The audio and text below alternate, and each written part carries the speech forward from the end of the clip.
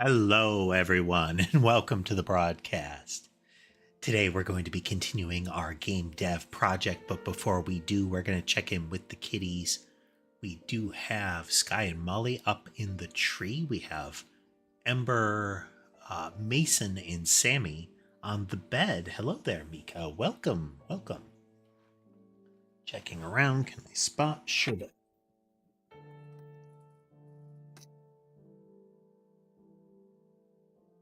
Sherbet has not been spotted.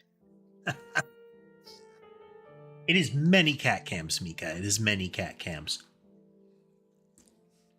I have 6 cats, so I have to be able to, let you guys see all of them as often as possible. Let's see. Well, the bed is often the best place, but you know what? Actually, we got some good poses from Sky and Molly here. Look at that. Look at them all cozy.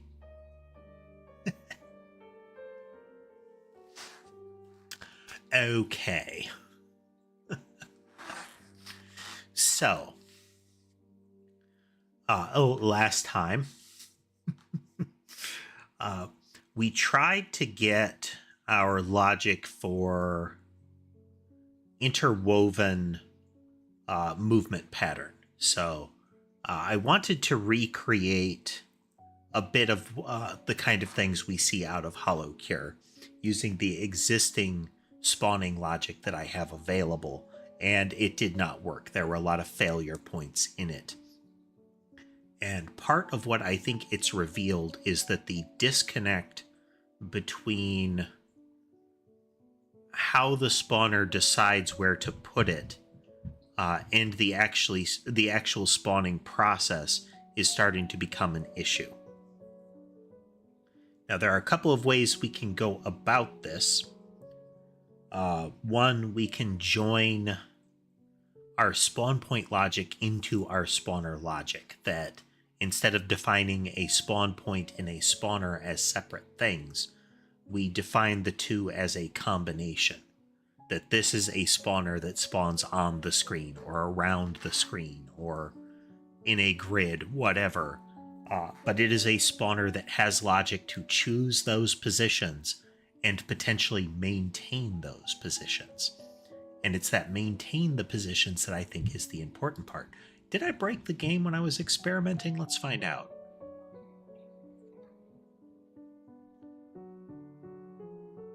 Did I leave in values in the configuration files that won't work now? Potentially that's what... Oh, no, it started. Okay, so this is what we were trying to make. And I'll refresh us on the broken in a moment. So, if I walk this way, we can see that there was this little pileup that was happening here, and now as we get far enough out, they're zooming to catch up. Now, with some behaviors, if this was just a wave of enemies, where periodically they rush from right to left, it is not meant to be a cohesive pattern. This is fine. What isn't fine is this over here, where we have this big old traffic jam happening. So that should never happen. Even if we're not doing a cohesive pattern, we shouldn't be having this log jam down here at the bottom or anywhere like that. So this is what told me what we're doing isn't really accomplishing what I want it to. All of these lines should be flowing steadily, like this one right below the health bar. That should be constant. If one gets removed, the whole line keeps going. If I change directions, whole line keeps going. It shouldn't matter.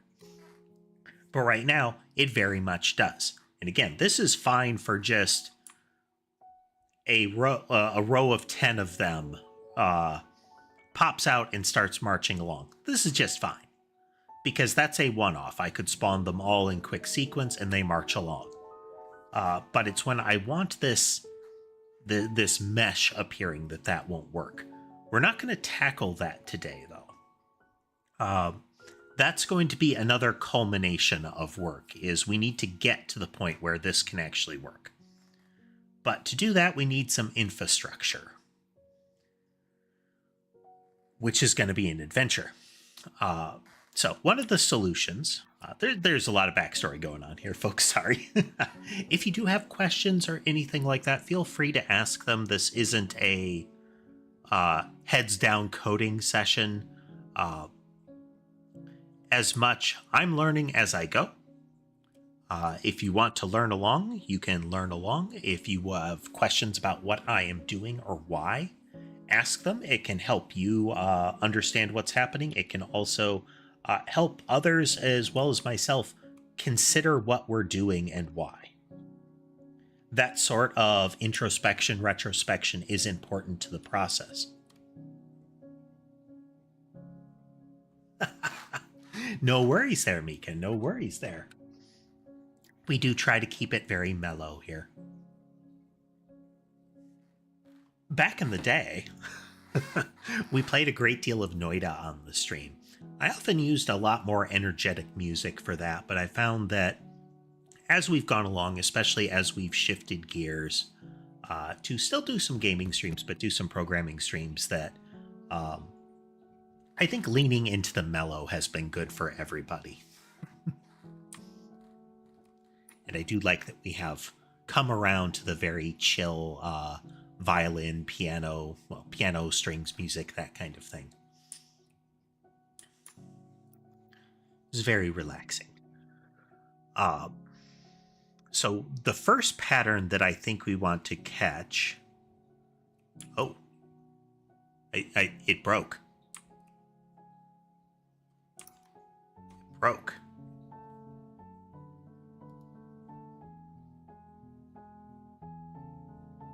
Let's see. For the duration, we were capped at... I mean, 405 megabytes is nothing. That's okay.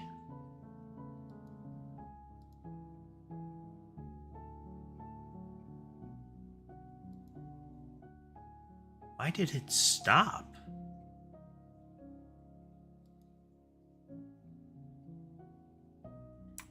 Because it's like we're in a pause state.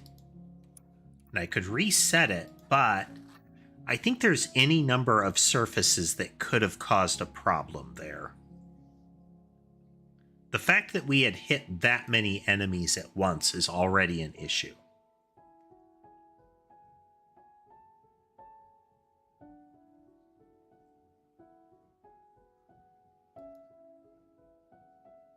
So today's goal, as we're doing a quick debug of this, today's goal is to create a snake. Not necessarily, and not a snake sprite or something like that, but we want a chain of enemies that behaves as a little group. There will be one leader, the head of the snake, and all of the others follow that back to back. So the second follows the head, the third follows the second, and so on. We can just kind of propagate the movement backwards. Now, there will be extra logic for what happens if the head is removed, or if some part of the body is removed in the middle. Molly has an itchy ear. But that comes next. That comes next. The first thing is getting it to where when we spawn a group, or when a spawn is triggered, we're spawning a whole group of them, and that there will be an overarching controller to a group of entities. That's going to mean a couple of things. Is one, we need the ability to spawn a group of entities in a configuration that will be useful to us.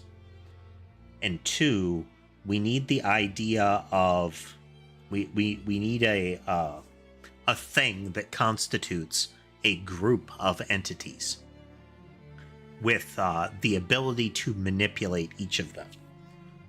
Now, part of that is actually going to be relatively straightforward.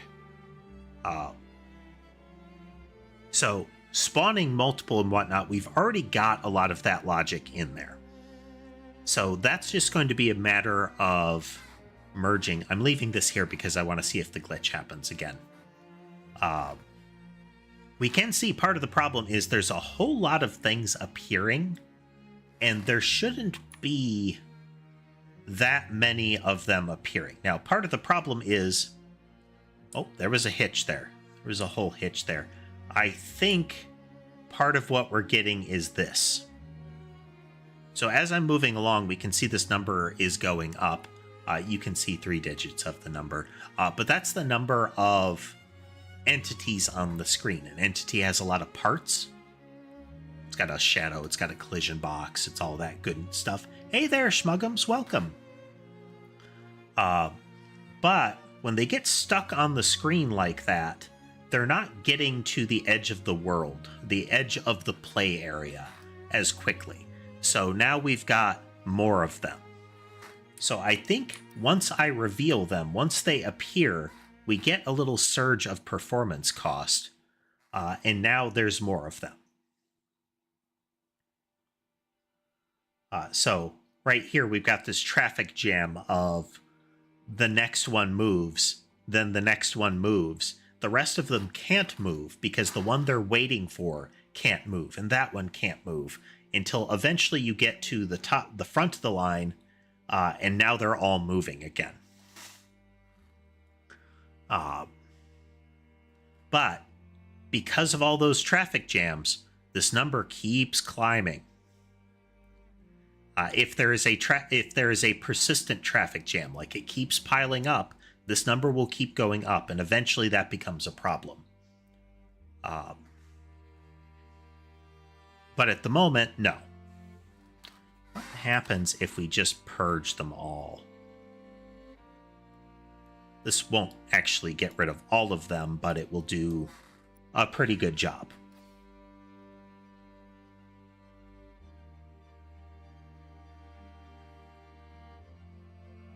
Now, there's going to be a period where the number of things increases because of what we're doing.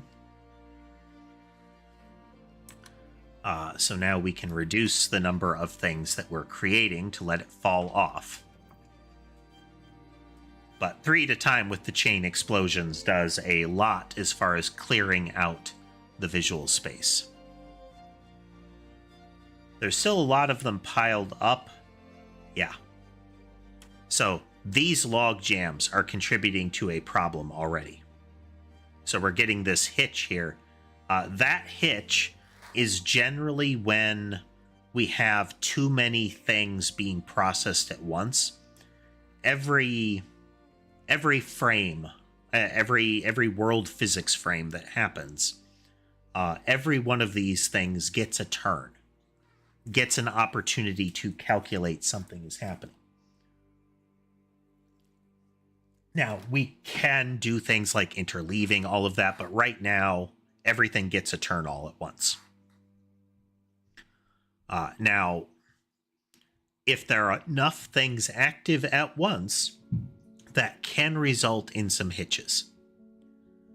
Especially with the way that the follow the leader logic is working right now. There are wasted calculations happening. And creating the idea of an entity group will help that.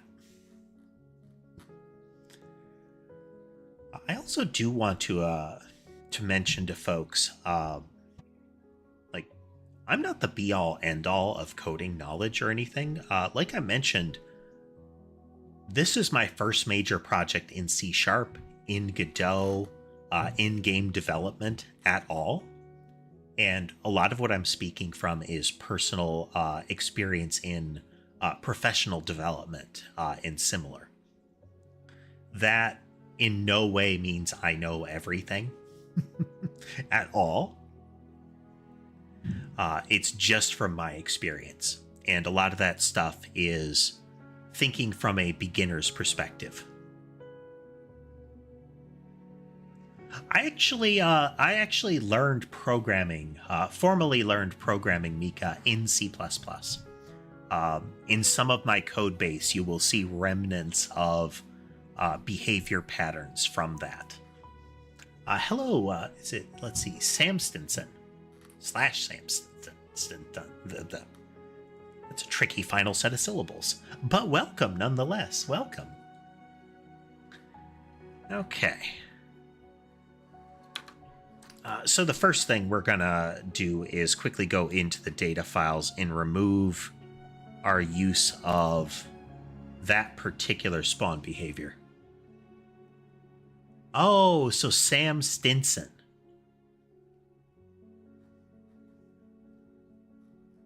Okay.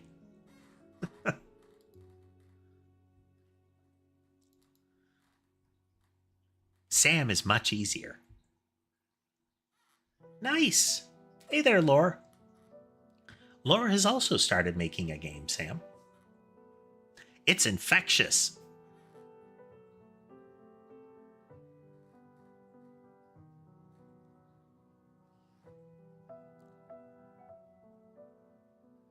Okay. Well, what was I doing? Okay, we need to go into level 1. Levels. It's not web tile. Okay, no, that's different. The level folder is currently how I define the look of the level, but that is definitely going to change. We're going to do something different there. Map data, I think. Yeah, there we go. No, that's tile width. I don't have any experience with 3D. Someday I wouldn't mind learning a little bit more of that. Stuff like just getting into 3D models with Blender, that kind of thing. Non-trivial part of my gaming experience has been 2D sprites. There is a element of that, of nostalgia, but also I think an appreciation for minimalism as far as design perspective of what can you do with very little, you know?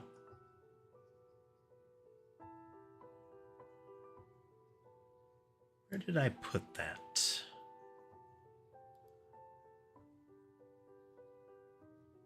Spawn list, right? Ah, spawn list. Okay. This is part of the reason that I also want to revise the spawning system, is that there's too many sub objects here. Okay, so we have enemy blob left and right. We're going to pull those and we're going to replace it with a different spawner.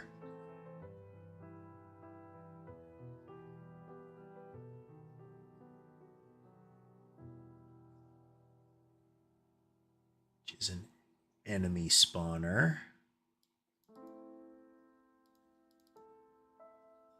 All the game data is in comma-separated value files that get converted into JSON, that get loaded into the game at runtime for kind of use and duplication.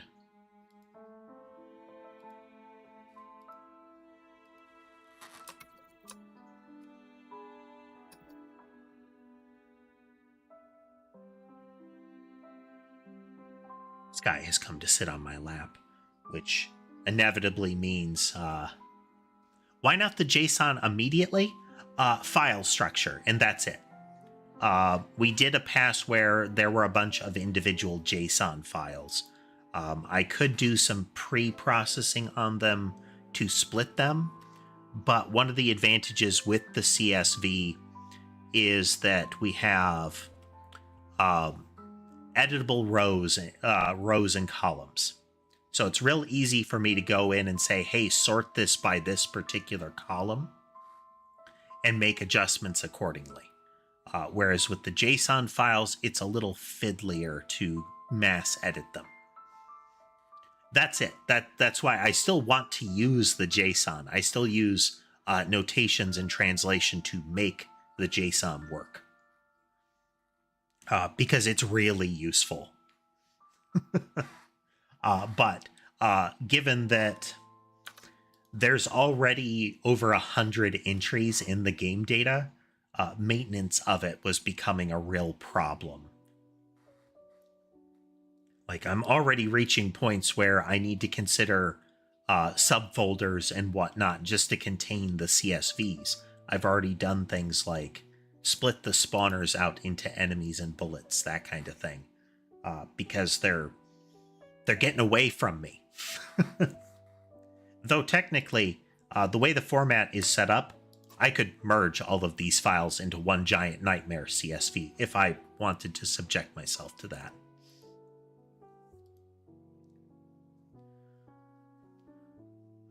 Okay. So I've already started down the road. I've made a spawner object here. We have the last spawns that we made.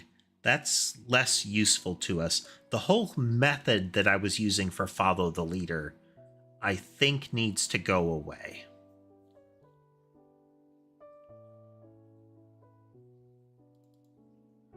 This depends on a very particular message that is only for this very particular purpose, where we tell it, we tell the entity this was the last thing that was spawned, and I don't really like that.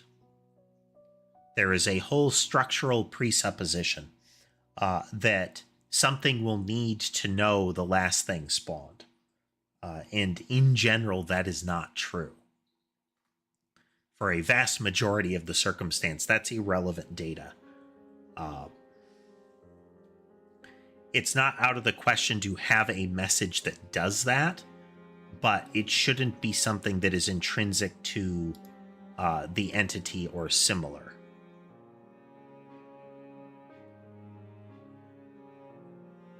So, like, the entity doesn't have that. But now spawners need to keep track of that, like, universally. They're expected to track that. They're expected to populate that message. And I don't really like it. So we're just going to cull you for now.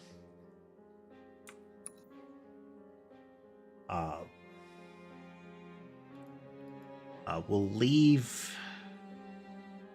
It's kind of vestigial and I don't want it around. I'd rather get rid of it because otherwise I'll have something that doesn't work lurking. So we'll go into our movement file. We're going to cull follow leader, which does mean we need to go into the corresponding spawners and make sure that we don't have a follow leader anymore.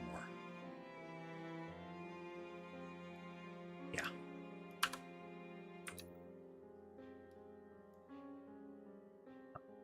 Just a moment. Left something running.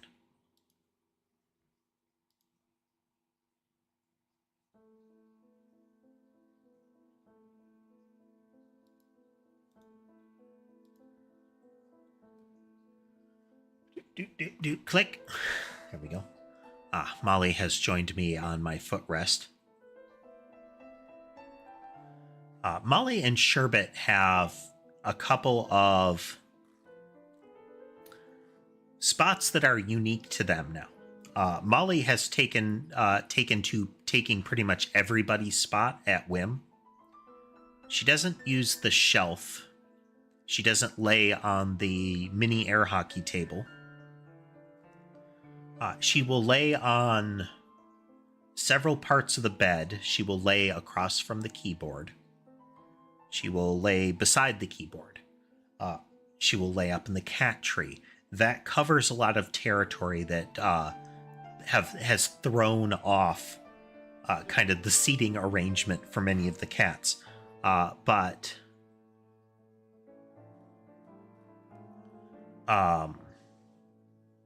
the footrest, nobody else sits on top of the footrest.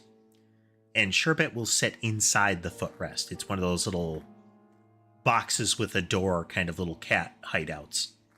He will sit inside of it. He'll also sit inside one of the cat carriers.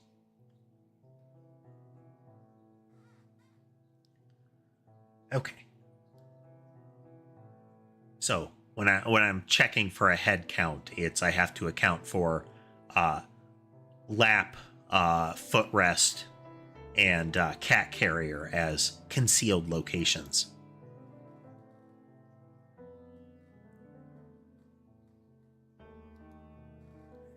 Okay, so follow the leader. We're just going to get rid of you entirely. We will return to follow the leader. But like I mentioned, I kind of want to make that the first of sort of the meta entities. It's not following the leader, it's spawning as part of a snake. Hey there, Yava. Welcome to the broadcast. You are joining us for one of our game dev streams.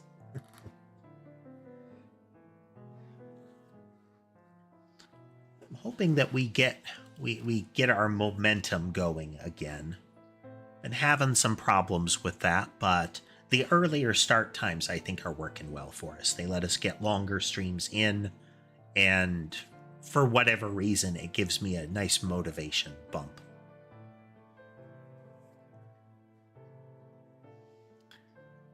Okay, where do we start? I don't think I have any of those movements lingering.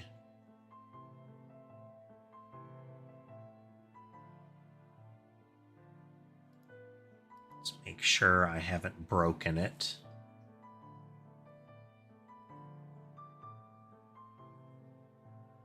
So this is the loading screen. I don't have the bar doing anything right now, but what you can't see in the background is all of those CSVs being loaded and translated.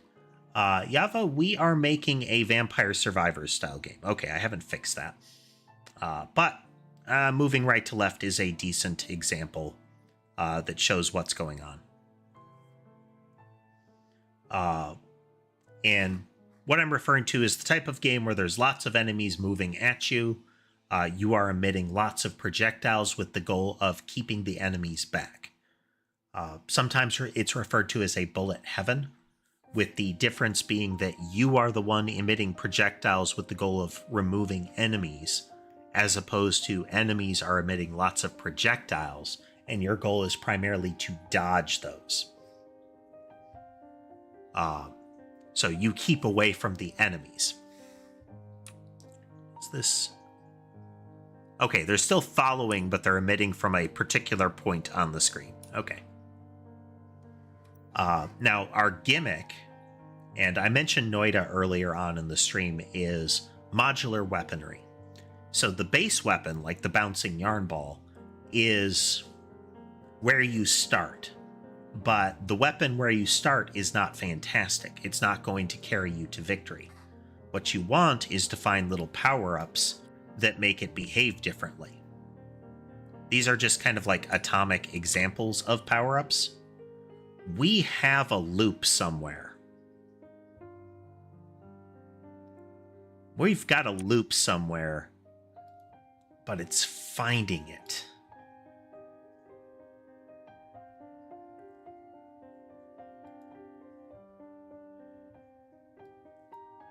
Okay. Because we're not burning resources. But this is happening semi-randomly.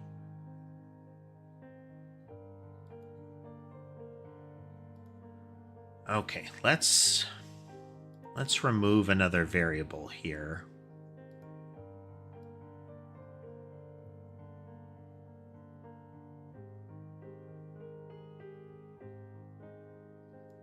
This is spawn around player, I think.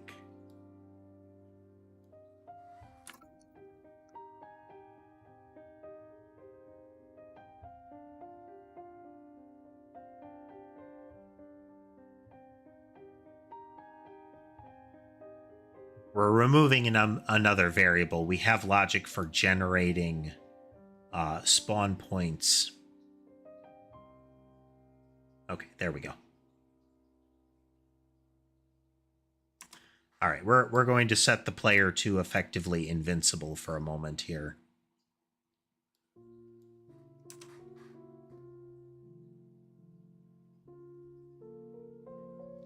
So what this is doing is the weapon has been modified to fire 3 in a burst that covers a second. So 1, 2, 3. Each of those splits into 3, and each of those projectiles is emitting an explosion every second. And the yarn balls intrinsically are aimed at an enemy at the time that they spawn. So now that the initial hit has happened, it is really hard for the enemy to approach. So we're still running pretty well. We're going to strain the system a little bit. I normally do this to stall, and to some extent I still am. But we're trying to figure out where the crash or the freeze scenario is. So let's kill our frames per second for a little bit here. I think there might be a edge case that we didn't catch in the spawn on the side logic that was causing some sort of loop. Or error state or something.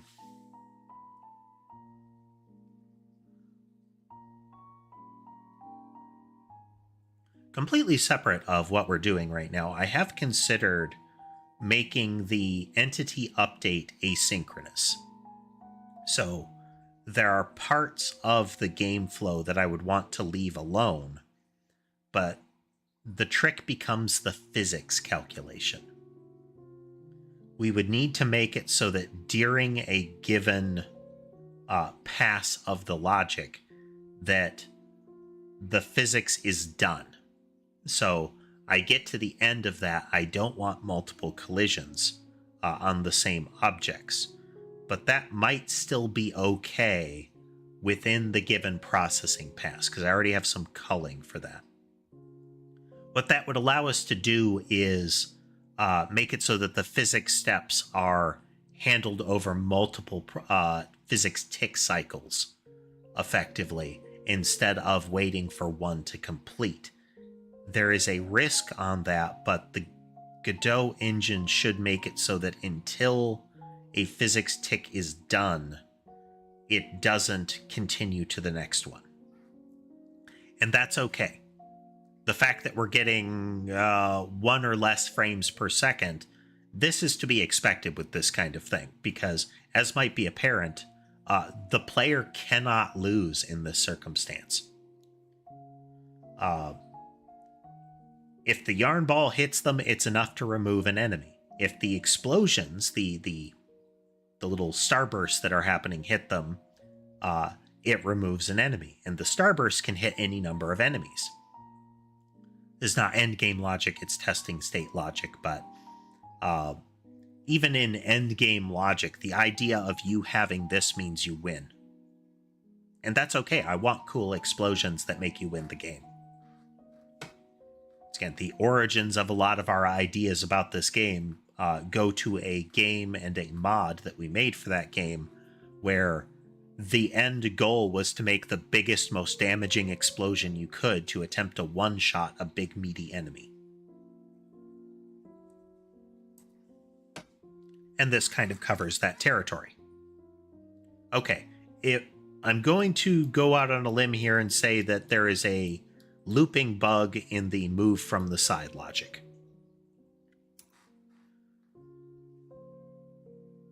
Let it die down just to be sure.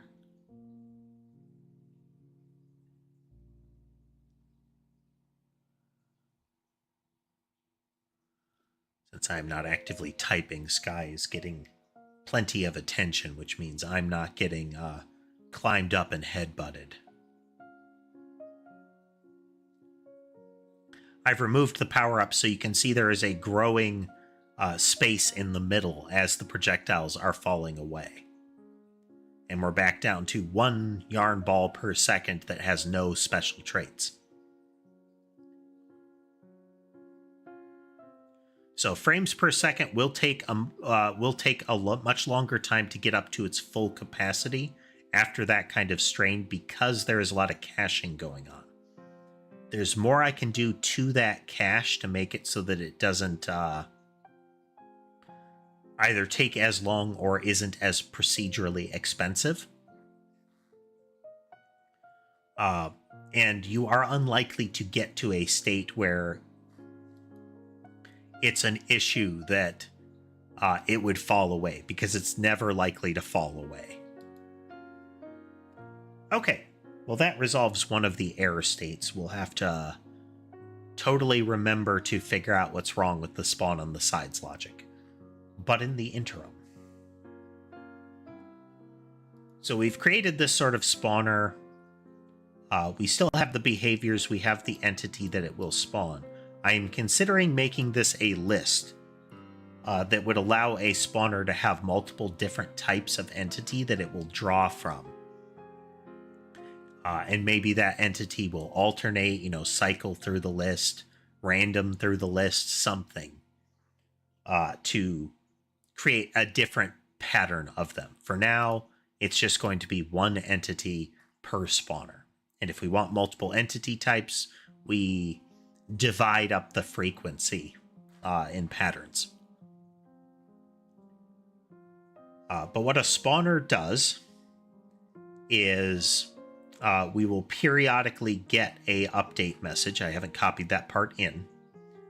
And if enough time has passed since the spawner last created an entity, it will create a copy of its stored off entity and emit it.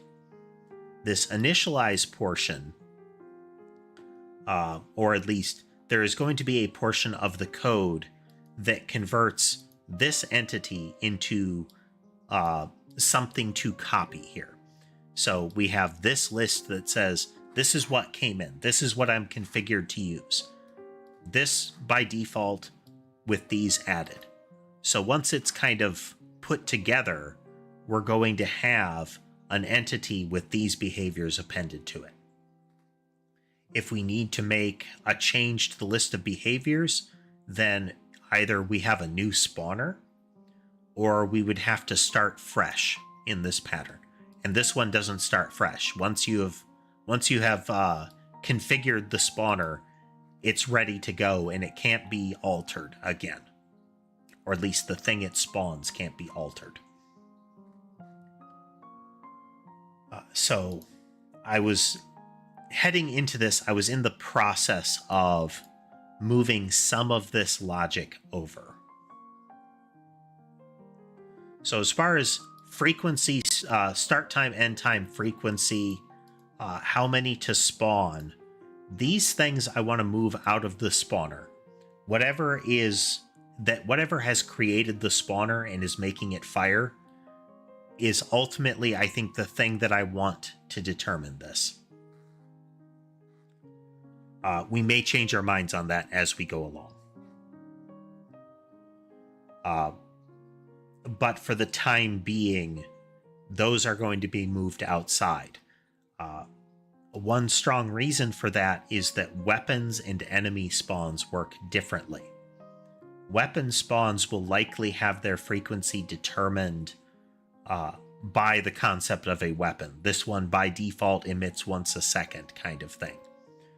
But a combination of the power-ups or some game state might change the frequency on the fly.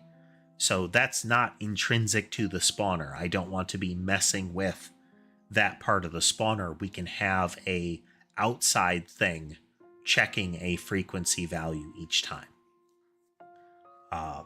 Similarly, the start time and end time is something exclusive to the world state, when an enemy spawns and when it stops.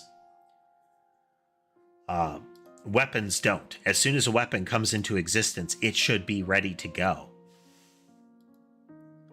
Similarly, spawn count and spawn point. Spawn point I want to move into the spawner itself. This is a spawner that puts them on the screen, around the screen, that kind of thing. That will make it easier to define what I am choosing when I put it on the list or when I put it in weapon inventory. This is a thing that spawns on the player. That's not going to change. This is a thing that spawns away from the player. That part doesn't change. If we want to have it behave differently, we create an alternate spawner for it that has altered logic. Okay, so we're going to go into our spawner item. We do need to get these parts converted over.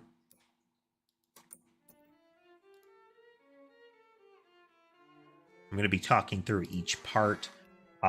Some of these we haven't touched in a while. So handle message is kind of a universal thing. This is something that gets called whenever we want something to happen that is determined by the particular instance of the class entirely. So game messages can be anything from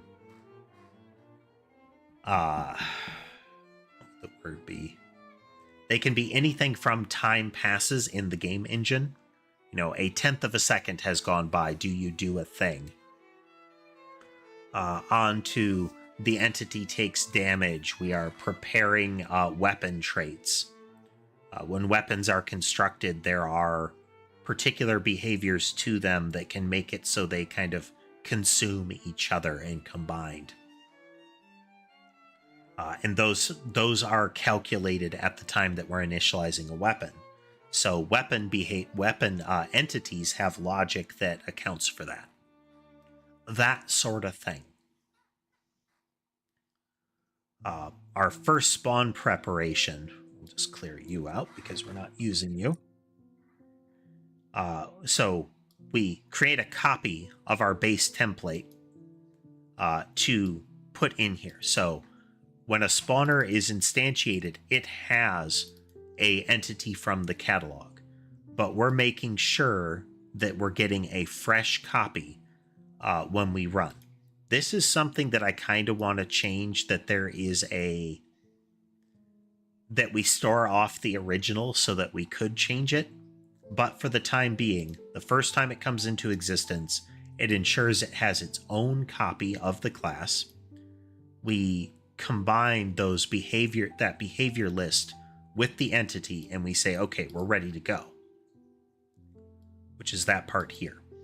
Past that, when we get a message, we let the entity have that message too. This part might also change. But a big part of this is like the weapon prep message is there anything that the entity needs to do? That entity or all of its behaviors, some of those messages are going to go down into it. The risk of always having the entity get that message is that some of these can cause the entity to do things like move, and we don't want that to happen. So there may be some fiddliness with that in the future, but for the time being, this is okay. We're going to change the name of this to update.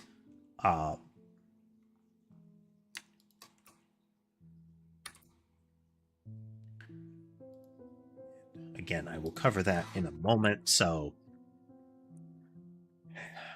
actually, we're going to change this entirely. So spawn is make another entity here. The difficulty with this is that currently it's tied into the idea that the spawner will act independently of some outside elements. Now, I can have the frequency baked in. That may still be something that we do, where we will say, this one will only spawn every few seconds. So if we send it an update that includes time having passed, eventually it will cause a spawn event. We may still do that, but part of the reason that I'm thinking not to is moving that one layer up, I guess. So the spawner gets time passed messages and different types of message. So if we do, we'll change you to game message So if game message is time passed message, time passed, else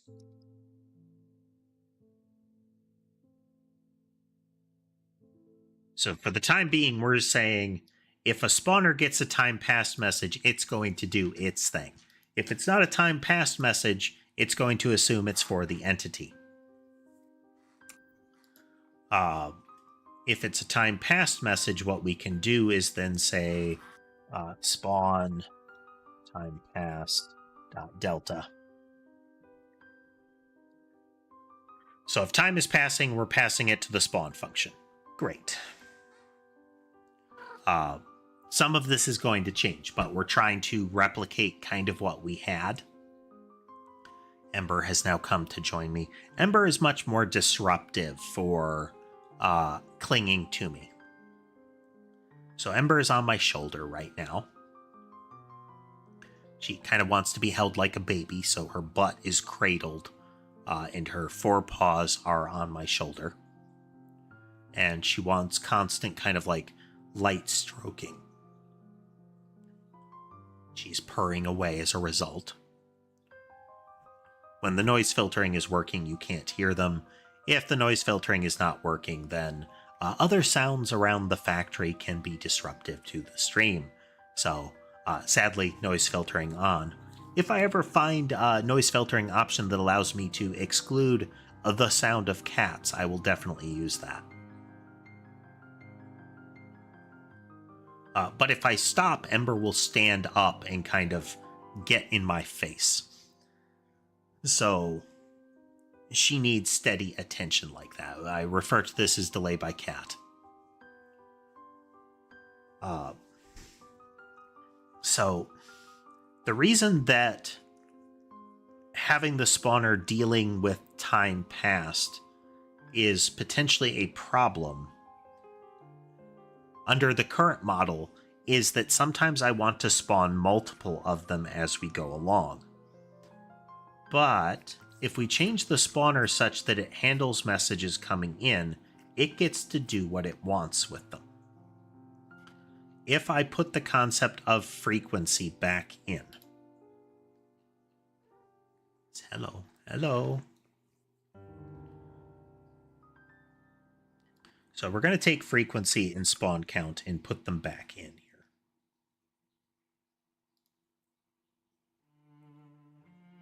Put them above the JSON ignores. Somebody mentioned the JSON. JSON is just fantastically useful for our data structure. And that's why in the background, it converts the text lines of the CSV into JSON objects. So that we can use the built-in JSON parsing that lets us convert that given the word spawner, I can make one of these. And it can include things like a reference to an entity ID that it will load in here as an entity object. I've got it set up to handle dependency chains as a result of that. It is good times. The alternatives are cumbersome. But there is also a bit of compiled library sorcery that happens in the background to facilitate this. Which is ultimately okay, but you know. Where's our copy constructor? There, we're going to say frequency is equal to spawner frequency and time since last spawn is equal to that.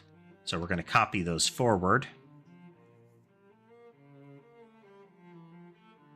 Since we're duplicating the entity, we're also going to copy forward entity prepared.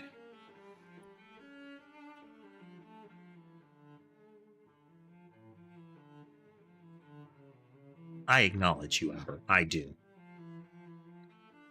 I started typing, so she got fed up, stood up, walked around on my shoulder, leaned forward, and started messing with the microphone. Yes. Big stretch.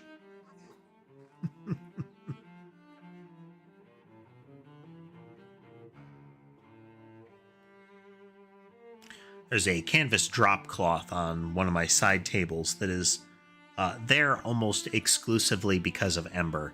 Ember likes the texture of canvas, so she will wriggle around on canvas surfaces. Most of the others are kind of ambivalent towards that. The canvas is an area of transit.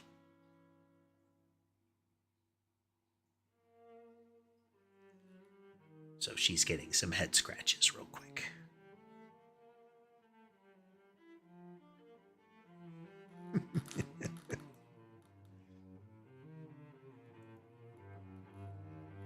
But yeah, little sweetheart. So we'll move slowly because I have to reach my left hand across the mouse while the right hand is giving her head scratches. Are you done? She has a very waggy tail when she's happy.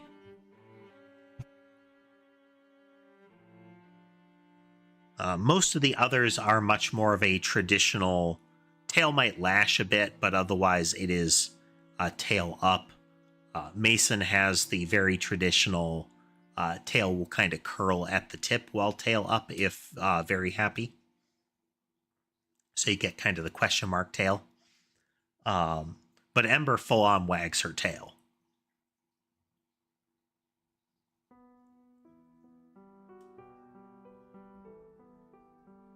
You are very squirmy today, ma'am. Yeah.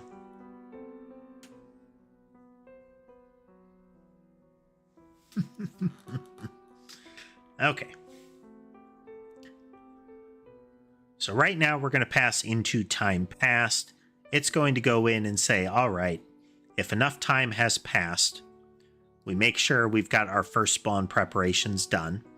If we don't do that, we reduce the time since last spawn by the frequency.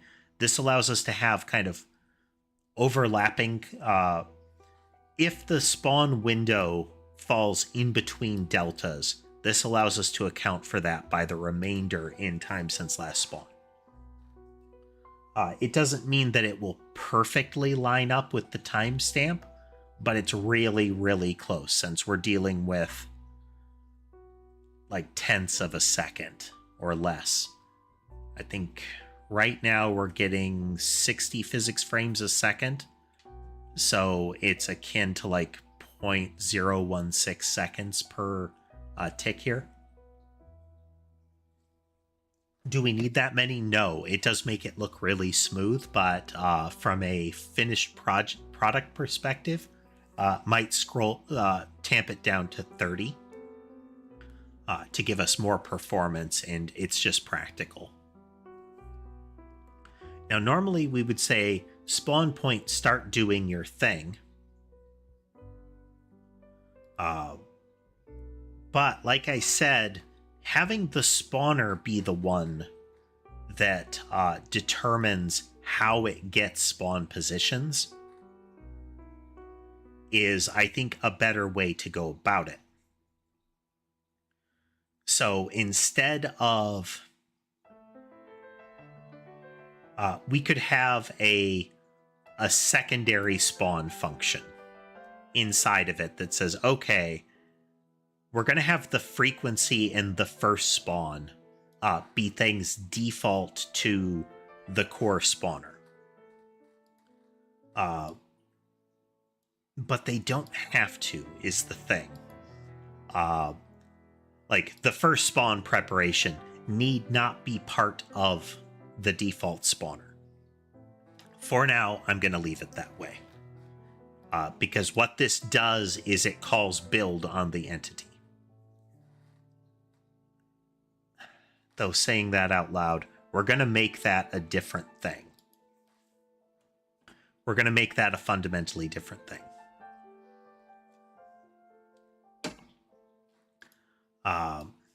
So these are going to be moved into separate types of spawner.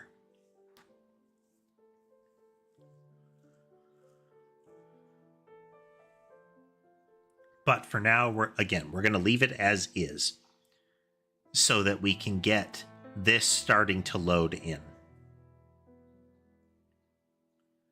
So we're going to make a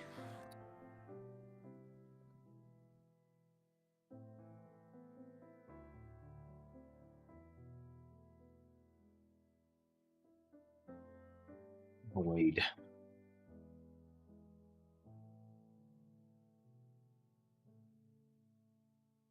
Virtual.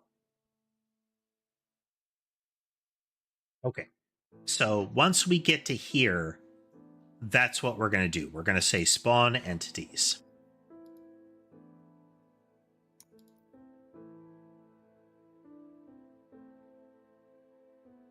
By default, this does nothing.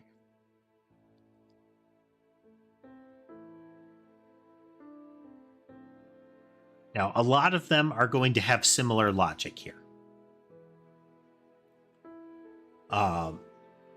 But what we need to do is be cautious about this because we don't necessarily want to call build on them immediately after with this list of behaviors. For example, if we're dealing with a snake style entity, what we want to be able to do is flush that entity out and build it with a new set of behaviors. So if it is the head of a snake, the head of the snake is one that has movement that it determines itself. Then at the end of its movement processing, the kind of the meta entity needs to be able to take that information and propagate it down. So instead of that entity, the head of the snake, processing it itself, what it's going to do is kind of hand control up to that meta entity, that entity group, and say, all right, I did my processing, but here you go. You're the one that determines what to do now. So what that's probably going to look like is at the end of the entity's behavior chain, we would have something else. It won't work that way because there's nothing that says we can get to the end of the behavior chain every time. This is why we get complicated. And this is why the spawner gets complicated. Because we need the idea of entities that can exist in the world, but how their behaviors are handled is different.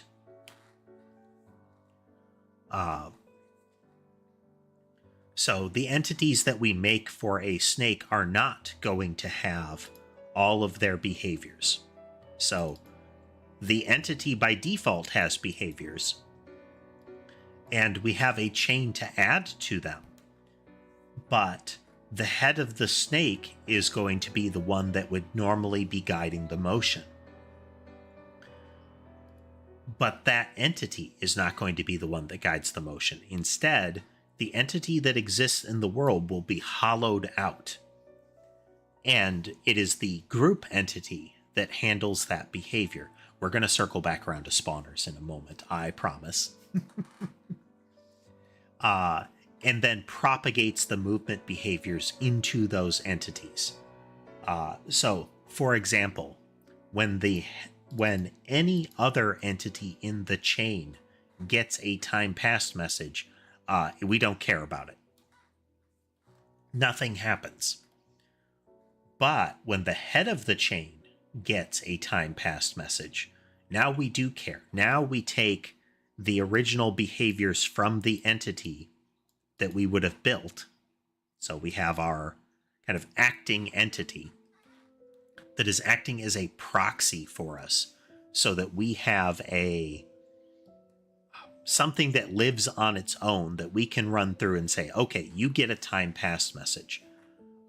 Okay, you have run time passed. I'm going to get what kind of movement you would make, and I'm going to stuff that into the head of the chain. And I'm going to take all of the prior ones and shuffle them down. So, initially the head of the snake moves down. And then the next time it moves left. Now the second one in the row moves down. And so on, and so on, and so on. Those entities themselves aren't making that choice. It is the meta entity, the group of entities that is making that choice. That's gonna be fiddly to get going. But in order to facilitate that, we need to have logic for spawning things differently. Or at least handling the spawning in a particular fashion. So we now need to incorporate the way that we determine a spawn point. In just saying this, we've already run afoul of one thought process issue. And that's that having a spawner that generates a snake does not mean that that is the only pattern to generate snakes in. I could generate them on the screen. I could generate them off the screen. I could generate them in a circle around the player. We need to have some flexibility for that. So spawn points have suddenly reared their head again. But we need to change them such that we can pass in additional parameters to them, ways to say, I need some sort of pattern to this. Or if we're going to keep spawn points, I need a spawner to be able to make requests of it such that the spawner could handle them generically. Welcome back, 007.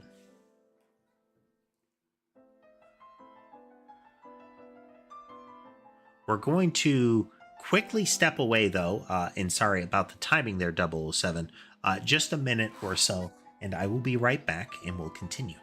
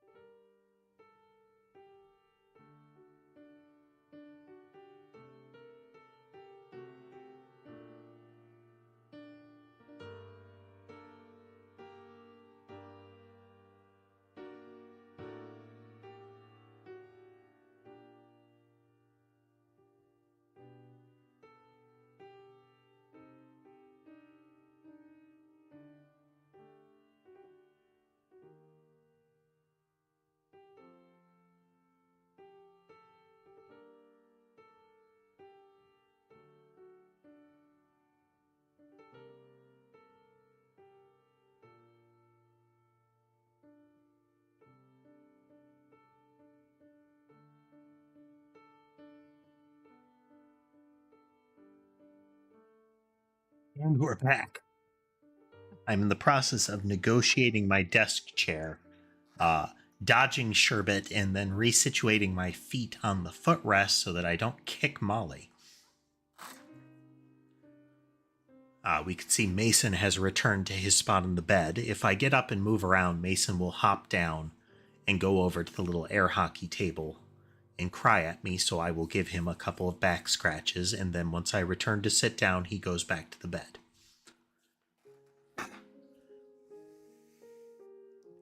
Sherbet has come out into the open, so I don't... Did I say that? But hello, Drew, if I didn't. But Sherbet has come out into the open from one of his hiding spots in order to get some back scratches, but one of the spots he'll come out to do that is pretty much right under my chair wheels. So we got to be careful of that. You accidentally DDoSed your router there, Drew. How'd you accomplish that? Hello, bud. Hello.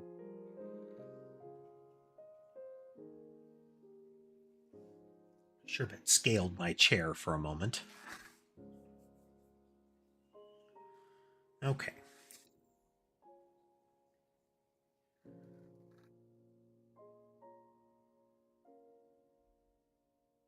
So if we want to be able to gracefully spawn a snake, then spawn points need to be aware of how to spawn that kind of thing.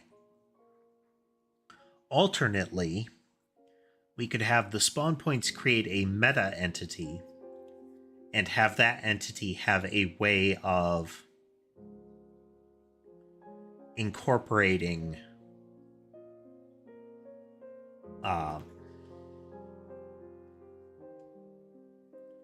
words and things, incorporating that spawn point into its own behavior. So, for example, no, that wouldn't work for things like snakes because it is contextual.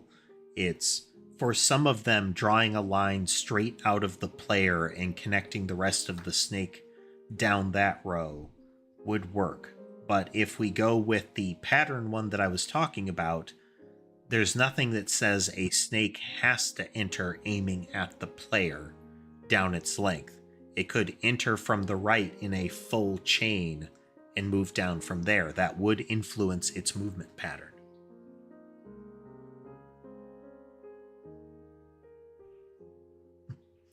Drew, things are going well. We are trying to get rolling again. A lot of today is going to be design stream of consciousness here, because I'm trying to work through a change to the way that spawners work. But we have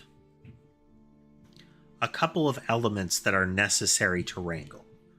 We have the idea of kind of a meta entity. So a chain of entities, or kind of like a moving snake of entities. And how to deal with those. How to make it so a spawner could spawn those gracefully, and how to make it so the spawner can properly get spawn points without us having to have too much special case logic.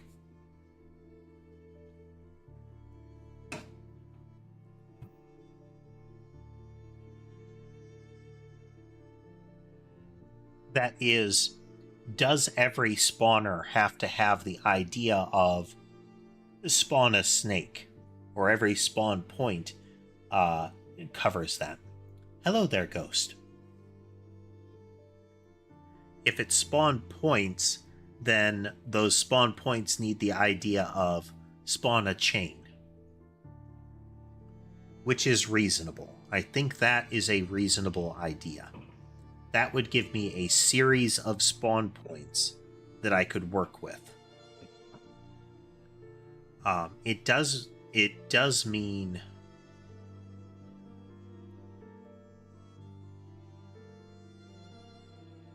some spawners will need spawn points. There are going to be some that don't. So what we can do is have the idea of a spawner that has a spawn point. Is there a reason that I would choose something different there? Because I'm thinking of special case spawn patterns that have a very particular set of behaviors that I want to get. And if I make them the exception to the rule, then we can work a little more easily. So I have a spawner, I have a spawner with a spawn point, and I have a special case spawner. Names pending. Special case spawner handles where it will spawn things by itself. It is not a generic thing. Those should be reserved for very particular behavior sets. So the interwoven grid kind of thing should be reserved for those. That should be reserved for that kind of behavior where everything about the way that the entities appear and move are going to be controlled in that fashion.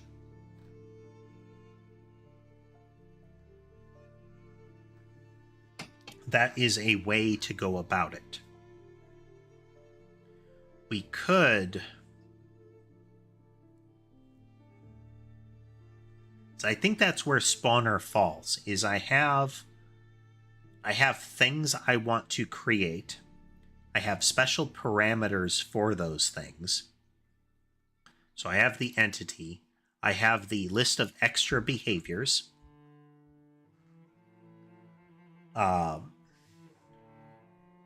So those are the things that I want to create. Then I have the idea of where to create them. That is one aspect, and that could technically be separate of a spawner, but it feels like they kind of have to work together. Is no matter what, when I spawn something, it needs to go somewhere. So where it go? And spawn points are generally the thing what handled that.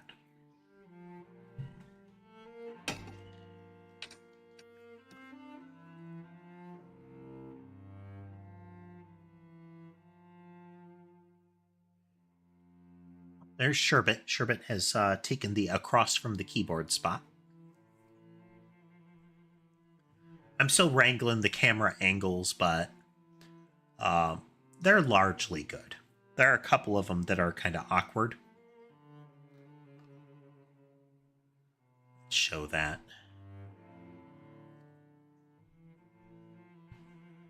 So let's see here. For those in tall format, that would be the upper two have some fiddliness as far as how they're laid out. There are, like, to the bottom right of Sherbet is a mass of cables under the desk, which isn't part of Cat Cam and changes the lighting if you can see it. And below left of him is just a bank of buttons and whatnot. In the upper right one, there are huge dark strips to the sides of it because those are, again, the floor and not the table where the cats be. I do still plan on maneuvering that one around a little bit more as far as where the camera is pointing so that we can get more of the camera area filled. But that will take a little bit to get wrangled. Because as it is, the whole positioning would need to change, and that's a bit of a operation. It's possible now, though, which is good. Under the prior camera system, it was very difficult to move the cameras around.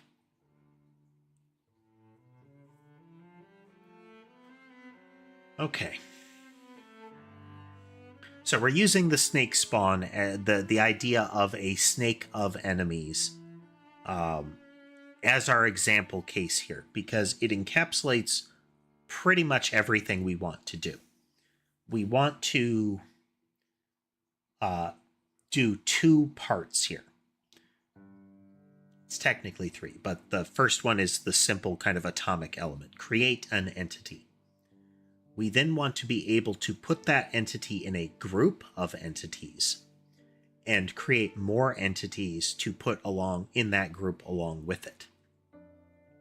So we're not just spawning one entity, we're spawning a group of them.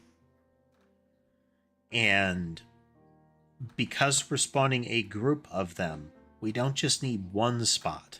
We need to be able to say, I need multiple spots, and they need to be relatively contiguous.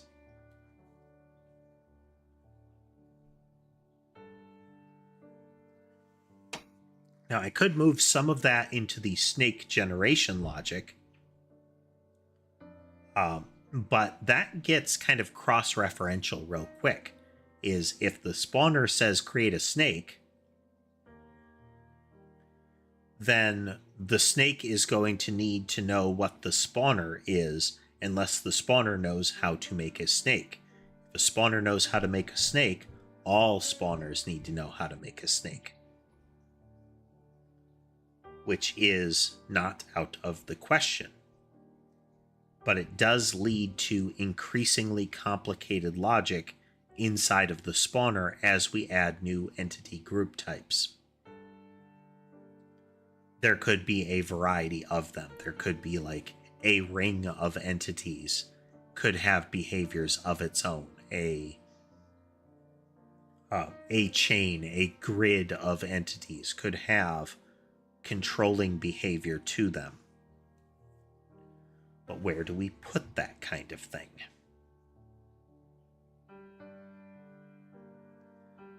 Now, we could create a layer above the spawner. The spawner can be told, I want entities in a line. I want entities in a circle. That kind of thing. Now, some spawners aren't going to be able to realistically handle that.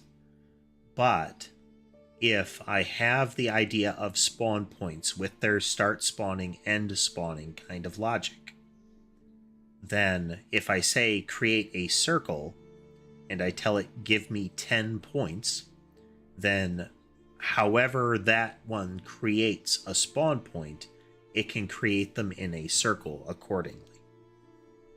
So a circle would usually be for spawn around the player.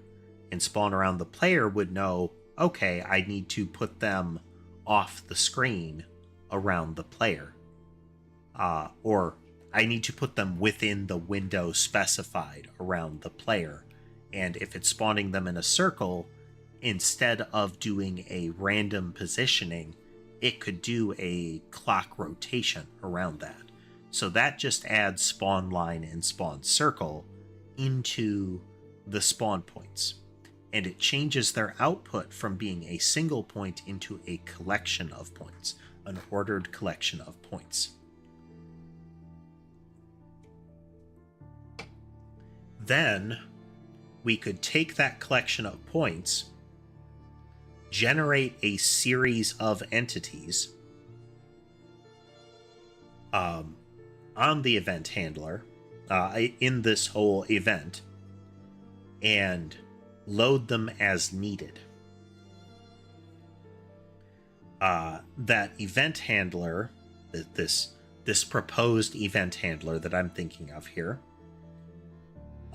then does what it needs to do with those. So the event handler is the thing that says, I know how to create snake entities. So when that event triggers, it's going to take that spawner and say, spit out a series of entities for me. And it's going to create them at the spawn points supplied positions. And then it will feed those entities into a snake meta object. And it's going to keep track of those snakes. As far as the rest of the game world is concerned, those snakes don't exist. They are a series of independent entities.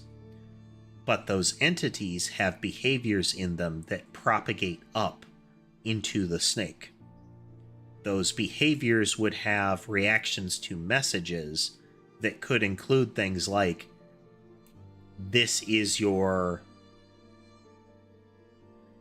where your controls come in, but just as much, they have nothing to them. Or they have a single handler that says, do nothing. And it is the snake object itself that intercepts that. Yeah. It could even tie into the heart structure, such that when that particular part of the snake takes a hit, the heart that entity has, that part of the snake, just says, talk to the snake.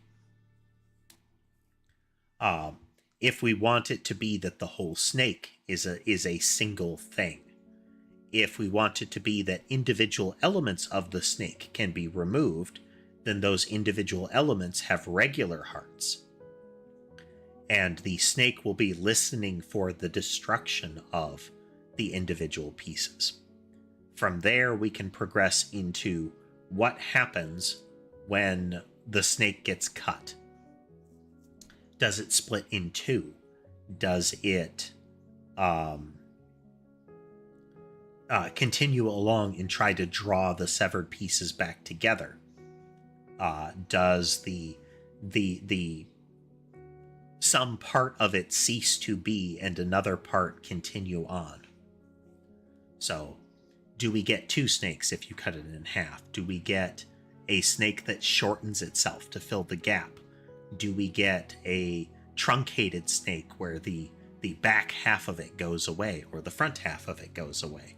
Stuff like that. That is behavior that is part of the snake meta object.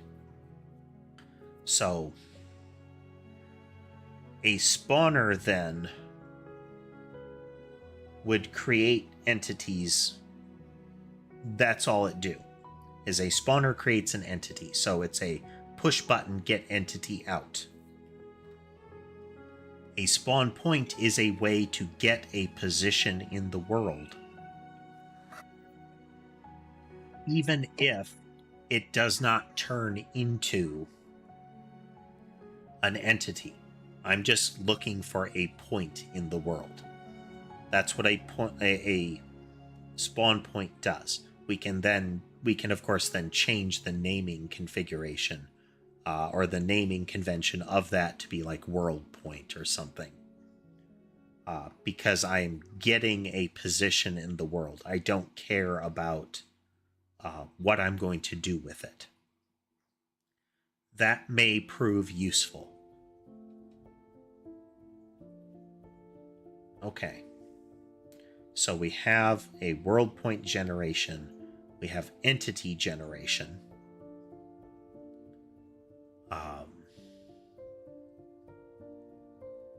And we have an event.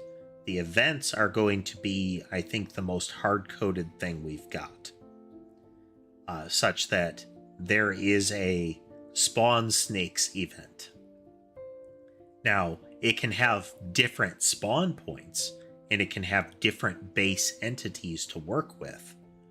But the idea of this event generates a snake every so often, or just once, and emits it into the world is an event.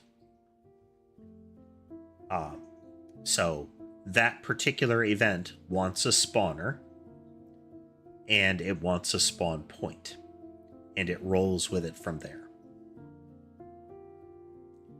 Okay. So spawners make entities. That's all they do.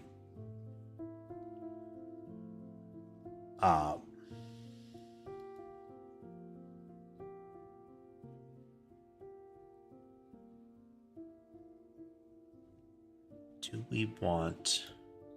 So now we ask ourselves again, do I want to make it so that a spawn point handles everything that it needs to? I'm sorry, do we want to merge that with spawn points? Because that would say, okay, I want X entities, I want you to spawn them in a line. Go.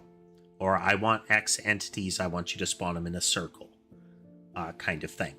The spawn, where in the world it spawns them, would be controlled by a spawn point. So no matter what, when I consult a spawner, it is ultimately going to be put it in a position. So I can get an entity at that position. Is there going to be a circumstance where I want a position like that? Yeah, let's stick with spawn points being a separate thing. I think that's still okay. And we'll just rename them to be world points or world positions. Position generator. I don't know. We'll burn that bridge once we cross it. Okay, so that means spawners don't have any concept of where they put it or anything like that. This is entirely logic to generate an entity.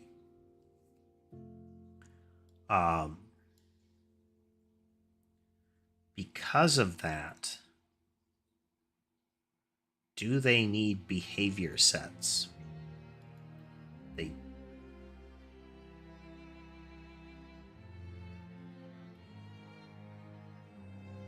So for an entity to function, it generally would need a set of behaviors with it. So this entity inflicts damage on impact. It has a series of hearts, that kind of thing. Those are a composite of the entity itself and whatever behaviors I add to it. Health is intrinsic to the entity itself.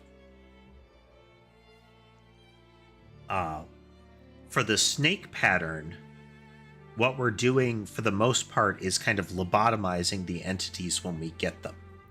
We're going to scoop out all of their behavior sets. We're going to scoop out their existing heart logic. Most of the entities that we would use for a snake are probably going to be specific to using with a snake, so that the snake logic can add everything that it needs to.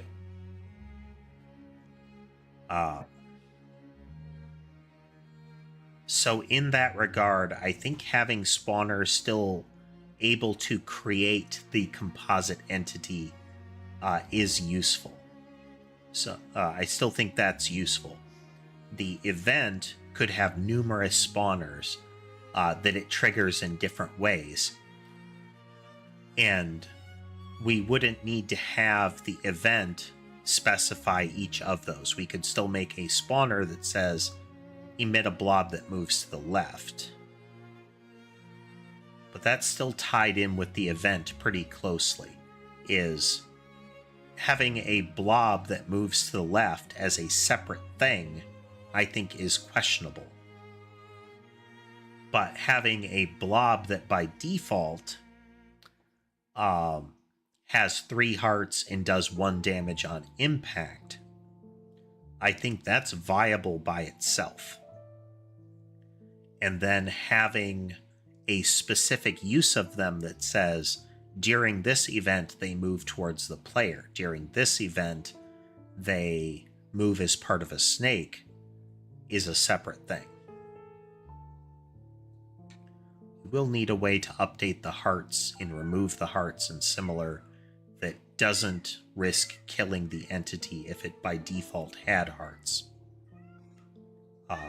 So one thing that we may need to do is move heart generation into the events. So what does the spawner accomplish besides anything else? And right now that is... Ember. She is staring at a stuffy, crying at it.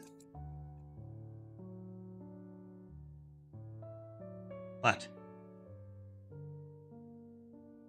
Like, she was off to the side, loafed on the ground, facing a stuffy, and just crying real loud at it.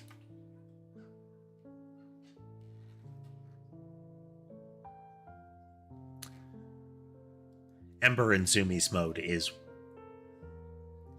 a thing.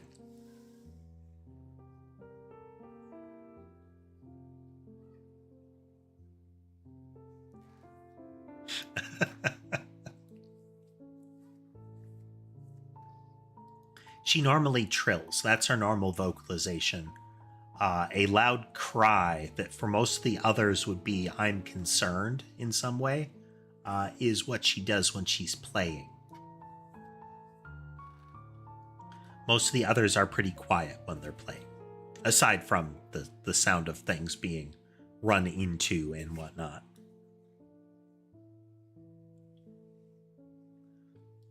So I always have to check who's crying. If it's Ember, it's usually okay. Yeah, I said your name.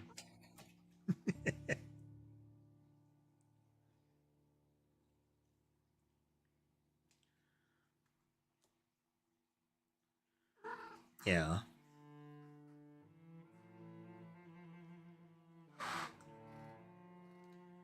She says, "Oh, you're talking about me. That means you have time to pet me."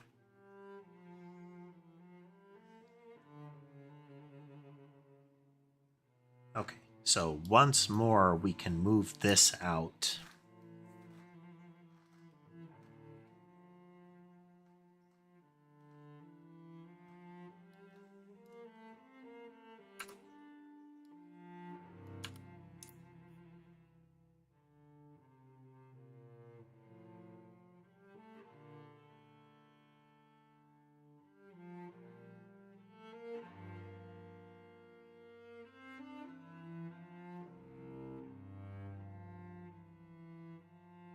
If we make a spawner that has no extra behaviors with it, that facilitates the snake working for the most part.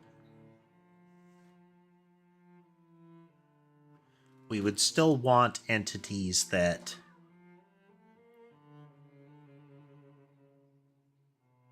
we don't need to worry about removing their health data, because the snake can just add a, let's call it a snake heart, to any of the subsequent ones. And when they cease being part of the snake, or if they do, we can just signal a removal of a snake heart.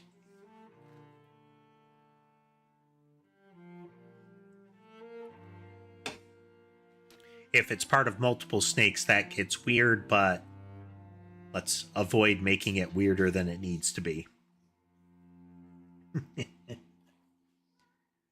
Check something real quick here. Okay. So what I'm puzzling through right here is, what good is a spawner? And I think the primary thing that a spawner is giving us...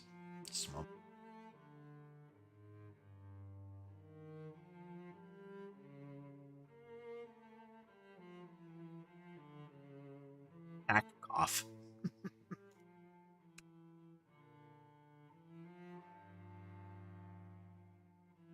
Damn.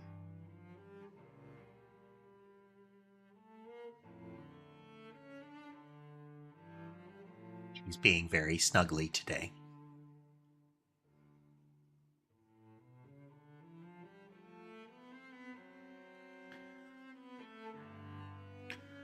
Ember is another one of those cats are social creatures proof points. There are a lot of folks that adopt cats thinking that they are very independent animals. And it is entirely possible that you get a cat, an individual cat that is very independent. But that does not mean they're not social animals. Cats do live in social groups. They don't show it in the same way that dogs do. But cats are very, communal. At least domestic cats. There are big cats that are very solitary, that kind of thing. But it is very easy to find videos of colonies of cats. They are... The group of cats has territory. They don't hunt together like you might see with some social animals. They'll move off by themselves to do their thing, but they will coexist. And the way that cats show that kind of affection to each other and how they interact is just different. One of the classics is sleeping near you. If you can see the cat sleeping, they're comfy with you. And the closer that they'll be willing to sleep near you, the comfier they are in your presence. The more of a friend that they consider you. Hey there, BQ. Welcome. I'm on a cat tangent because one of my cats is occupying my hands, so I can't type. Otherwise, we're working on a bit of a redesign of the enemy spawn pattern here in our game dev project.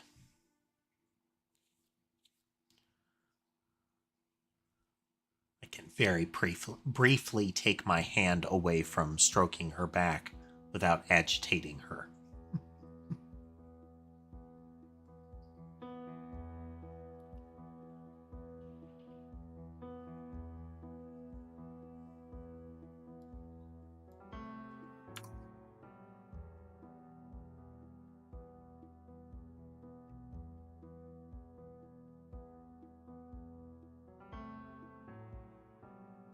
Just curious as to, do we actually need this?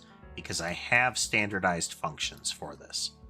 We copy it from the catalog, you call build on it when you need its behaviors combined, you actually give it the behaviors to build, and then you're ready to go. This seems... This doesn't seem useful. I don't think this is actually going to do anything for us under the new pattern. Because the new pattern is the idea of an event instead of the idea of spawns happening. So, emitting weapon projectiles is an event. It is a perpetual event. It has no beginning or end. But it has a frequency, that kind of thing. Frequency and any other type of behaviors that are fundamental to that weapon. So, a special type of event that is generated with the knowledge that a weapon has been selected. Enemy spawns, though, are an event in the sense of there is a particular pattern of things that is about to happen. Enemies will begin appearing from the edge of the screen. A group of entities will appear and charge at the player from the upper left, Those are events that have a particular set of behaviors in a way of defining how they work. So first I say this is a charge event. Okay, how does a charge event work? Well, it's going to say these entities move in this way. they spawn in this number and they spawn at this spot. But when you think about it, that event then is just a way of defining how do they move, in what way do they move, and where they spawn. Where they spawn is determined by a spawn point, which leaves the how do I assign their behaviors? And that's where the event comes in. That's where the special events come in. The idea of it being a charge event generally does not mean they seek the player. They could. But it will be a composite of things, like what is the target that they will go for, the targeter, and what is the movement pattern that we're going to incorporate in that. Is the targeter at the player? Is it a targeter that just says a direction? That kind of thing.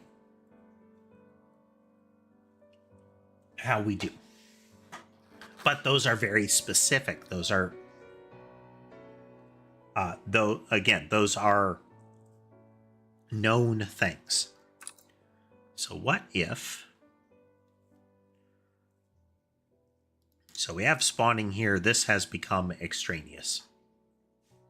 We're going to leave it here for now. It's still going to be a world state thing. And we are going to have...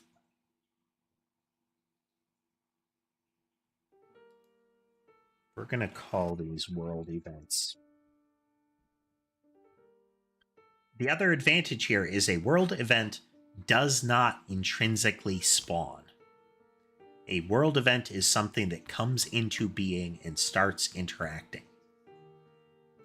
So it will have a handler for time past and perhaps for other things, but precisely what it does is outside of, is a black box.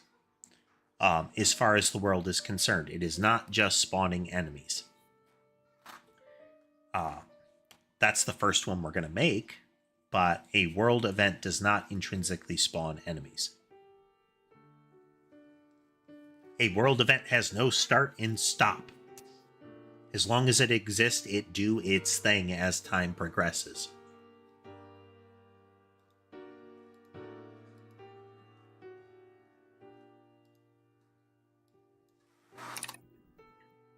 If you don't understand what's going on, feel free to ask questions. This is not a stream that assumes that you know what I am doing. To be fair, I don't always know what I am doing either, and questions can help us think about that. And might help me realize I am doing something terribly the wrong way.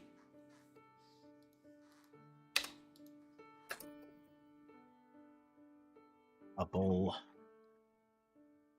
And we can cannibalize a lot of this stuff as well. Thanks for swinging through, 007.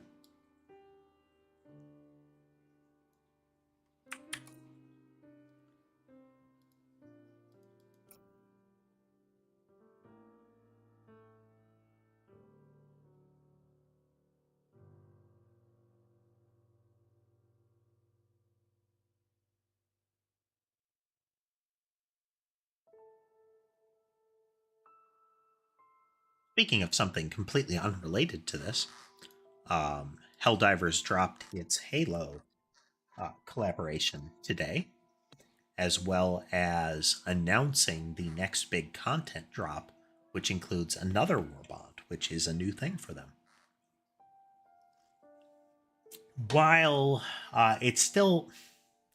They're not battle passes, they're not loot boxes. They still do have the ring of, we are tempting you. We are tempting you to pay us real world money for the thing.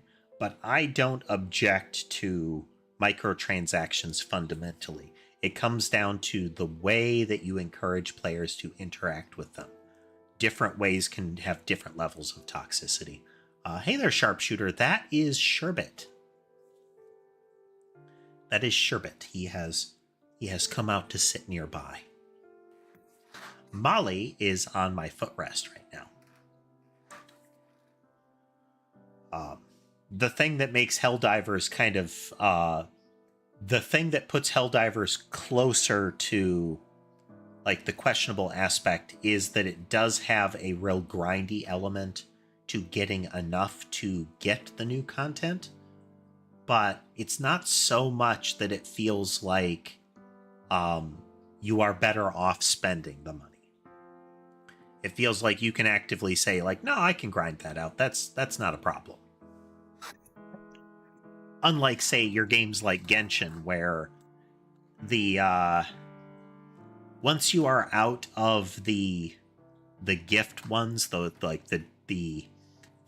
new account stuff, the quest rewards, that kind of stuff, once you run out of those, the rate of generating the currency to get the new shiny is very low. It's very, very pokey. And that's a problem. That should not be. That's where you get into toxic psychological manipulation.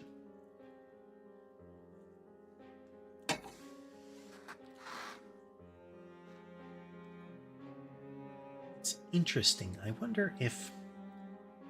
So, another complete aside here is that the YouTube tall format, I see that somebody named JD has joined the stream. But they haven't explicitly spoken because it does not show up as a chat message. I just see that in the YouTube feed that they said hi. But that seems then that it is something that is semi-automated or has an interaction that is not chat-based. I don't know what that is, but hello, JD. Welcome, welcome. Okay, so we have this in place. This is paperwork, essentially. This tells us where to put this thing. We look here in catalogable, we have that defined, but when we're getting the types out of it, we are recording that. I don't know if I still use this. Is this vestigial?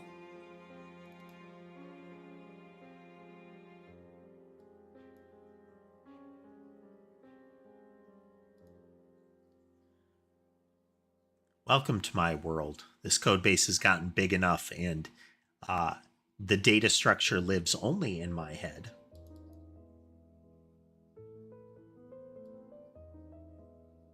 Type info resolver.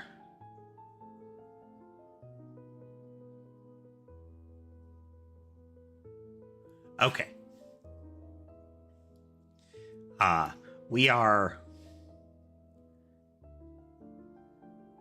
are deriving types here, so that is still a thing. Okay.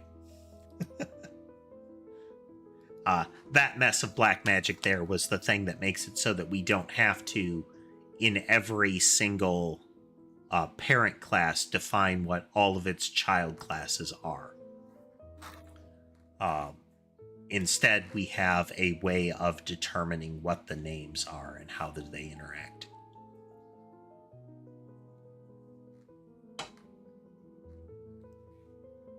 That sort of thing.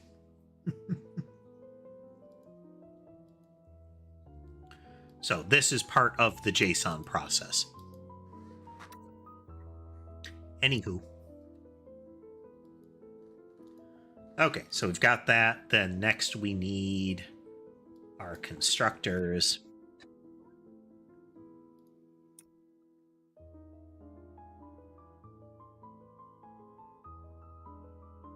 By default, this do nothing.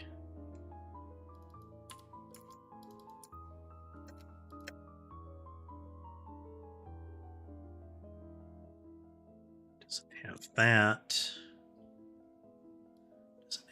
Any of this. Instead, we have you are a copy and you are a world event.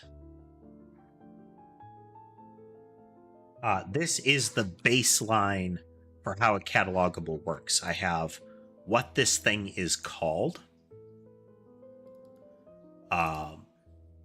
It's kind of overall category. So if we look at entities, that is entity. If we look at, let's see, where's our behavior? Move orbit doesn't have something here. But if I look at behavior, we have this is a behavior. Look at movement behavior, I don't have something. So we're defining a high level category to it.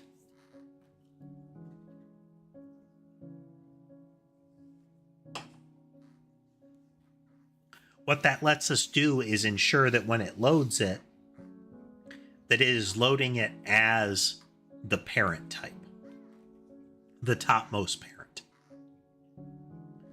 We can use that in our catalogs to define different places to put them, different places to store them off.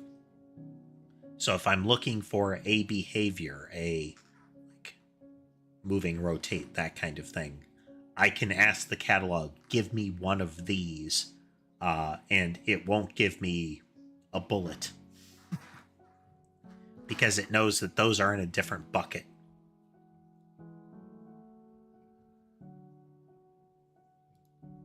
Okay, so by default, is there anything that a world event would have?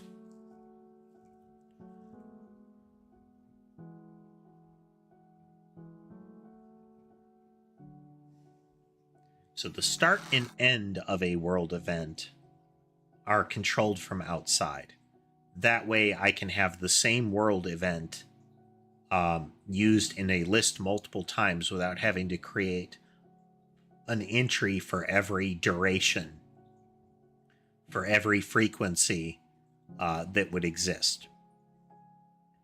The world event will just be will just do its thing. But we could still configure that. We could still configure that it has them, but they're not specified inside of it. So we can have a frequency on this. So this is another thing that JSON doesn't control, but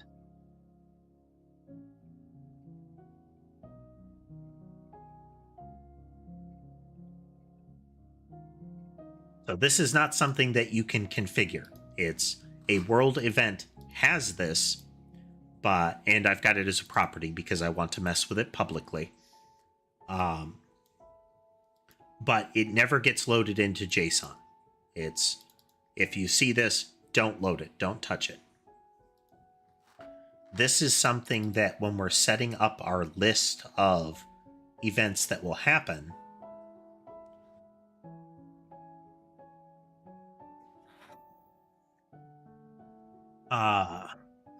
demanding cat, appropriate name. Thank you. I do like the model as well. I think it turned out very well. The artist did a good job. And we are making a Vampire Survivor style game. Did I break it since I started poking things? I don't think so. We're working with secondary files, so. If you're not familiar with the Survivors/Bullet Heaven genre, it is enemies converge, you fire projectiles or whatnot at them and try to remove them before they touch you. Sometimes there are bullet heaven or bullet hell elements, but that is not the same thing. The gimmick that we've got is instead of linear upgrades, like this becomes a level 2, a 3, a 4, at 5 it transforms. Instead, you get power-ups that make the weapon behave differently. So instead of moving in a straight line, now it emits a bunch of them and they kind of wobble. These are just atomic elements. These are not like end state power-ups. But they give you the idea of how these things behave. In that there's nothing that stops me from altering these at runtime, let alone at design, at fundamental time. So this is 3 times a second emit a projectile that splits into 9 copies, and they try to orbit the player. When I say try to, it's that the player can move in such a ways that the orbit is disrupted.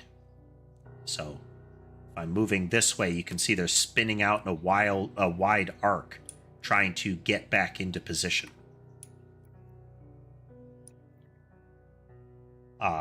These movements can be blended together in ways that can disrupt the one motion or the other, or create whole new looks to the pattern. So this is them doing little loop-de-loops while they orbit the player.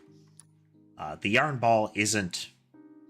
I just need to change the testing logic to use a different projectile. But the yarn ball isn't great for the player surviving in its current state, which isn't its finished state, because it bounces, which means it can leap over enemies.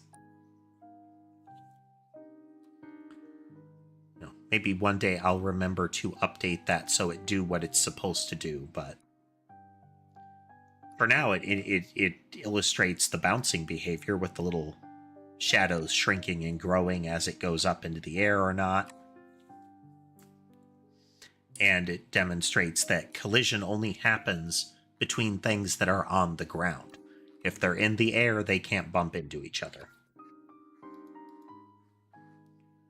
Okay, so a world event can have a frequency.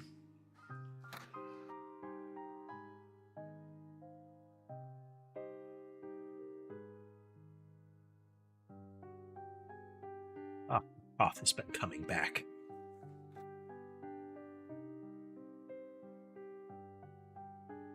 We can mitigate that.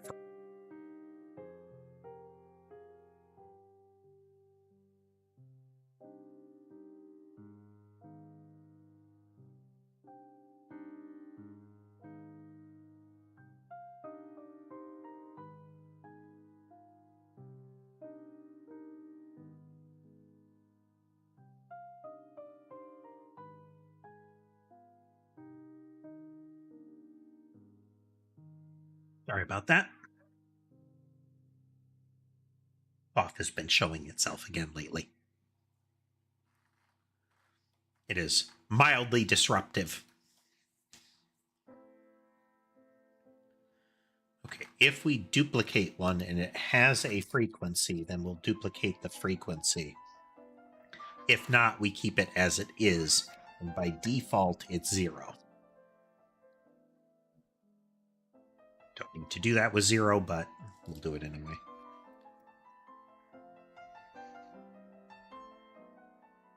Virtual handle message, hashing context.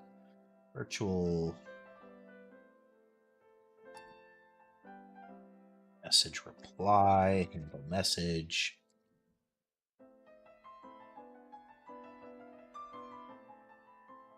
Takes a game message called message. Have a game message reply equal to new game message reply. This is the base function, so we will have it that way, and we will return reply.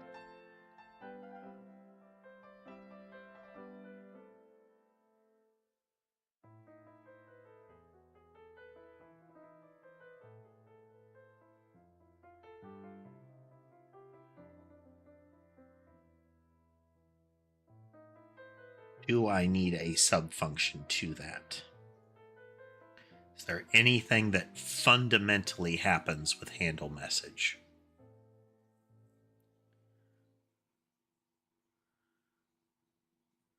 Because frequency could be dealt with differently per. And there's nothing that says that time pass. So time pass should trigger frequency. If there is a frequency, we should limit it.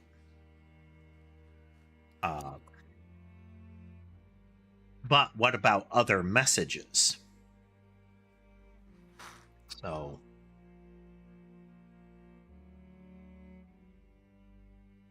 is time passed message, time passed,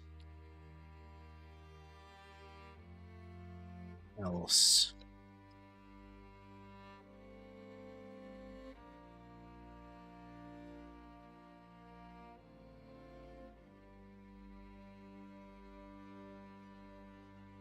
so we could have a handle time passed message.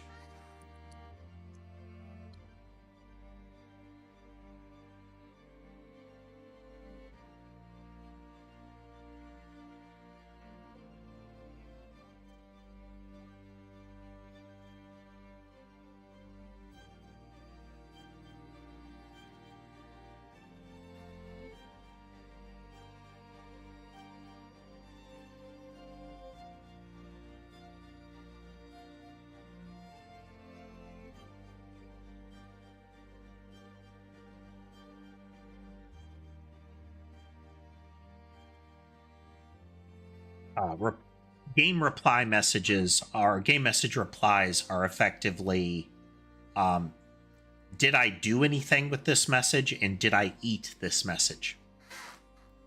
So the did anything is relevant usually to the sender of the message.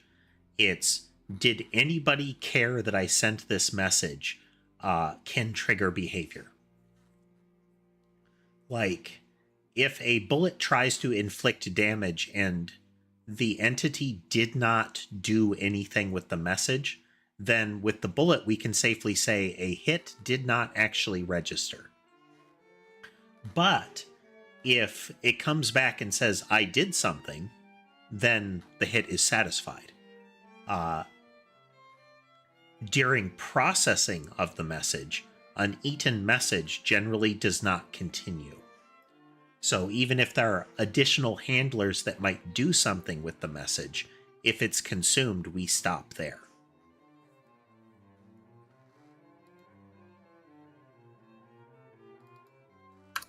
So this isn't virtual. When we handle message, we always do this. We'll put the time passed frequency logic in here. And then we do protected, virtual, message reply.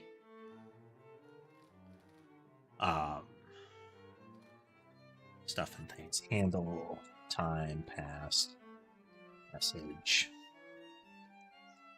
Time passed message, passed. That's a big old function signature here.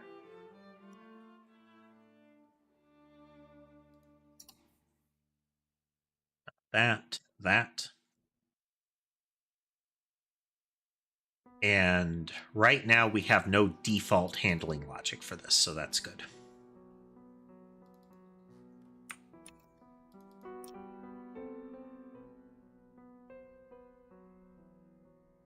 We'll do this and handle other message.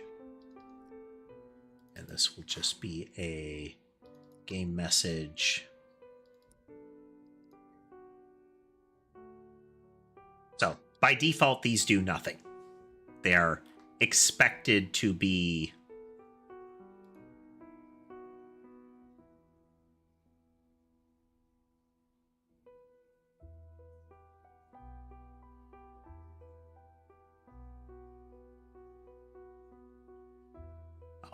that's right. It's not an equals. It's a take this one and merge it in with the merge this one into this one. It does not return a new one. Okie dokie. All right, so we have a basic world event here. So now, process, false. So this is if frequency is greater than 0. Else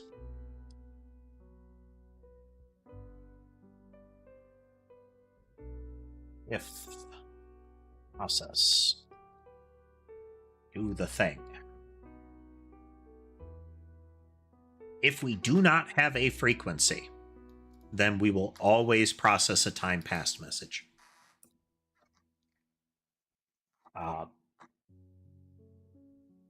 This is we allow this thing to handle its own time passed as in whatever way it goes. If there is a frequency, we will only give it time passed messages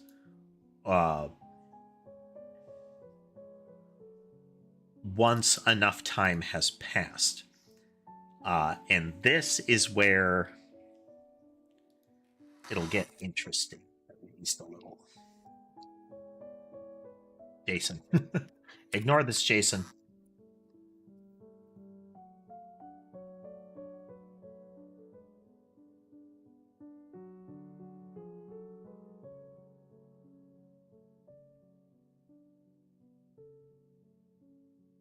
Okay, by default, the time since the last message is here. In theory, if we duplicate it, time since last should be copied as well. Public float.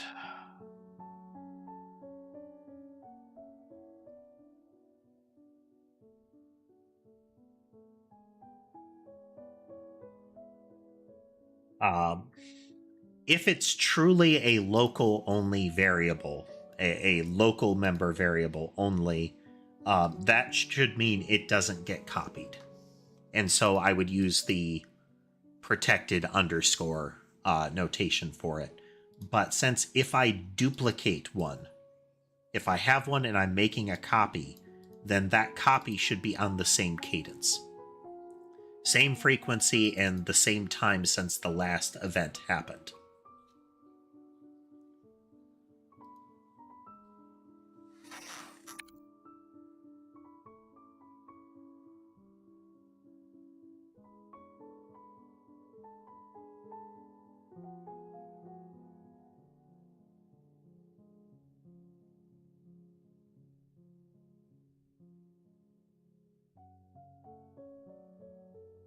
Equals time passed delta as a float. Eventually, I'm going to get around to changing this to a float intrinsically so that everywhere else other than the initial processing of the delta in the core logic, in the core game, we don't have to specify, actually treat it as a float.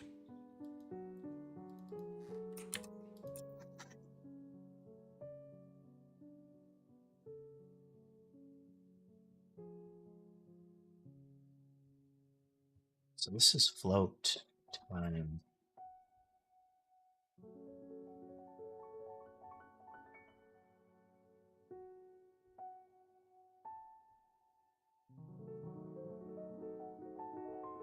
We don't need to do that. We can just do this.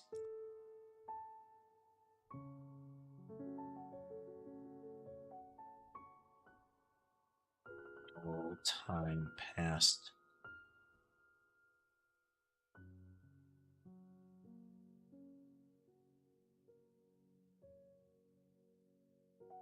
Same way. Whole frequency.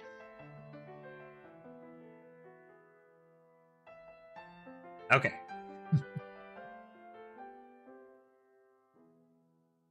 So, if we have a frequency, we're going to see if enough time has passed.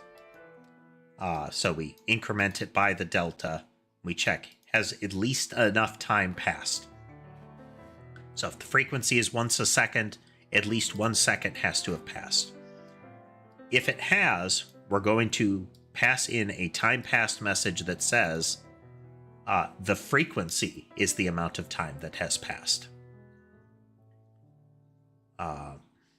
We could, okay.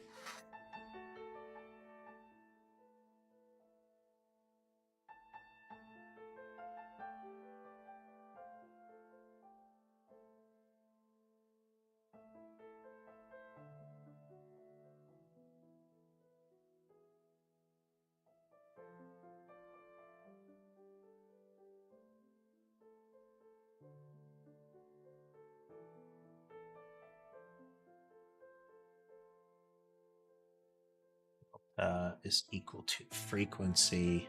There.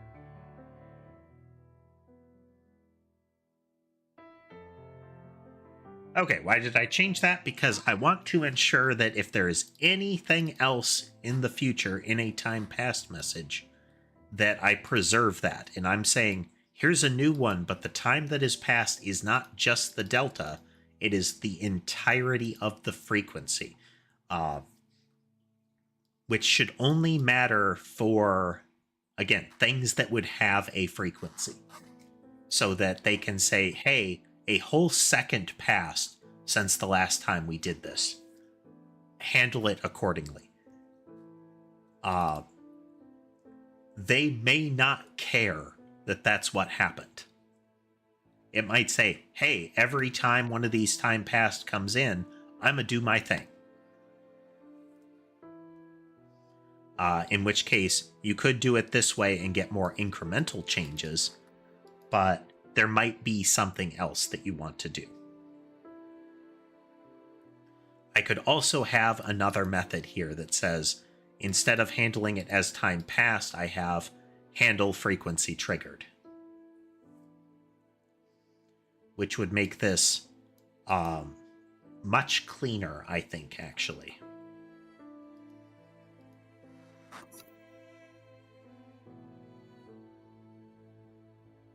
We're going to leave it this way. We're going to leave it that way. It could be cleaner. It is not necessarily cleaner. And we aren't doing any sort of horrifying branching logic, so. At least it hasn't attained horrifying status yet. All right, so we have a world event. Now we need to make one that spawns enemies. So we could have a basic entity spawner one.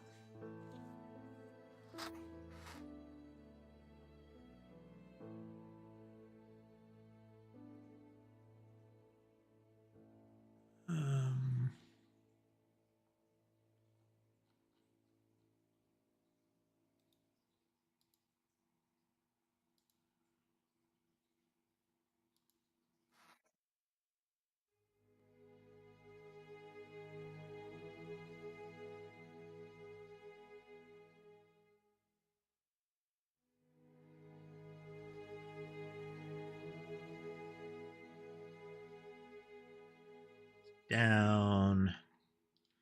This extends world event. Bring this down to using Godot. We don't actually use Godot everywhere, but it's going to be one of the most common things that we'll actually leverage. Okay, so now we're going to say... No, we're going to close other tabs. We're going to grab our world event here.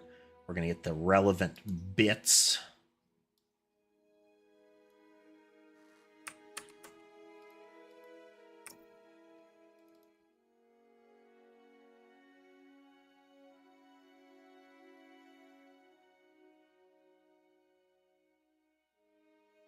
Okay. So the thing that's going to make this different than an existing spawner is I think that we're going to give it a potential list of entities.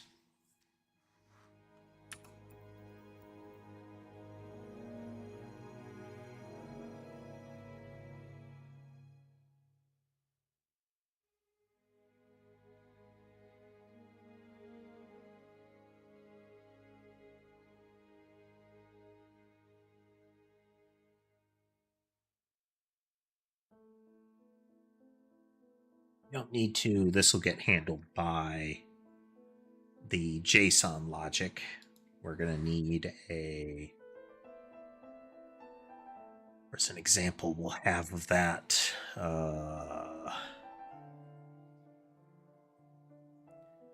We just need a catalog variant here. So if we have spawner item list, this will get us what we need.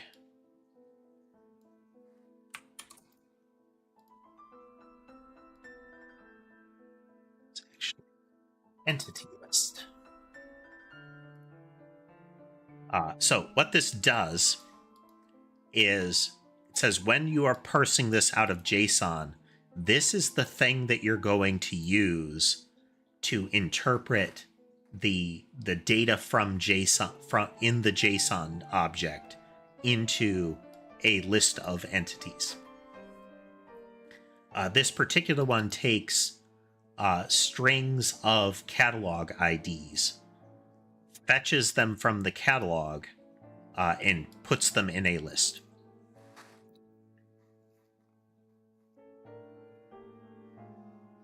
Do we need any sort of... Yes. Okay. We need like an initialize method here. I think. Let's refresh our brain here. Catalogable name list converter.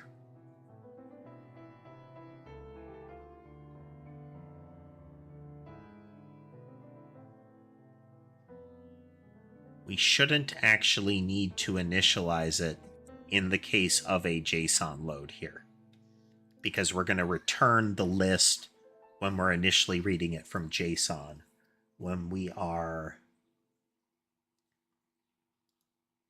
populating it here, this is when it becomes relevant. So entities is equal to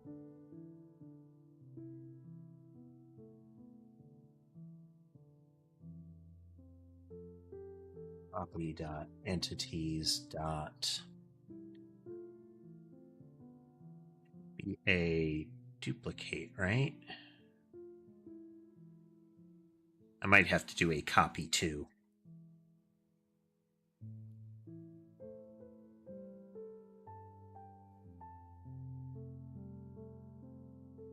Yeah.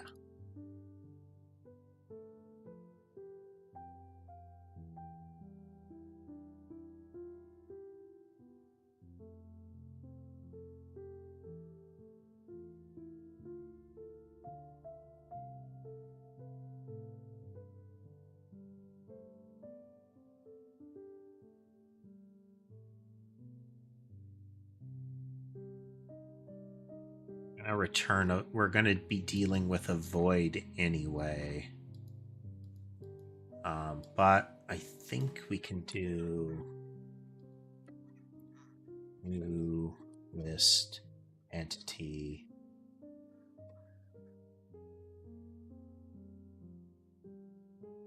from this.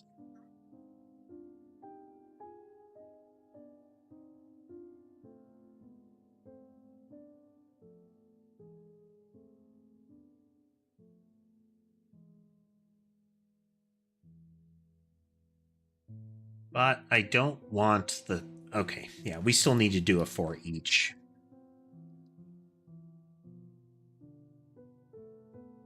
Explain in just a moment. For each entity in copies entities. Add services.catalog dot get entity. Let's copy.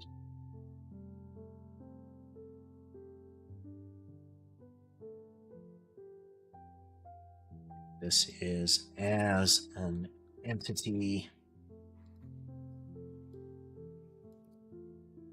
Okay, we need to duplicate them because I don't want references to the same entity objects that are in the source. I want my own copies of them. That doesn't always matter, but we want to avoid unintentional kind of contamination of our objects here. Okay, so this gives me a list of entities. There is no guarantee that a spawner will always spawn multiple of them, but what we can do is have like last index spawned, that kind of stuff. So, for example,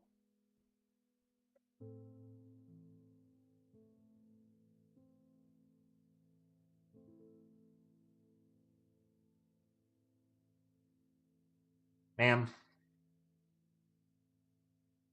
you are being very needy today. She says, but my belly is cold and sherbet is in my spot.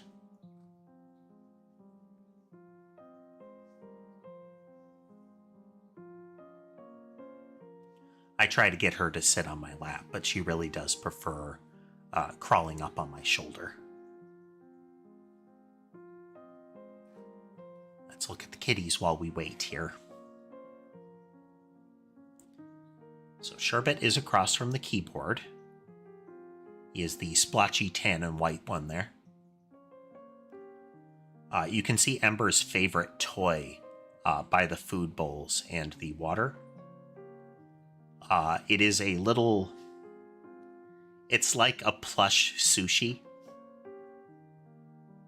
Actually, I think that's sashimi, isn't it? Or is it sushi? I can't remember. One of them is, sliced seafood presented on rice. One of them is just the sliced seafood. But anyway, it's a plush little, wrapped thing on rice. She loves playing with it. That's one of the ones where she'll cry loudly as she runs around smacking it around. So Sky is up in the cat tree. And then we have Mason, the other tan and white, on the tan blanket. And Sammy curled up on the squishmallow. Camera angles and whatnot don't give you the best view of it, but Sky is the largest cat. Mason is a close contender for that, but I think Sky is a little bigger than him. Then you have Sherbet, who is currently zoomed way in. If you're on widescreen, he's top center. Otherwise, he's upper left. Then Sammy. Sammy and Sherbet are really close in size. Sammy is a little stockier, but like the last tuxedo I had, she is muscly. There is no chunk there. Sherbet's a little fluffier. Doesn't look it, but he has very soft fur. And then the smallest and the second oldest, with Sky being the oldest, is Ember. Ember is noticeably smaller than Sammy and Sherbet. But she is also just an absolute sweetheart. I don't know if she's shown up on camera for some folks, but she is a diluted calico. So like gray, stripy, pale orange, white socks. She is very cuddly. Ember is amongst the type of cats that are why I avoid going to animal shelters or passing through things like adoption aisles at pet stores. And that's Ember was a prime example. I got near the little cage that all the kittens were in, like repurposed giant bird cage kind of thing, and she reached out and pulled on my sleeve. And my heart was shattered.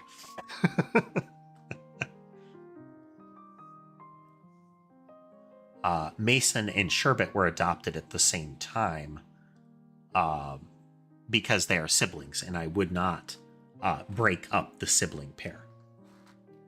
Which it's a similar reason to why my first cats, the Maine Coon brothers, Bob and Tom, were adopted together, because I would be, away at work on the regular, and so I didn't want to leave a kitten home alone without somebody with them, so I adopted one of the brothers as well.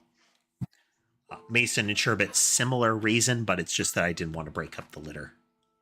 You can see Ember has flopped down on the canvas there. Molly, who you can't see as well, she's on my footrest, was adopted because she was in a sibling litter. She was a she was in the she was in the adoption area with her sibling, and somebody adopted the sibling. And once again, my heart couldn't take that. Sammy was actually similar as well. She was. They were semi-feral cats. They were barn cats. The brother did not adjust well to the shelter, so he was adopted out again as a working cat, as a barn cat. But Sammy did adapt well. But the fact that she was left alone was another, like, well, we can't have that. And that's why I currently have 6 cats. I haven't hit the limit that I was at very briefly of 7, but I can tell you 6 cats is a lot to juggle. I have had times when Ember, Sammy, and to a lesser extent Mason and Sky are all competing for immediate attention. Sammy and Ember will climb onto me at the same time. Ember gets very resentful of it. But Sammy will plop down on my lap and periodically stand up and demand attention. Ember will be on my shoulder. Ember gets super offended if one of the other cats touches her, with a couple of exceptions. If she is napping in her spot, she will, for a remarkable period of time, tolerate Molly or Sky laying on her. But at any other time, she will retreat, and potentially, if she can't easily leave, the others will get a hiss and a swat. She's a sweetheart, but she has her limits. I know Molly for a while had a little scratch on her lip, and I believe it's that she pushed Ember too far.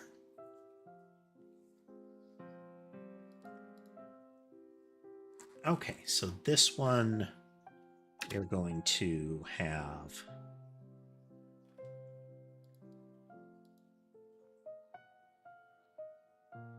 So by default, this one is going to convert...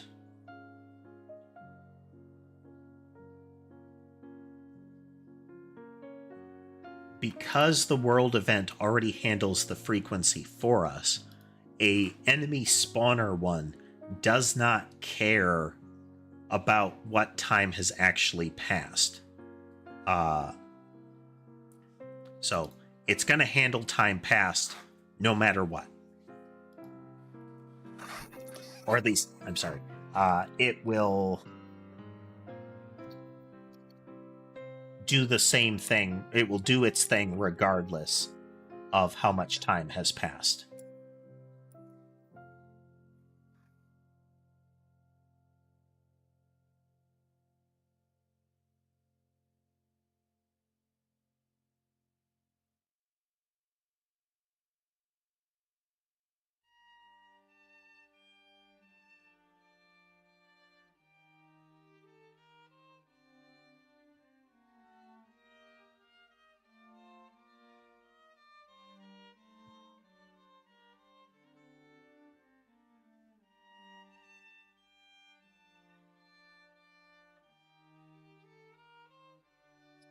All was acted on. True. If we get this far, an entity spawner did act on the message. If we look at it and say, I did not hit my frequency limit, I have not yet had that message handled. Will that ultimately matter? Not really. As far as the world events are concerned, they're probably never going to consume messages, but they still could. The system could react to nothing happened during this. Maybe we should do a thing. Okay. So ultimately, we don't care that time has passed. So we have entities here. Let's see. Last index spawned, and we're going to have a public integer spawn count. Let's just do a count. Say get set. And by default, that's a 1.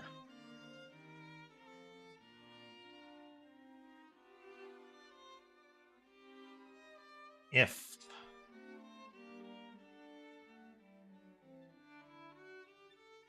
count is greater than 0, then do a thing. Actually, this is a good opportunity. If for some reason count is 0 or less, nothing is going to happen.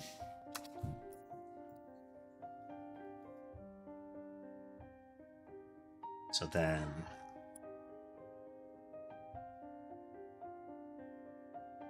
I is equal to 0, I is less than count,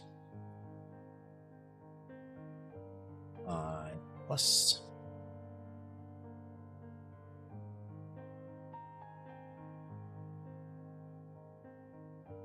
So last index spawned by default is 0. This is actually a JSON ignore.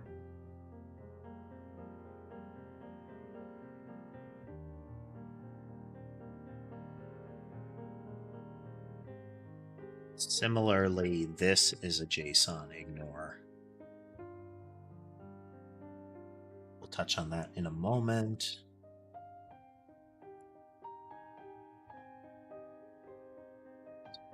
Count is equal to copy count. Okay, so just like I was mentioning, this is the only thing that we should be specifying in the definition of this world event. And the raw definition of it, this is a spawner for this type of entity.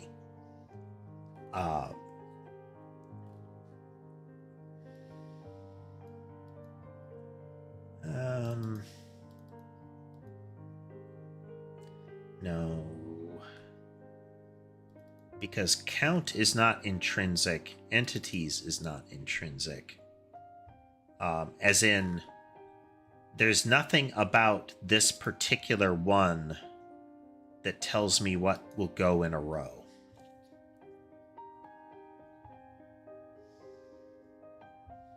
Let's actually say this.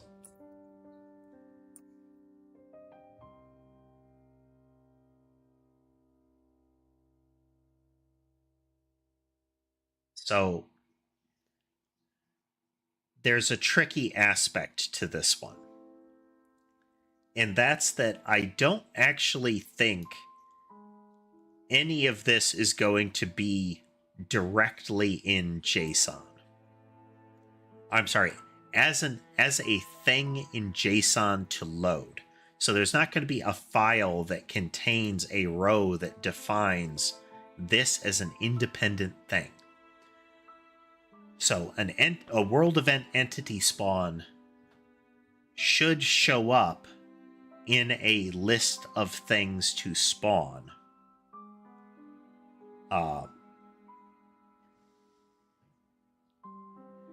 Whether that be in the definition of a weapon item or it shows up in the definition of the spawn order of the level, the series of events that will take place over the course of a level, that's where I would like to define the list of entities and how many, how frequently, that kind of thing.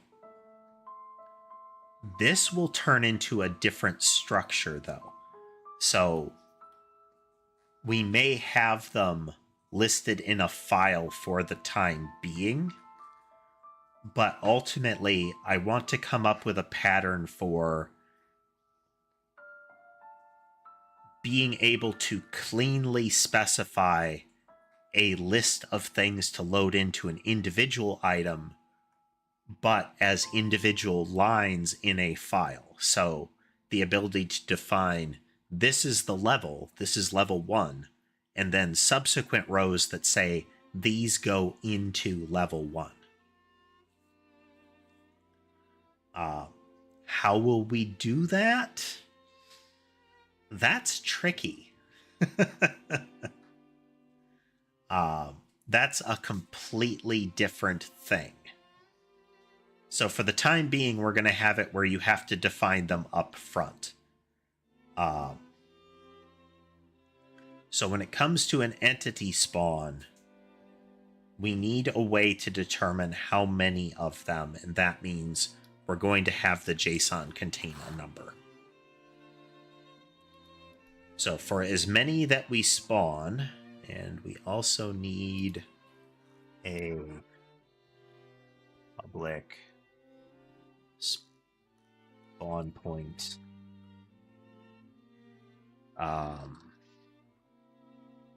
We're going to leave this as spawn point. There's going to be a conversion that I have to go through to change these to something else, but for now, it'll do. We're going to need a catalog name converter. So we'll get you, pull you down here. It'll just be a catalog name converter or a spawn point. What time are we at? We're going to take our delayed break here for a moment. I will be back in a couple minutes.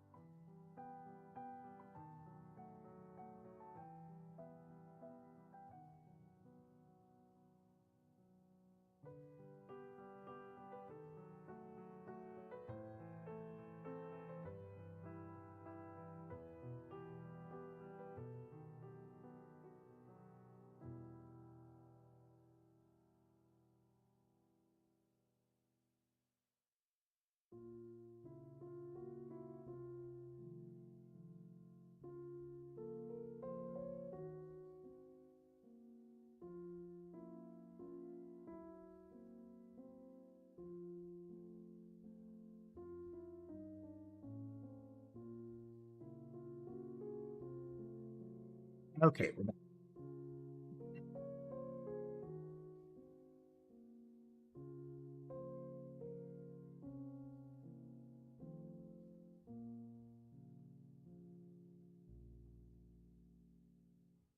Strange noise that I may have to go investigate elsewhere, but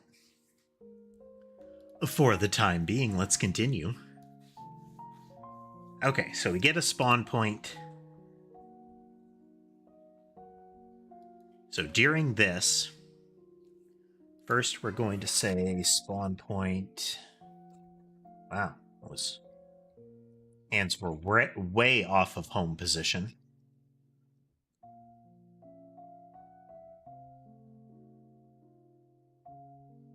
Start spawning, and we're going to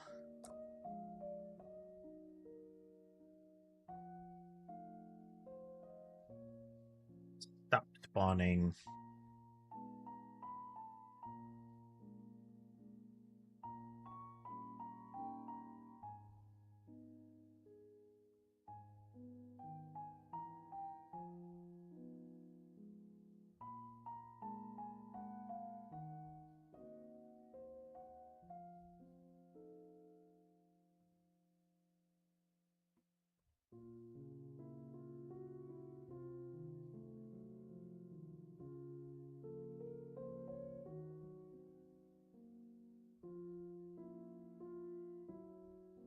This in a moment. So we're going to create a list of positions for this. And positions add. We'll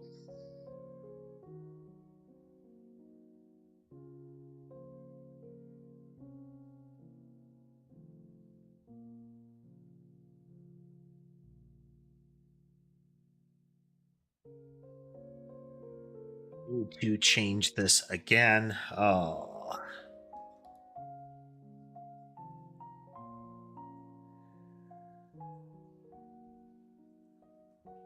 Oh.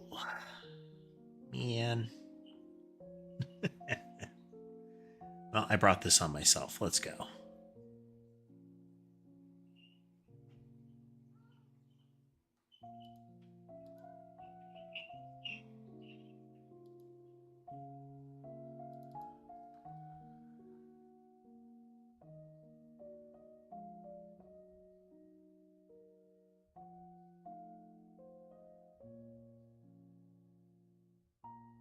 We need an index.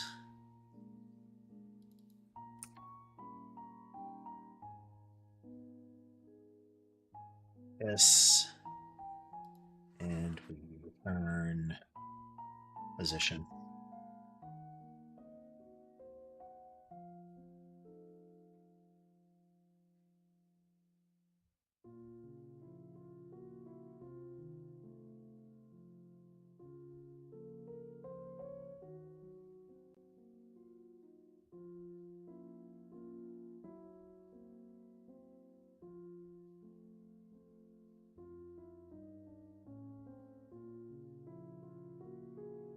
Hey.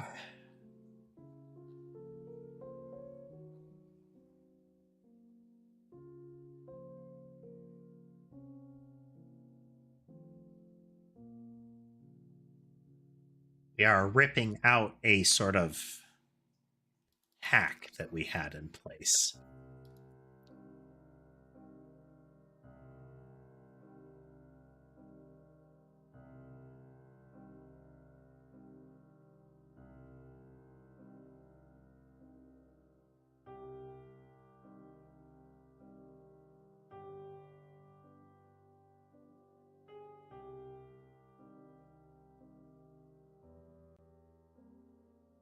We use index there.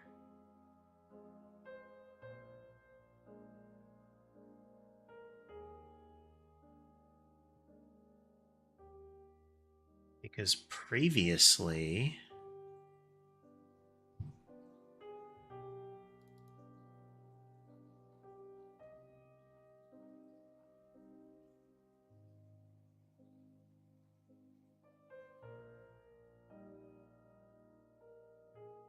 yeah, That would always be 0 that we pass in.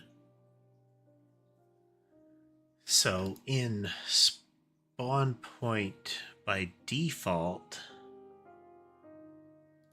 for this one, adding index here would always be 0.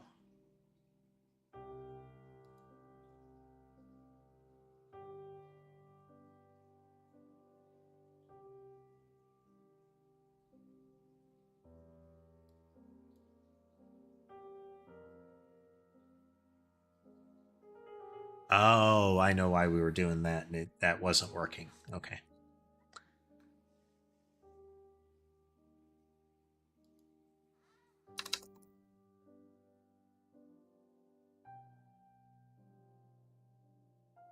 That was trying to offset the traffic jam problem with the spawn on the side intermeshed issue. If you weren't around for that, rest assured it was annoying. And is part of the reason that we are doing this the way we're doing it now.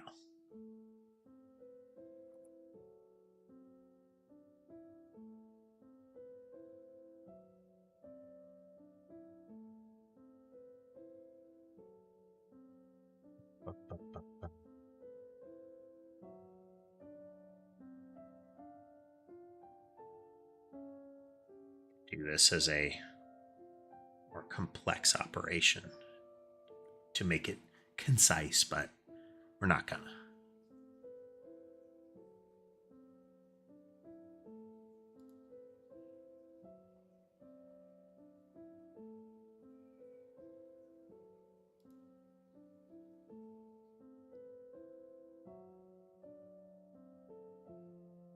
Equal to there.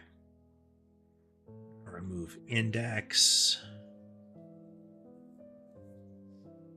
Remove last spawns.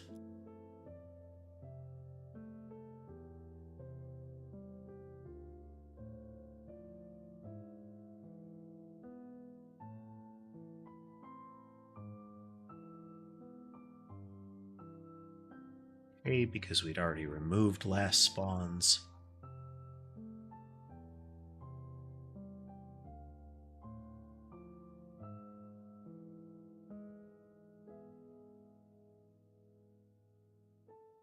Didn't we? Okay.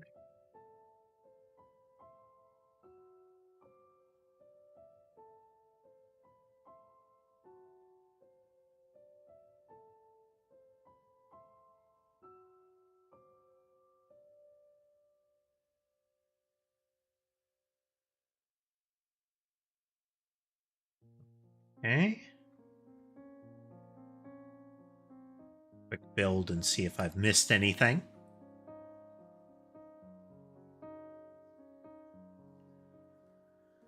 It's at least a start.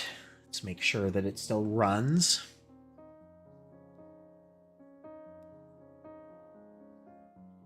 The new stuff that we're adding is irrelevant to the game's current operation. Okay.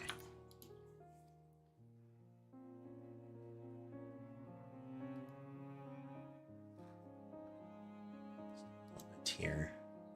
Unfortunate.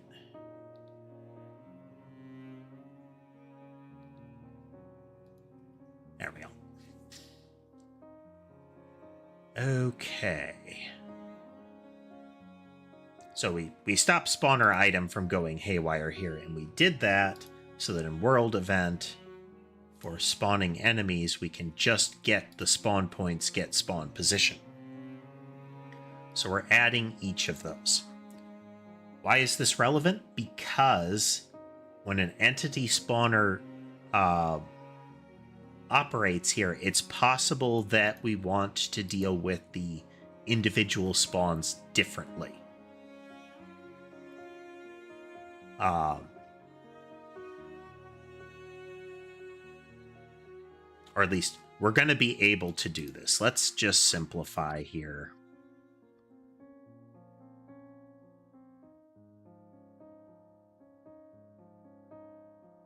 For a spawner, we're just going to do it this way.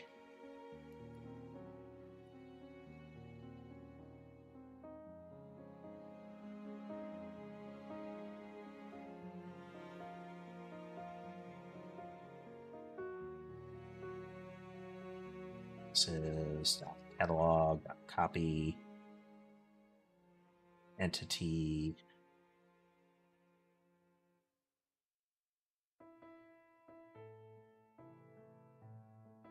Last index spawned.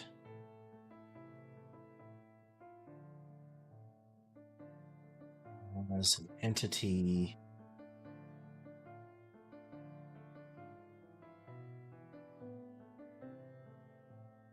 Spawn.build.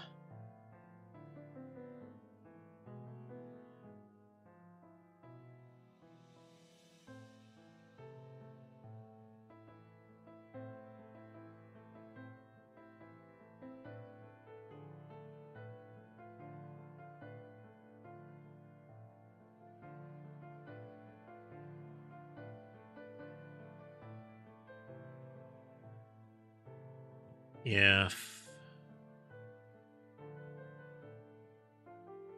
can't really have a list of lists. If we're going to have multiple entity types, then we're just going to assume that they're all going to get the same behaviors.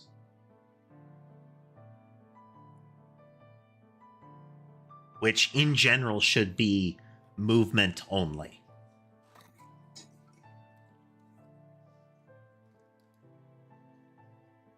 I could have a dictionary of lists, but as far as getting the JSON to do that, I don't wanna.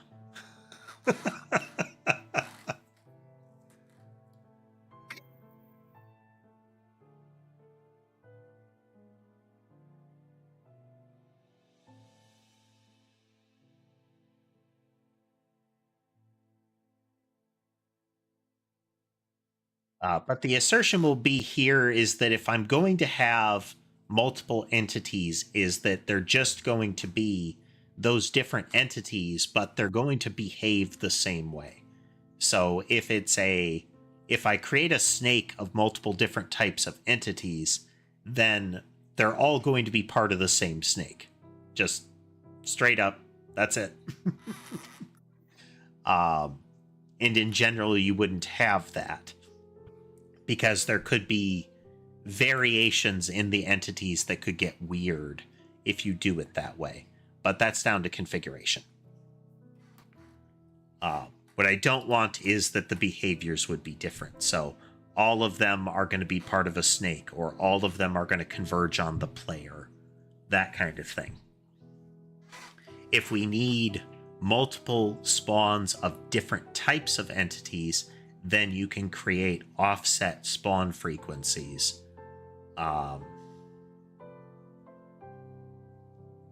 That would, you start 1 second after they're each on a 3-second timer. So you have 3 different ones that are spawning a little offset from each other, or overlapping in a particular way, if you want them to behave differently. So we're going to build it. We're going to pass in behaviors.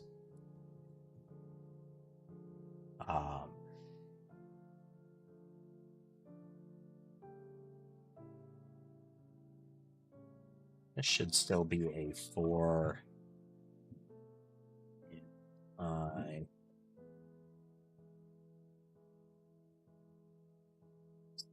Count.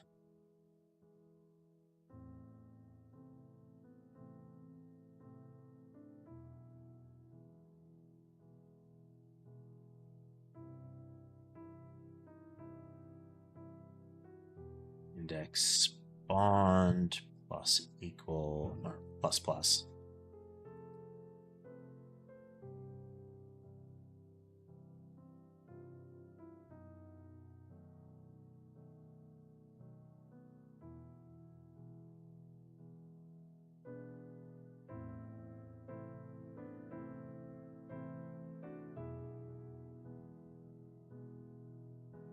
So the entity that we're copying is, let me show you here.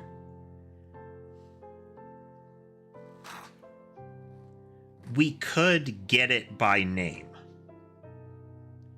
This could be a list of names. Instead of converting it to a list of entities, because we don't actually need the entity here. And in reality, that's probably a good idea.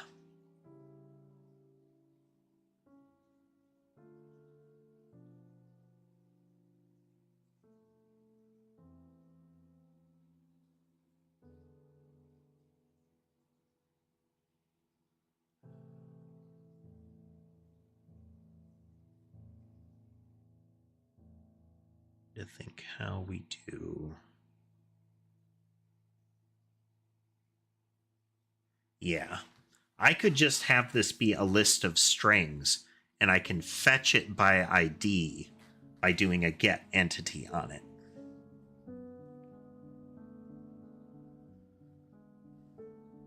This does have an element of danger to it, though, because this can be loaded and could be operated on without one of these existing.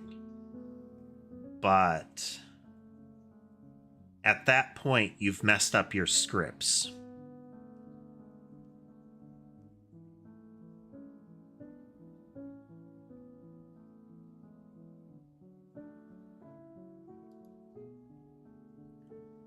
So what this does is ultimately, it's the equivalent of this with entity. So we go in and we get the appropriate properties out of it. Inside the catalog, there exists, if I were to do it by name, there exists an entity that is like that already. So what this means is once instantiated, I have a local copy. I could, in theory, mess with this local copy before duplicating it.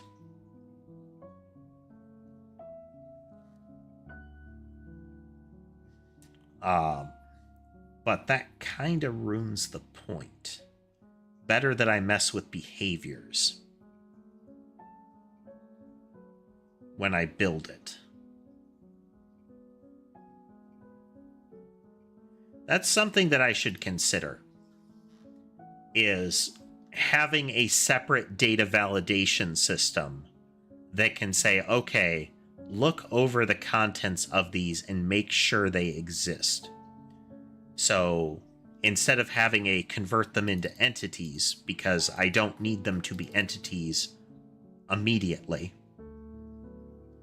I'm just like, I am fetching a particular one when it's needed.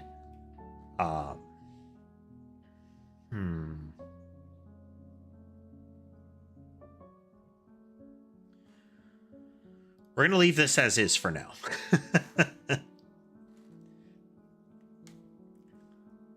We could still make that change. Because this ultimately is, as it stands, we're creating copies that we're never really going to use. There's always an intermediate step where we're duplicating them again. If I didn't have that, I could just copy the list of strings. And we could just do it by ID as we are anyway.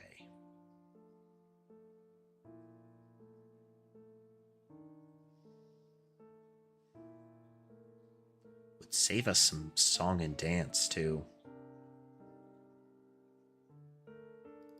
Let's do it.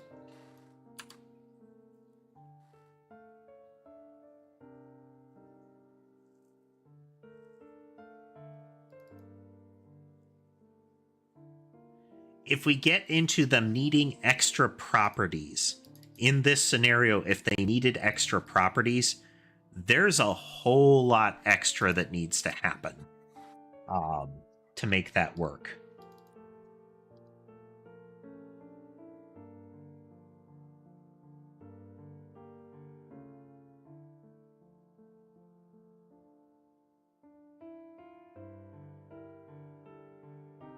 Just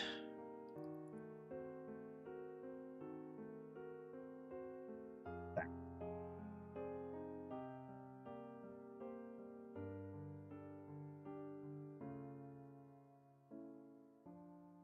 So we duplicate that, and instead it's going to be get entity, which will return an entity of that. So now we haven't created a copy until we need to. And we're still fetching it by ID. It's kind of 6 one way, half a dozen the other here, though. Because I still need to fetch it each time, and part of fetching it is creating a copy of that one. Of the one that's in the catalog. Yeah, let's put that back. Round and round we go.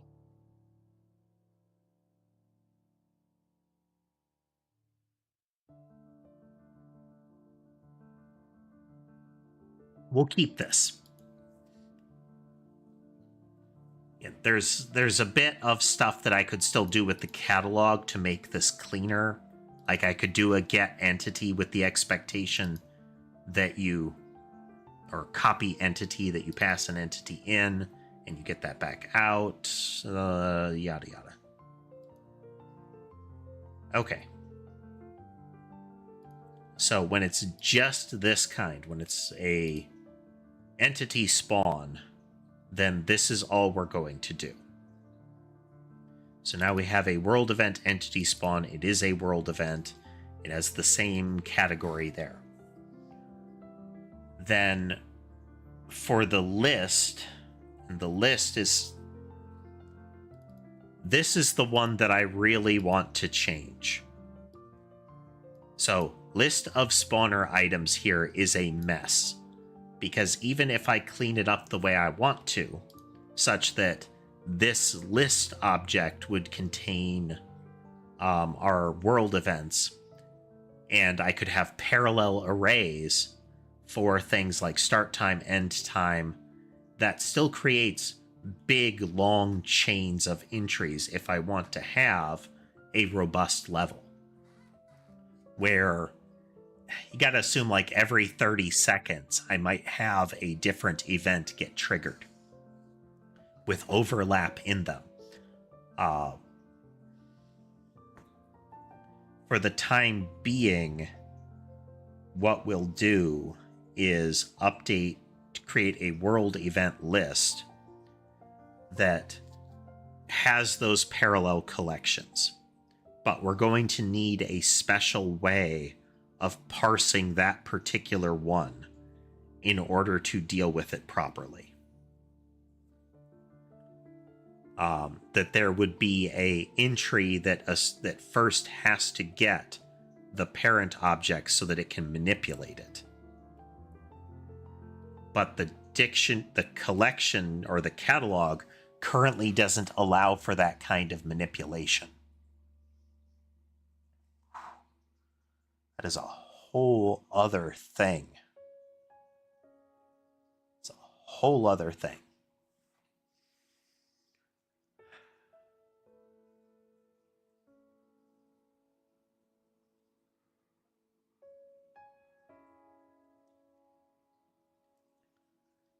Thinking.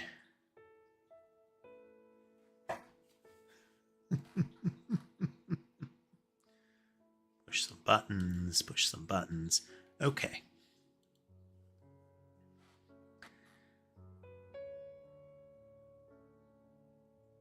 So I've already put in logic to make entering lists cleaner. Well, I'm sorry, plausible in our current setup. But I wonder if I need to set up logic for parsing an individual file and converting it into subsections. Like generating these super lists in a different way. Where's our JSON stuff?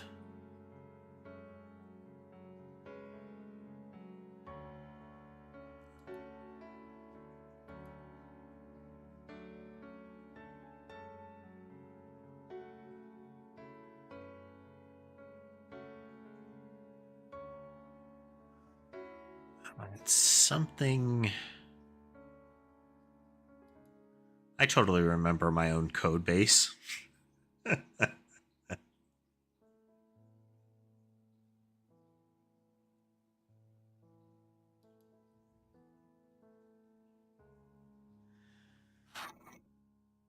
I might need special ones that are handled as JSON files.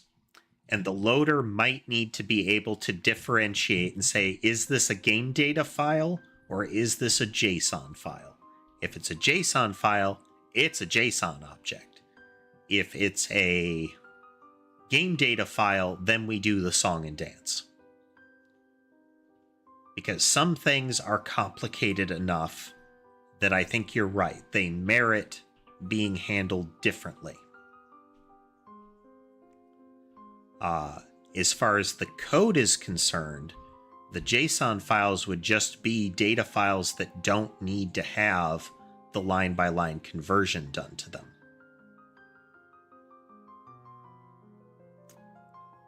Yeah.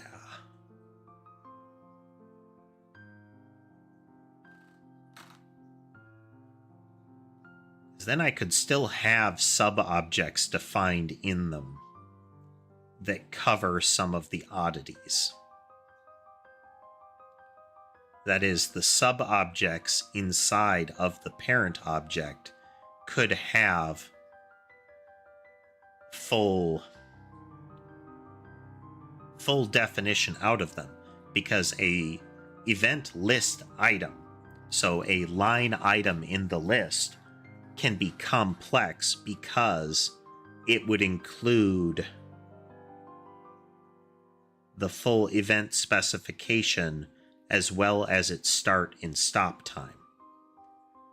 So the world event, when it begins, when it ends, would be a line item, but the line item is not something I need catalog entries for. That's just a standalone class that is part of the process.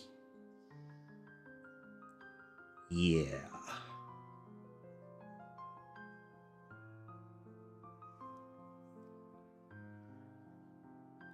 Okay, so I have a couple of things here. Even the world event list is not a thing in and of itself. That is just a literal list in the world state. It is the list of events in the world state that I'm going to generate from a file that is likely going to be the world definition or the level definition. We would have its map information, its event list. And that would let us have the event list be a top to bottom list. Figure out what amounts to a in proper environment for editing it that won't drive me up the wall. But that's into Notepad++ JSON interpreter territory.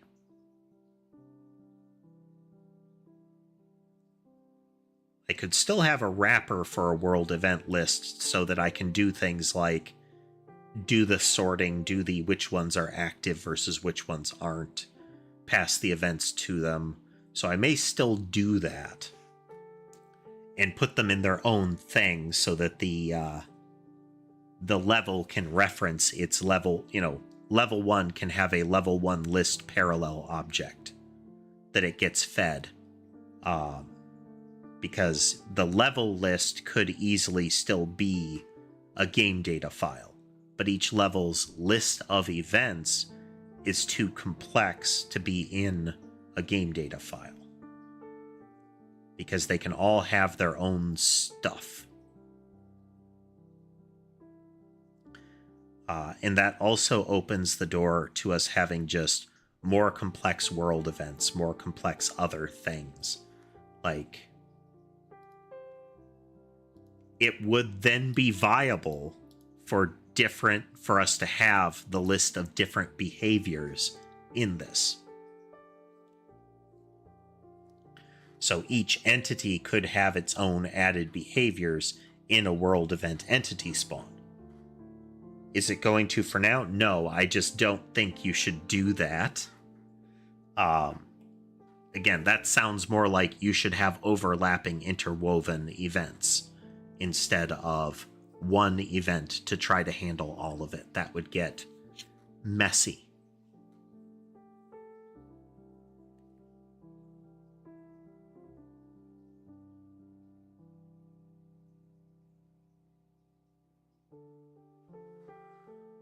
Okay, so we're going to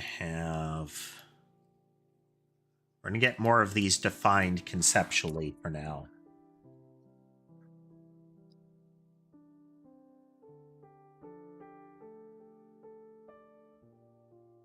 New keyboard is working for me, but I'm prone to double tapping some of the keys. This is a much clickier keyboard, which I like. I like very tangible feedback for keystrokes, but it looks like this one's sensitivity is enough that I'm kind of mistyping more than normal. I mistype a lot. Yeah, I is giving me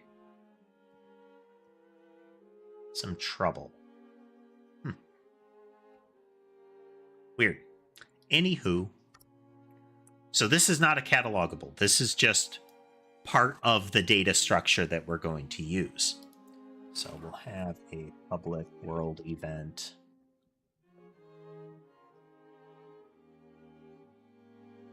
Get set. Okay, but how do we do?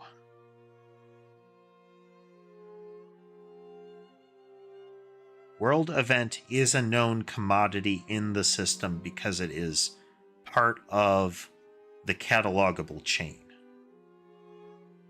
As long as a world event list doesn't have child classes, or that I don't specify it precisely, we should be okay. This will be fiddly. We'll need to keep an eye on this. So, if this isn't exactly what we're dealing with, if a world event list item has permutations to it, then I need to add some more JSON black magic into the code to get the permutations, to get the inheritance chain properly handled. For the time being, though, world event list item, as long as it is just that class, we should be okay with it. This is the complex guy. This is the thing that will also, because it is cataloged, have an entry in it for interpreting it as a thing. How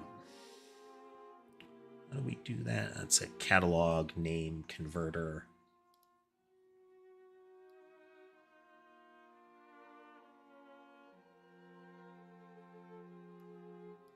This one. Nameless, catalog name converter. That.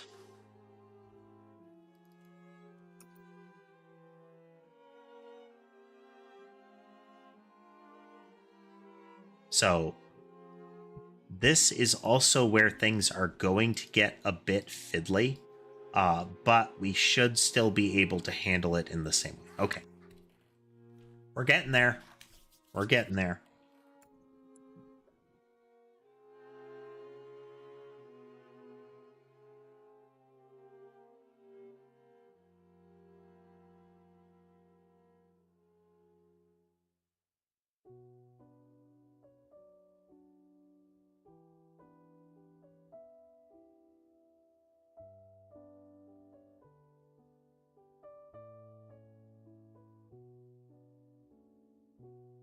Okay. So we should be able to define this by fully defining the world event.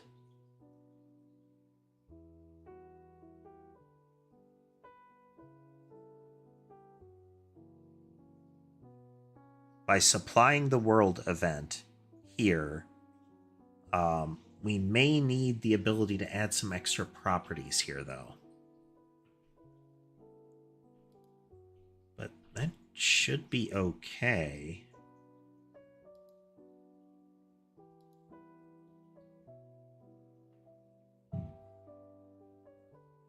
Because these are part of the chain, so I should be able to name them accordingly.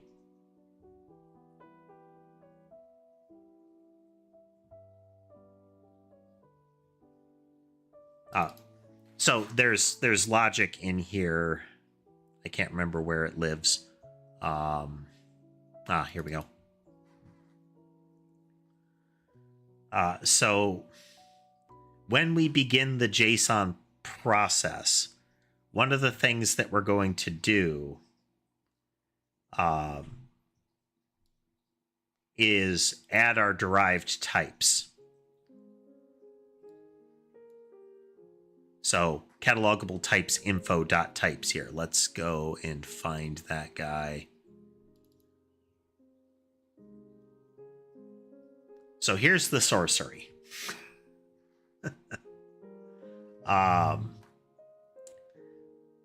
We have a static element here that is going to go in and find every type in the assembly that inherits from catalogable. And it's going to go in and say, for each of those, I am going to create this these values to say this type, so this child class of catalogable, it's going to be called this lowercase version of its class name.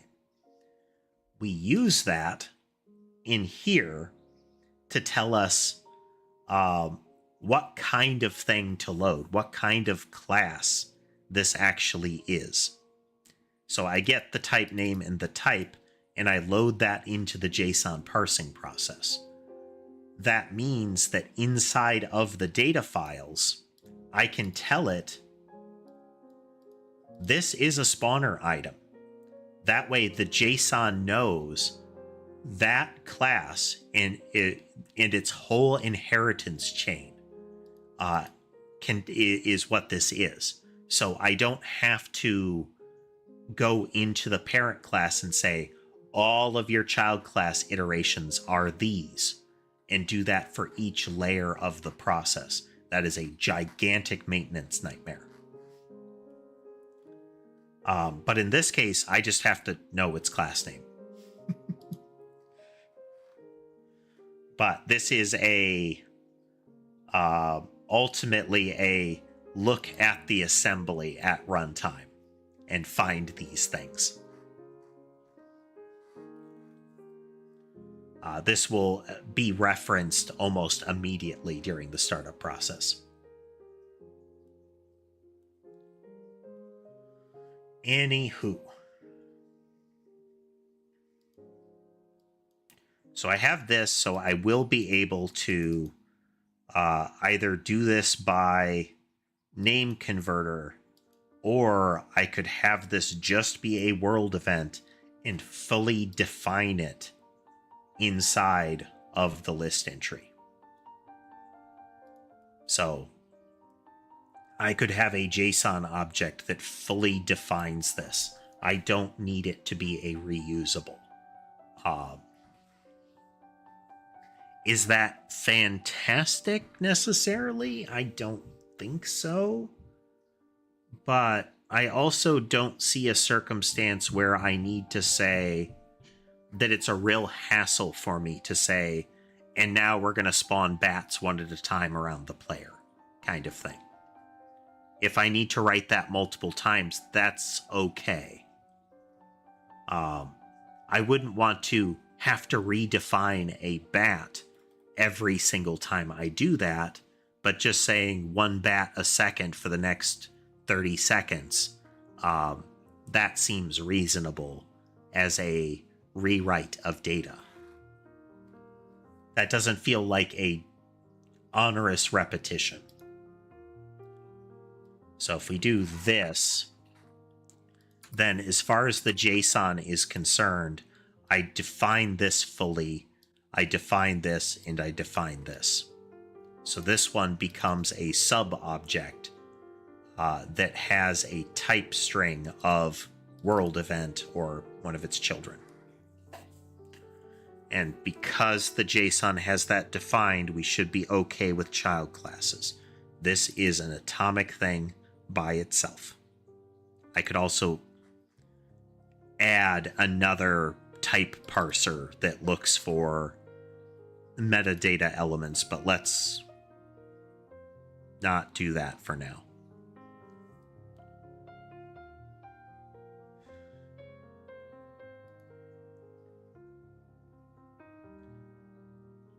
Hey there, Boom. I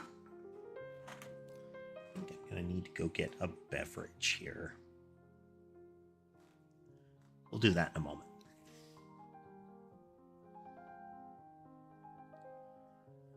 World state isn't so terribly complicated that we're going to need to revise it too much.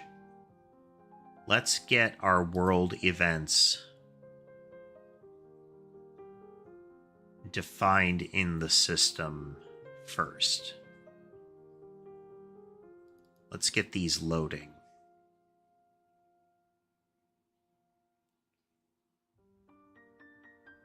I still need to have a fail state indicator in our initial load. Let's do a run, make sure nothing is fundamentally broken right now. And I'll do an interim save state. It's not a clean commit, it's just a save state, I don't want to lose work if my workstation crashes here kind of thing. Okay.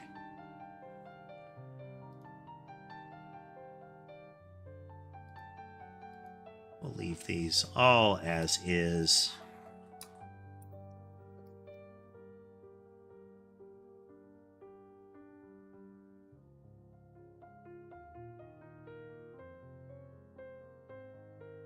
Commit, push. Okay.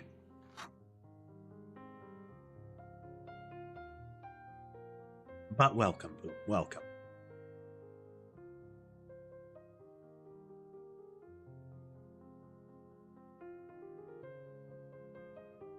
And now we have our list item.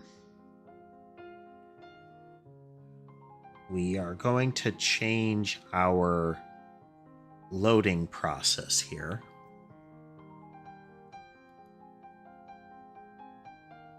So by default, we're looking for game data files.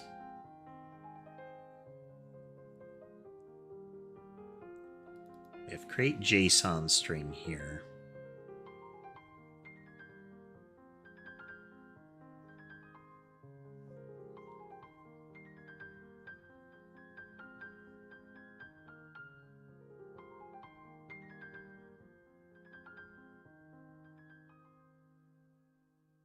This is where we're turning it into JSON.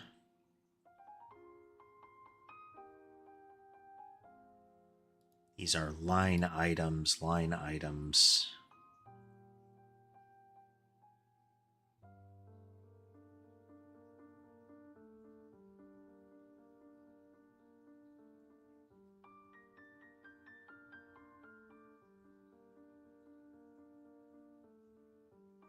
Okay, a read file here. Okay. Then we have our merge individual file contents. It's glomming them all together.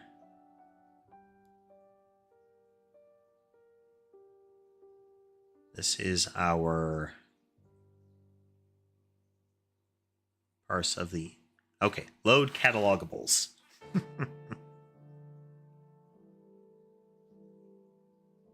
Oh, no, we're still not there. Read files. Okay. We do 2 passes here. We would want to be able to do 2, well, we want to merge 2 checks in. I don't want to only get, let's check something.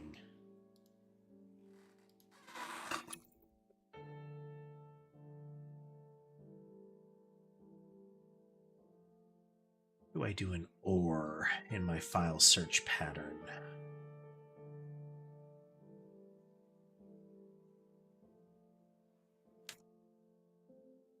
Okay. Okay. Easy enough, just pipe.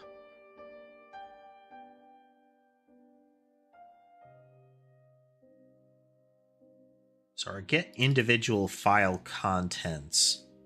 If it's a JSON, we need to fork there. Because this will be file name, I believe, and then all of the object name JSON strings here. Then we're going to flatten that down into object name JSON, and then we parse the data accordingly. Or we try to load it.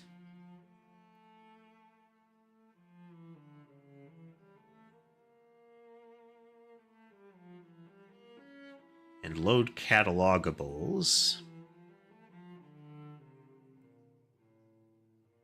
Yeah, this is where we're ultimately deserializing those objects and saying, is this valid? If this fails, we do want to, if we bail out here, if we have a non-success, I want to record what didn't work. So we do an else, and we go through and say, okay, these didn't work. These entries didn't work. And ideally, I would have the errors that went with them. Do I have that yet? No. Maybe future Newt will get to it. We'll put the work on that jerk. Okay, so when we get individual file contents here, let's merge them.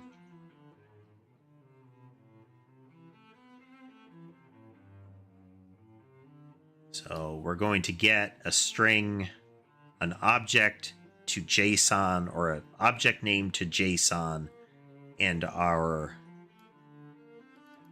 the files that we get here are the relevant bits. So I have my files coming in, and I'm going to create file to dictionary.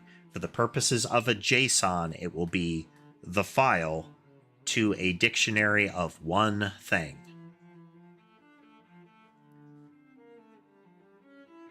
So we get our file path. We're going to get our file contents.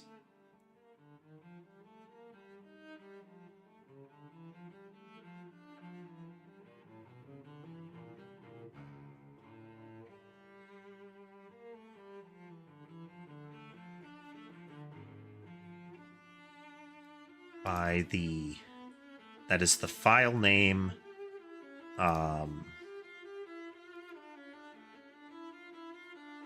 will become the catalogable name that we would use.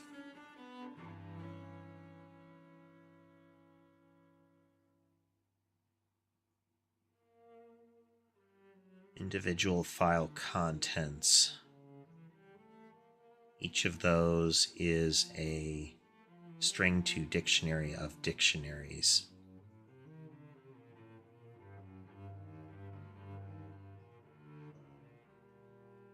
That's part of read file.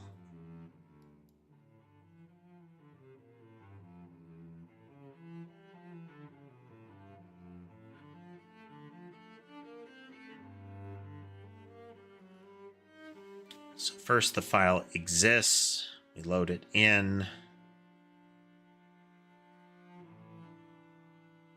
We're reading it line by line here. This is where we assume it's a game data file.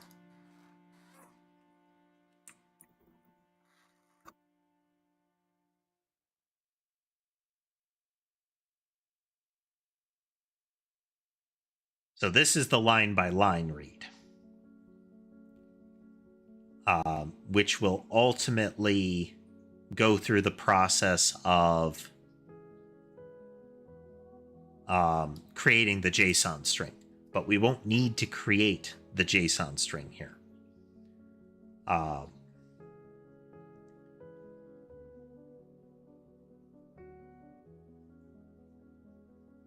So we need to go down a different path with a read JSON file here.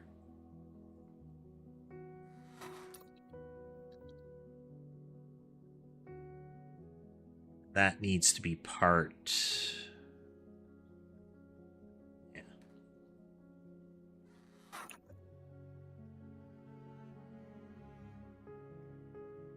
Is going to be a dictionary of string to string task here.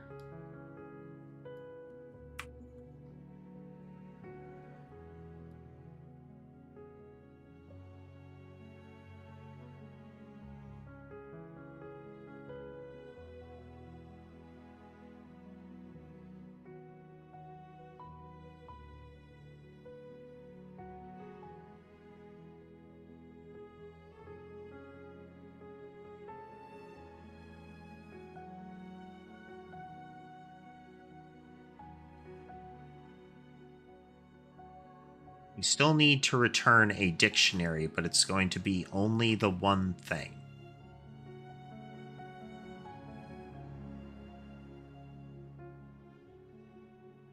So the ID is the first value.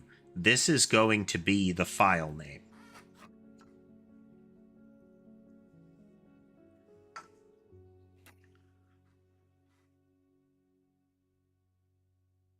This is not great, but this is like the level list, so the file name should be not burdensome here. Let's just nab these here.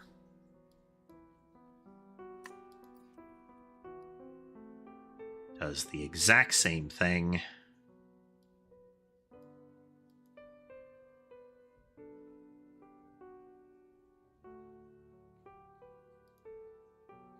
It's never called, that's why it's whining.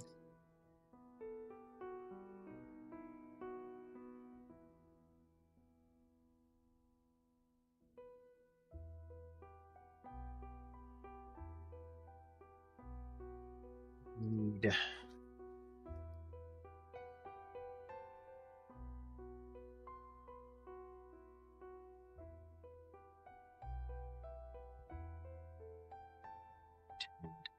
think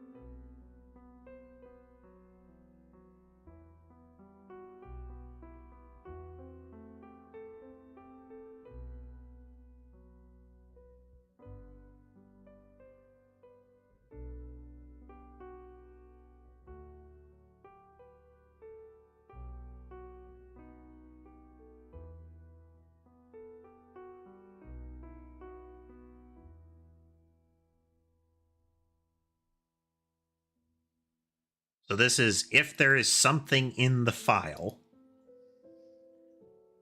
Let's put this back here a moment.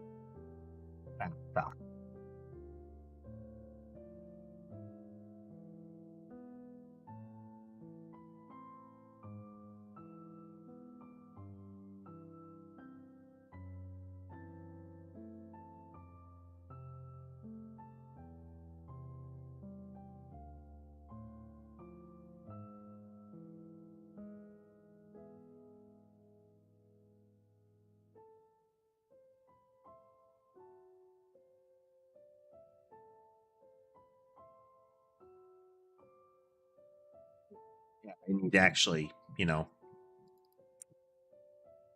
give it the parameter that it wants.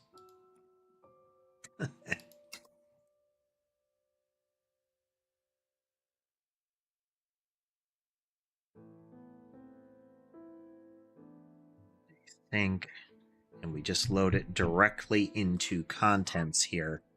So if it's a JSON string or JSON file path, then we use this one.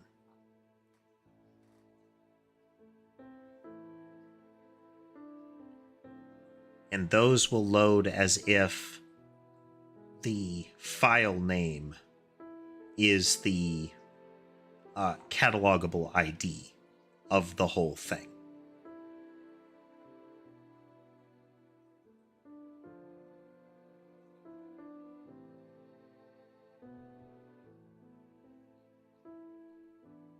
So when we're reading the files, we're going to use our search pattern here. So I have get individual file contents,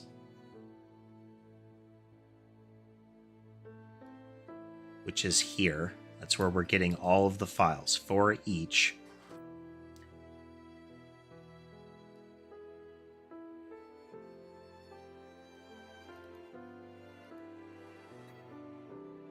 So this is going to give us our individual file contents here.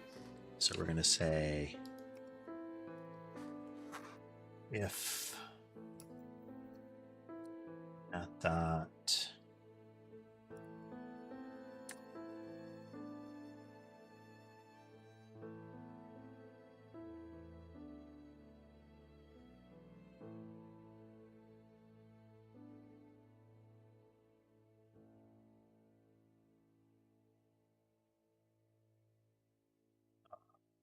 file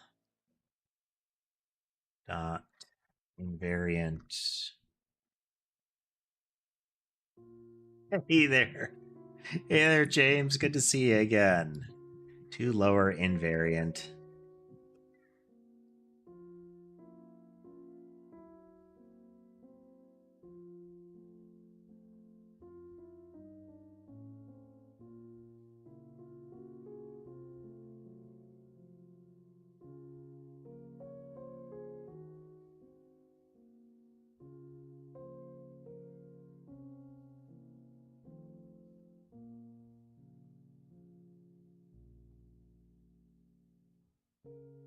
The reason you use invariant is that there are a couple of languages, or like the text sets for languages, where to lower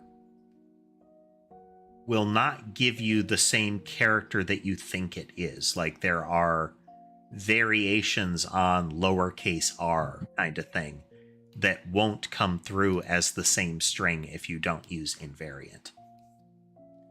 It is a corner case that can bite you in some very particular circumstances, and it doesn't hurt you to use to lower invariant instead. To my understanding.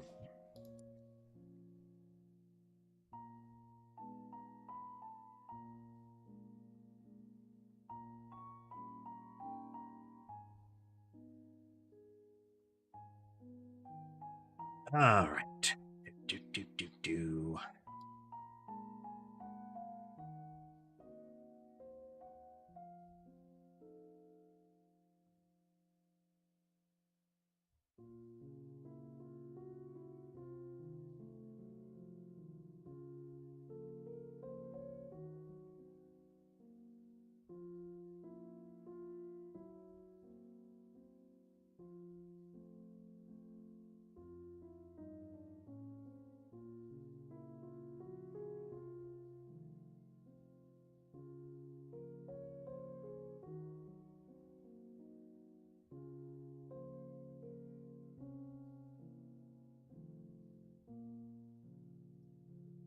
technically volatile, but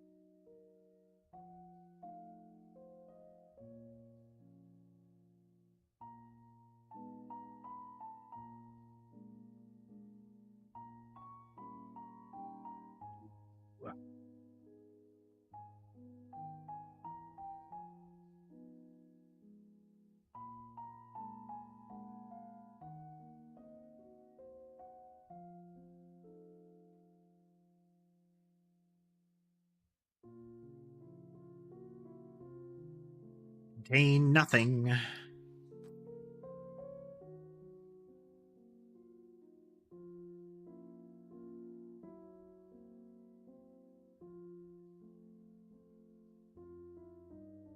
Okay, so that broke the data loading entirely.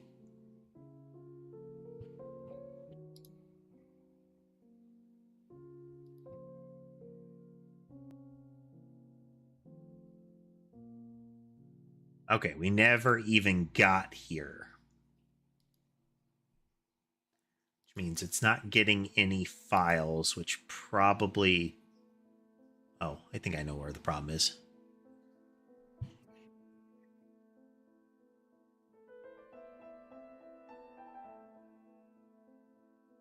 Let's verify, though.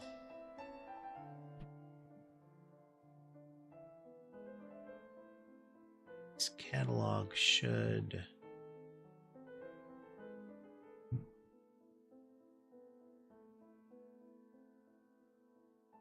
Data path.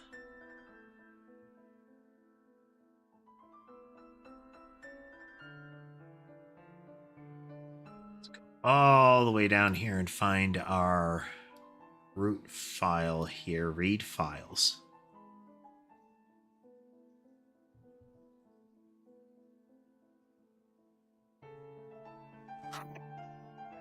Welcome, Devis. So is it that you're trying to get started with coding in particular games, and you've been using AI for that, or large language models for that? But you're kind of running into a wall in that regard. Is that what you're dealing with?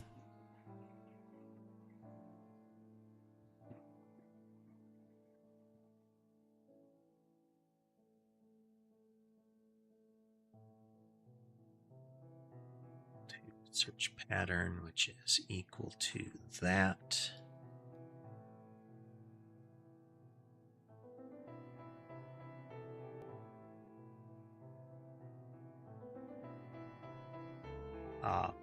From a coding in general perspective,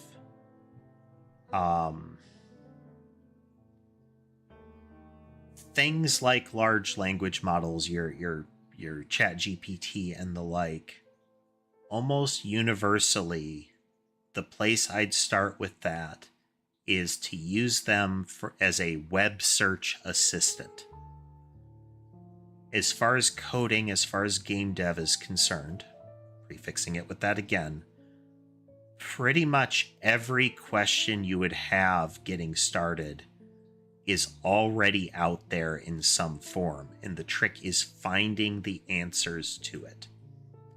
If, say, you're starting with Godot and C# like I'm working with, or Godot and GD script, the tutorials that Godot itself puts out are fantastic and will get you running with a lot of different tools. Otherwise, pretty much everything you could have is out there in some form. That is a good kickoff point. I can't say for certain whether Unity has the same documentation tutorials out there, but I would expect that you're going to find the same kind of thing. Somewhere there is somebody describing the circumstance. Now, that's only half of it, though. The other half, it's not even the other half, but another really significant part is learning to break what you're trying to do down into smaller and smaller parts so that you can understand how to solve the small parts instead of trying to solve the big part all at once.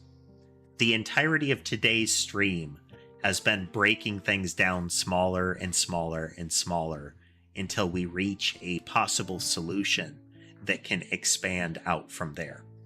If you tackle it that way, you're going to have a better time learning how to program. And then tools like chatbots and the like, completion tools like that, are now assisting you instead of, for the most part, trying to use them to do the work for you. They may be able to solve immediate problems, but they're not going to create a code base that you understand unless you could have written that yourself. Not necessarily easily, but unless you could have come to the same conclusions and you understand and agree with what the code it generated is, you won't get very far. But if you can already understand what it's doing and you can pick and choose the parts that it has suggested because you know that those will work, or you feel like those will actually work because of your own knowledge, then you'll get there. But shorter version, look up tutorials. Do not feel like you shouldn't be using tutorials and online resources. Those are some of the greatest things available to us as the result of the internet age.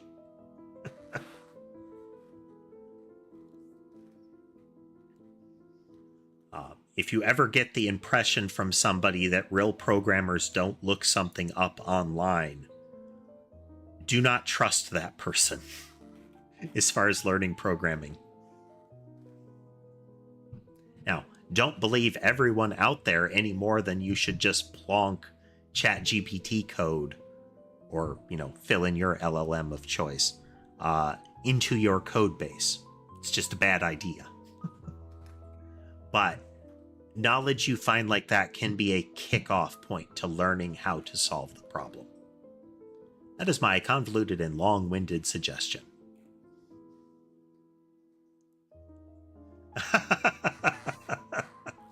Hello there, Quet. I saw a cat meme today that was one of those like I can has cheeseburger kind of things, cat can have little salami thing. And at some point somebody said, Grok, can cat has little salami? And it was, well, cats can have little salami, but it should only be a little bit because it contains spices and chemicals that aren't necessarily good for cats in more than tiny quantities. And I found it hilarious that it actually used the term salami instead of salami. But hello, Quit. Welcome. And hello, Lunar. We do not have a Pal World style Stardew Valley minigame yet. Perhaps we'll get there. Okay, so that's why it's breaking down. We're not getting any files out of a search pattern that has the pipe in it.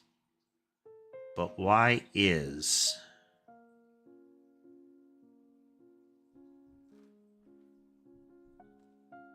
here's a good demonstration of it. The internet has lied to me.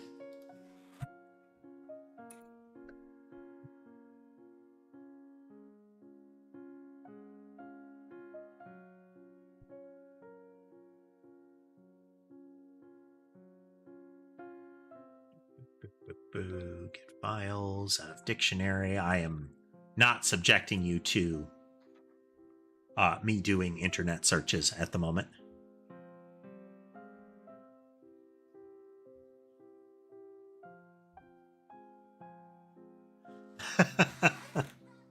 Yeah.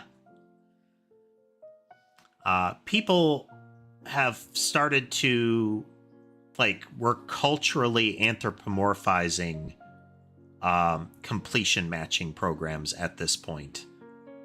Very robust and complicated completion matching programs, but completion matching programs nonetheless. Let's see, we have 1, 2, 3, 4, 5, 6. Oh, we have all 6 kitties. Molly is across from the keyboard. You can see everything but her head and lower hind paws. Ember and Sky are up in the tree. Ember is in the foreground and Sky is the entirety of the background of the little box up there. And then Mason, Sherbet, and Sammy, top to bottom, left to right, are on the bed there.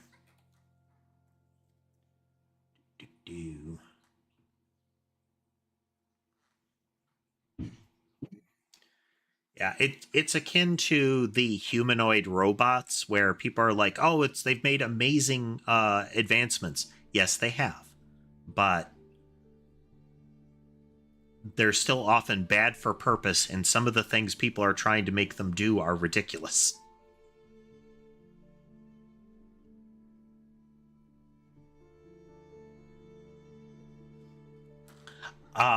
Devas, I would read tutorials.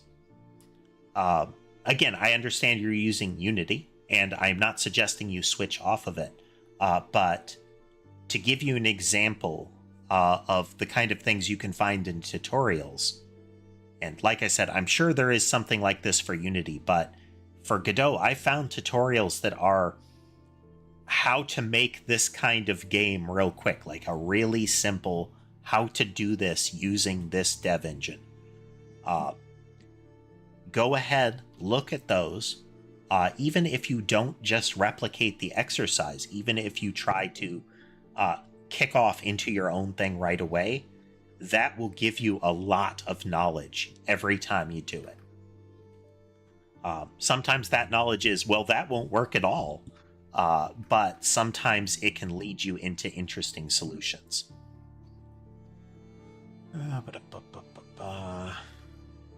Path.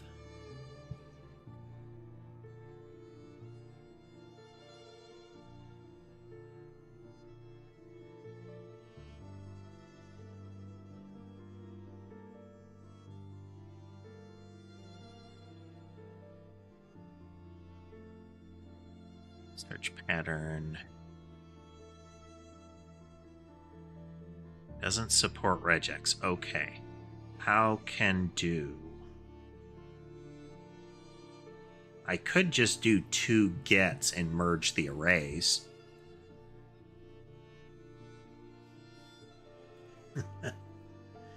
Thanks for swinging through then, Ames.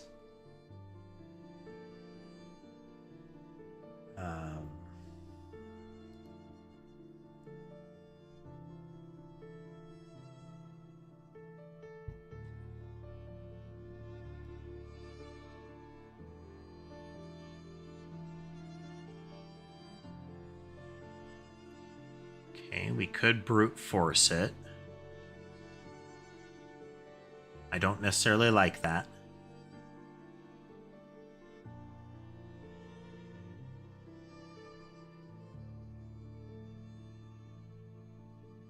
That is always the fun thing, Lunar, in AI discussions, is a lot of things center around like, oh, but what if they do something terrible, like they take over weapon systems or nuclear launch codes or shut down the internet.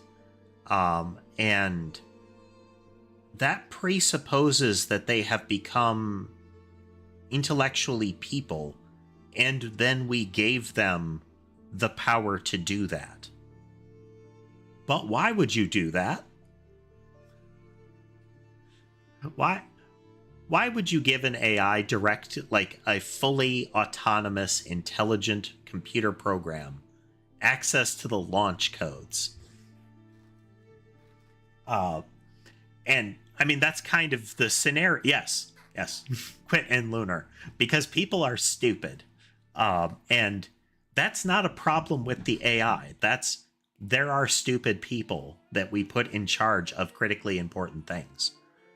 And that's the problem. Not that AI would misuse them, but because you gave it to a stupid person who then gave it to a flawed person.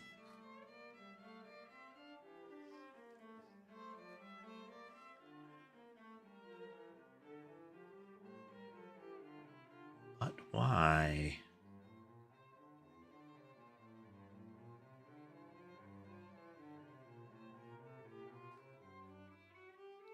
So I can't use regex for this, but what can I use? Documentation, tell me. Oh. Okay, never mind. Okay, so I was looking for like, oh, I should use a search pattern. But why? I'm doing that later. I'm manually doing that later. This is just saying, get me all the files in the data folder.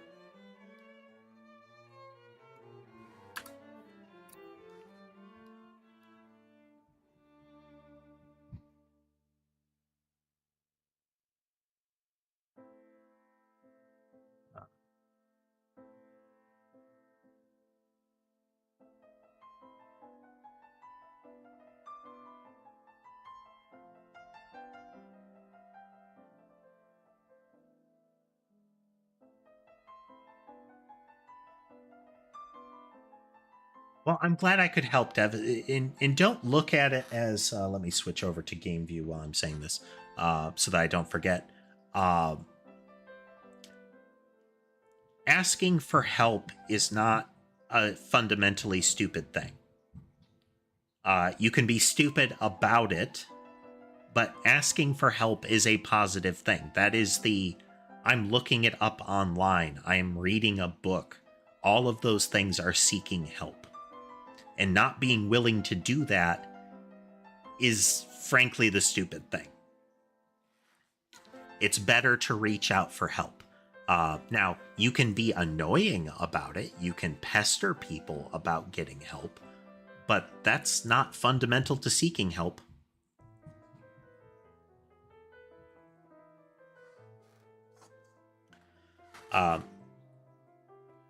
Personally, quit the AI learning off of each other won't go anywhere.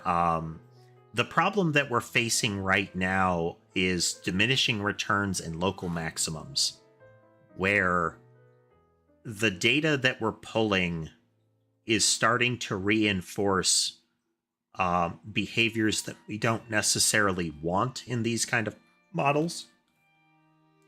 We are seeing circumstances where the data sets are starting to self-poison as well.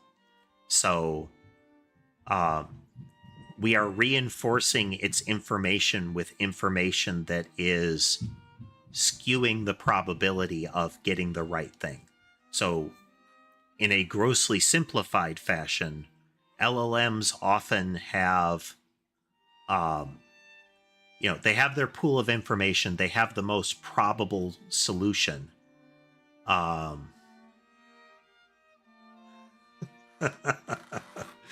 That's not inaccurate, Quit. Too much prawn in the economy knowledge AI. Though comically or amusingly, history has told us that if you want to see what kind of advancements, what kind of new technology is going to be up and coming, then the adult entertainment industry and the arms manufacturing industry, military and adult entertainment are the places that technology tends to come from. Like, there are elements of the internet in general and payment processing that come from adult entertainment. But it's as much things like let's say a majority of people get something wrong, but they still answer the question with confidence. But nobody goes back to say, that's wrong. Somebody found the solution somewhere else and they moved on with their life. If that wrong answer keeps getting replicated out there in the internet and it is not, taken down or corrected, or there isn't some sort of data grooming that happens, then that wrong answer might be misinterpreted in the data set as the right answer, let's say 60% of the time. If it's not the wrong answer frequently enough, or it's not the right answer frequently enough, then the dice roll that LLMs make could increasingly frequently point you at the wrong answer with increasing confidence.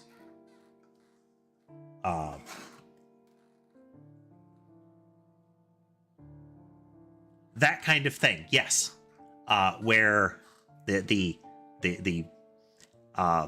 Mandela effect is something that I fully anticipate is going to start causing problems with things like LLMs. Where there are people confidently saying that something is not as it is, not out of malice, but out of,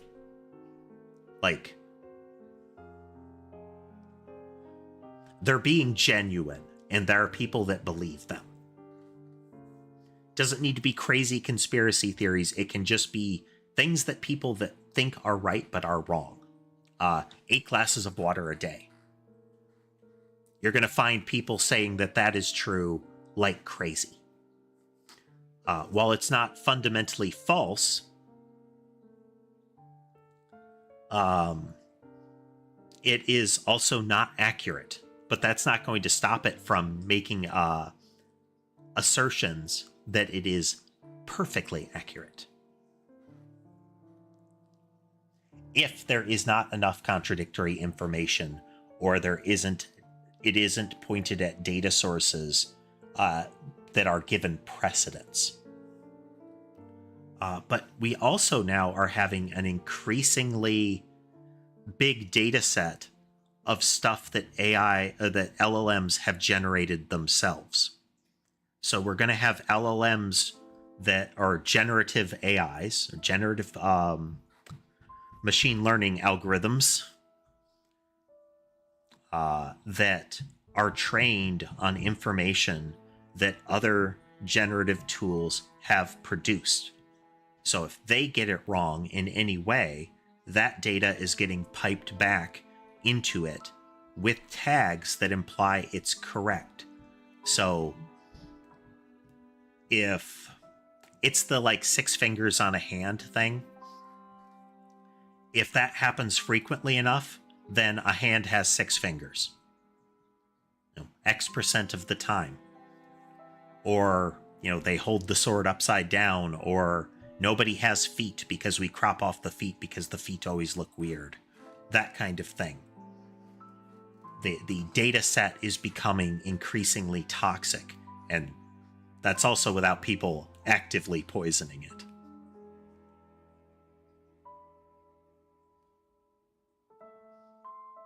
I do love the arms race. There are still things in the art community that haven't been defeated by people making these LLMs that essentially creates poison pill art. They have shown that it's still working, and that you can do things like, hey, here's the data sample if you have no poisoned samples. And it's like a dog, a cat, that kind of thing.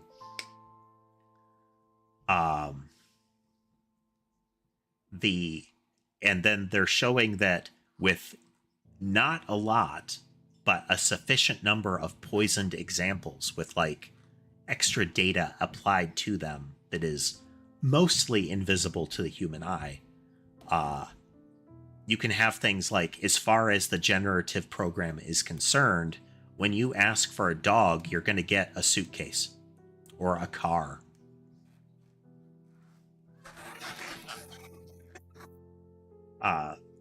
because that's one of the things when I mentioned that people are anthropomorphizing it, it doesn't know anything. There's a complex series of equations that convert tags into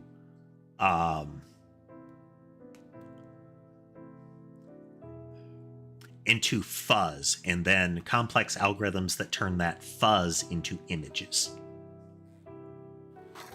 Grossly simplified, technically inaccurate, but kind of aligns with the results. The fun thing, Quit, is that when it says suitcase instead of dog, the suitcase doesn't look like a dog. But there is an interstitial period where it does. I think that's the word, interstitial. I know intermediary would be accurate. Anywho. Okay, we get all of the files, and then when we're getting individual file contents, we're going to cull any that aren't JSON or game data files. So we're removing search pattern. Click. For those wondering, when I mentioned that I moved away from purely JSON files, that's why. I have 115 files in these folders. A lot of them there are a lot of texture files, but a majority of them are these game data files. So, like, I have 28 of these, and each of these contains more stuff. Texture files are numerous as well. So I'll be able to cull this list down if I can get the search pattern there. But I have 30 files containing multiple things each. It doesn't take long for the ability to maintain them to plummet. Okay, so we're going to go in. We're going to run this. And it's going to work fine because there are no .jsons. That's not good. It shouldn't be spinning this long.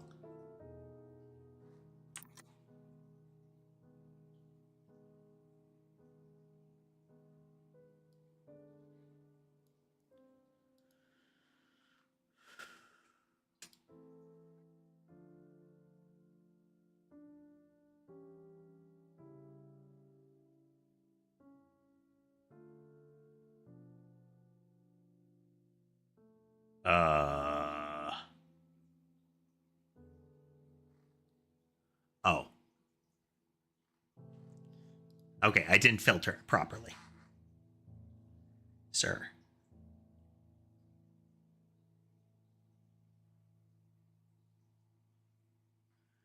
Sky has come to bug me.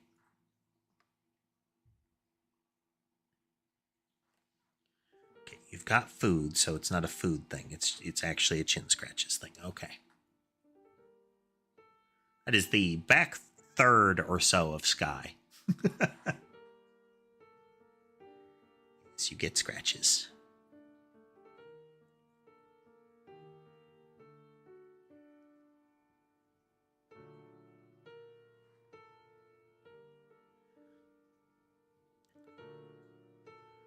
Gotta give him attention so he doesn't mess with the mouse.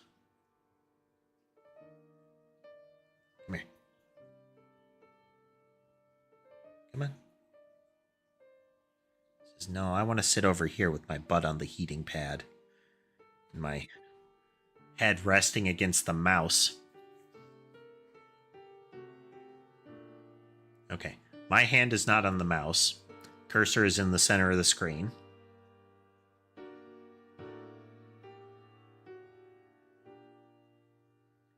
You can see the cursor is drifting down and left.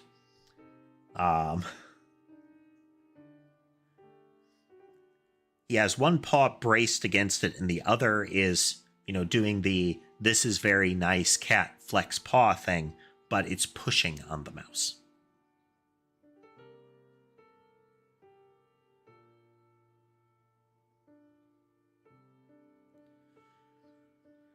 More so than Ember, I cannot interact with the mouse right now because he is blocking all of its movement. I could move him, but he's being nice. Yeah.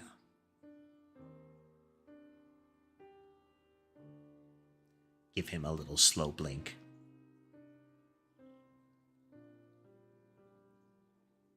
If the cat ever looks at you and it does a really slow, like, kind of a blink, a slow close the eyes, pause, open the eyes, that is another big sign of affection.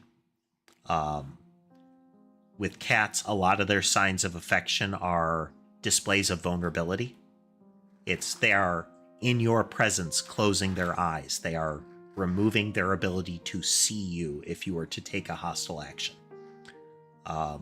When a cat rolls over and exposes its belly, now keep in mind, there are some cats that love belly rubs.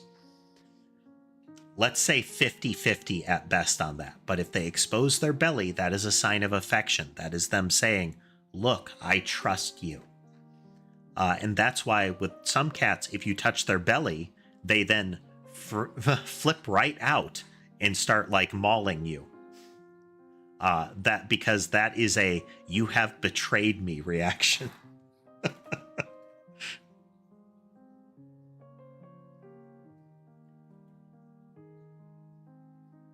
If they don't like belly rubs and they do that, you can often just scratch their back or the back of their head. If they don't recoil from you reaching over, and they like that better. Like Sky likes back scratches. Things are moving along. I'm messing with some file loading in preparation for messing with spawning, using an entirely new class structure.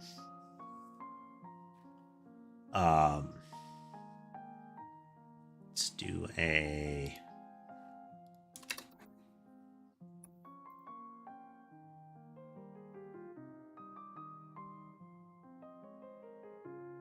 false.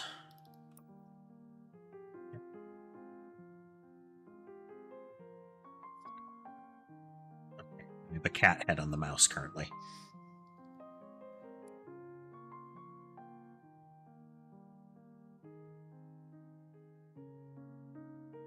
File. Lift cat head, mouse wheel down.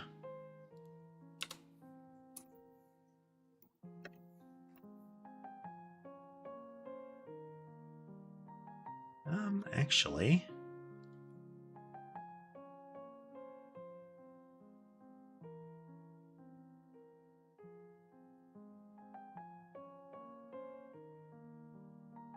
If file contents. Awkward typing, go.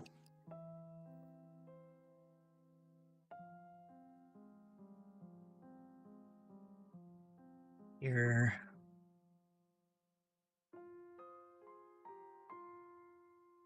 So, yes, we're looking to make level creation easier. Right now, if I just have like a couple of spawn sequences, it's straightforward, but getting the number that would be necessary to make a level compelling, getting those in there would be a huge maintenance burden. It would be way too many files and way too big, way too long in the row perspective to keep track of.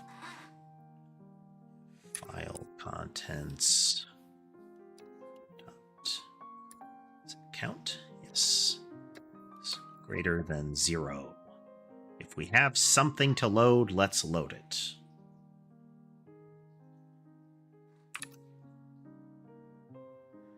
Sir. So he does. He has the whole side of his head braced against my mouse hand.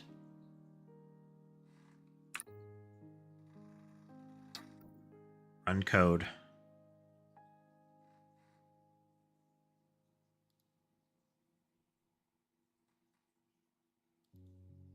That's not right at all.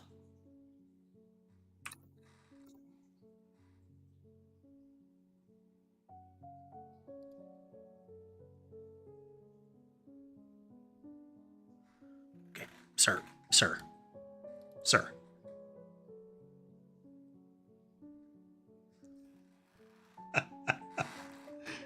Buddy.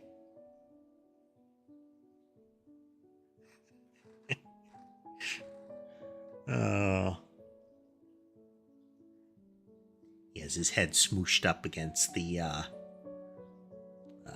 cat barrier here around the keyboard. Massaging a paw here.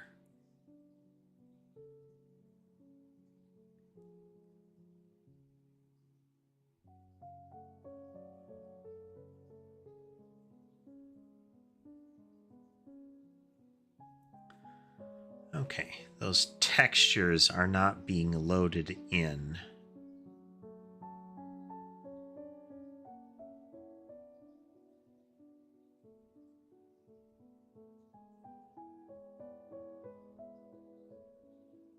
Is it just textures, or is it something else that's failing?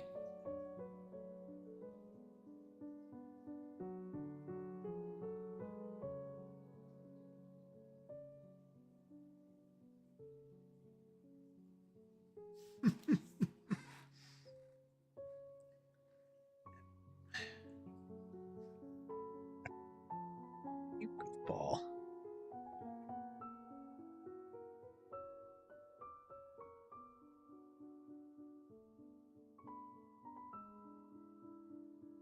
He gets chin scratches. Yeah.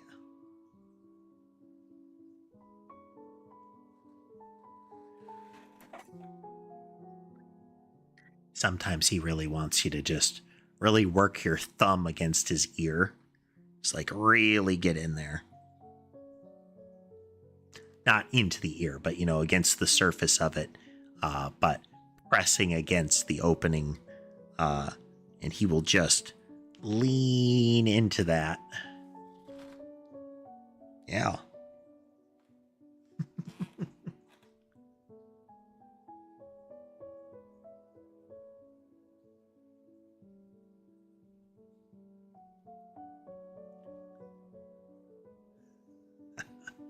Don't worry about it, Quit.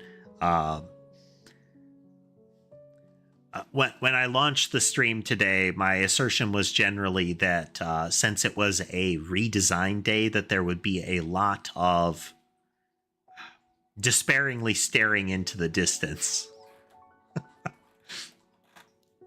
Because we got to figure out how to do stuff.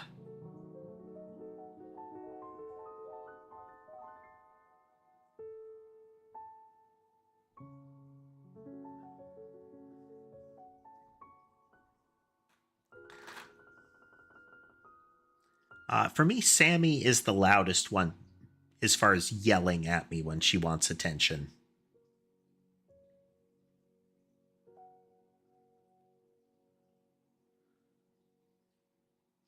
Molly cries as well, and it's a pitiful little sound.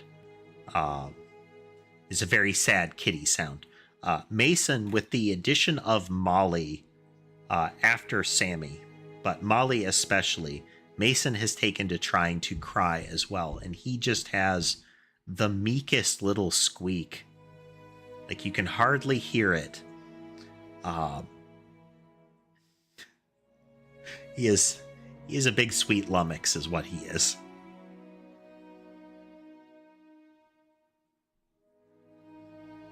Like, he wants to crawl up across my shoulder like Ember, but he doesn't like being held in the same way.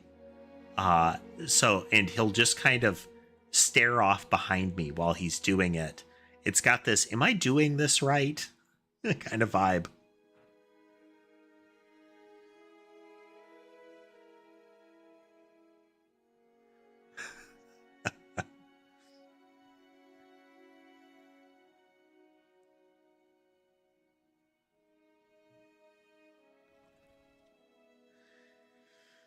Sometimes your pet becomes a spoiled child, and it's a matter of gracefully working through the situation.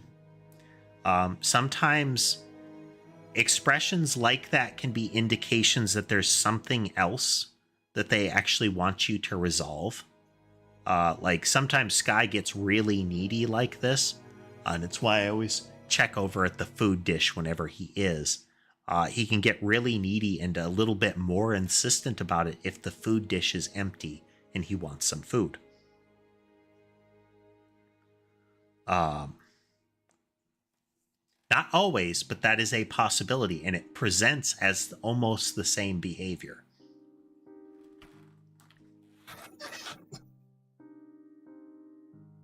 Sometimes cats will get withdrawn or hostile or just kind of obnoxious if there's something in their environment that they don't like. So it can be tricky to find out what that is. One of my prior cats, Rorschach, big brick house of a tuxedo. For a while, he wasn't using the litter box, and I couldn't figure out what it was. But it ended up being that a litter that all of the cats were fine with. Sometimes it was like a wood-based litter. Sometimes he had very dainty paws. He was really sensitive about his paws. So there was definitely something like tactile that he didn't like. So periodically he wasn't using the litter box. I changed back to the old litter and behavior perfect again. But it wasn't that he would yowl at the litter box or something like that. It's just that he would periodically not use it. And that it's that kind of investigative process. Is there something that would burn off their energy? It's like, do they want you to play with them versus pet them? That kind of thing.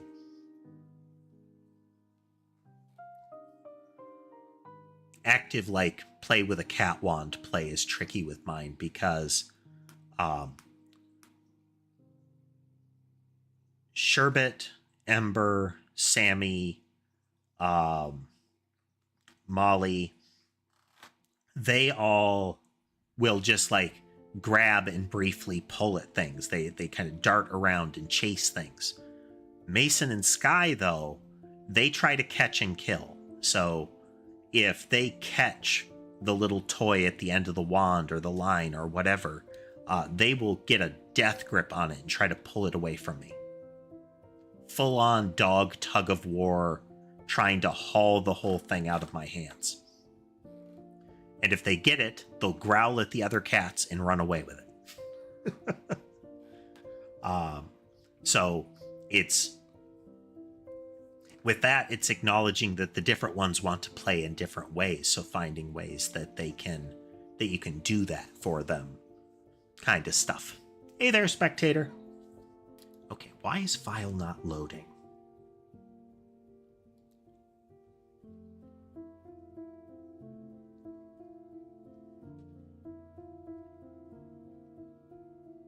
Because this should give us file contents. Are there files that were previously loading? Before I was expecting game datas, so...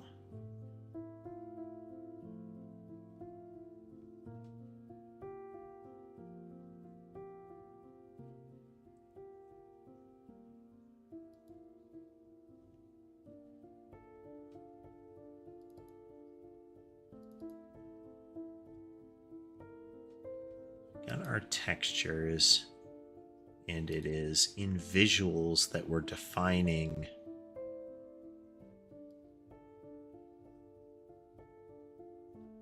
that kind of thing. So we have a texture wrapper for that.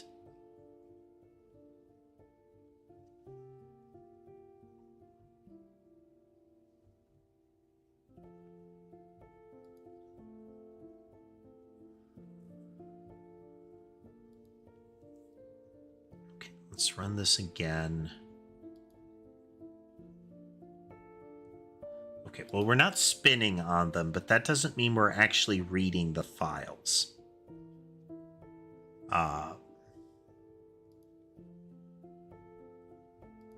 do we ever get anything like this? We didn't. Okay. So let's go here and see if we ever get...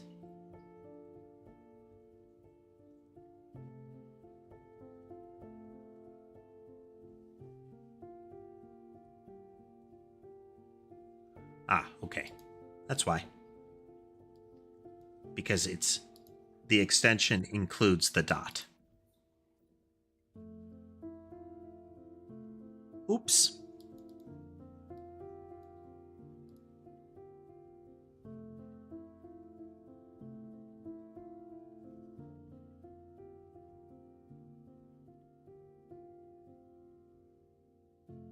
Loading.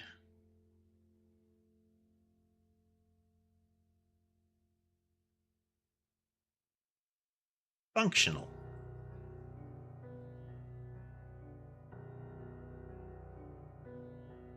Okay, another intermediary save.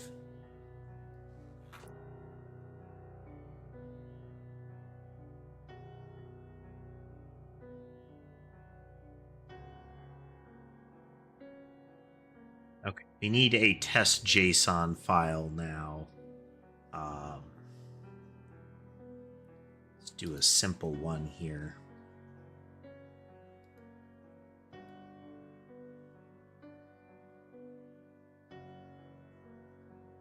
So this is going to be a spawner item.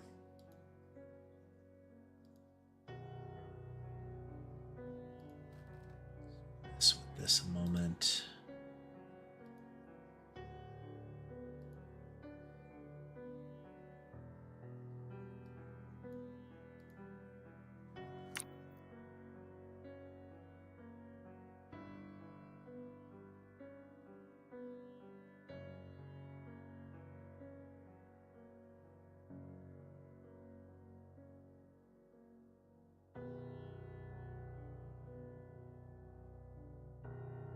Okay, so we're going to make a quick little JSON file.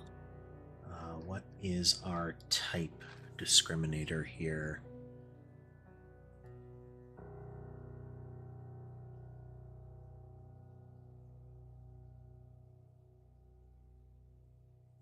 Dollar type.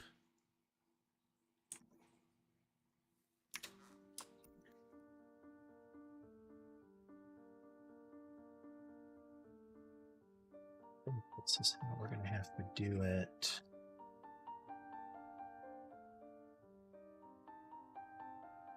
Spawner item. And where is it? Spawner item. We need what? Hey there, Slummy. We are making a game, yes. We're making our own Vampire Survivor style game.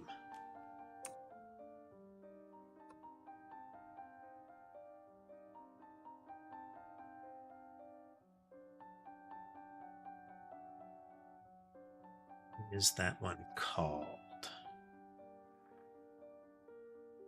I do. I have coded professionally for many years. This is the first time I'm doing much. I'm doing a substantial project in C#, Godot, and game development. Each of those things individually is a new part of that project. We have been at it a while. Take you.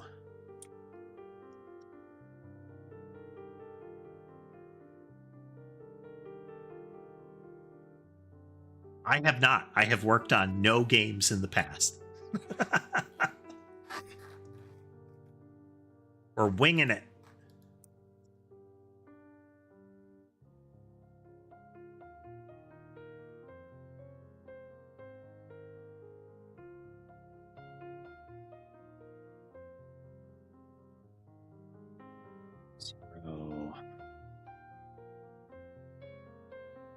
That's just to be consistent.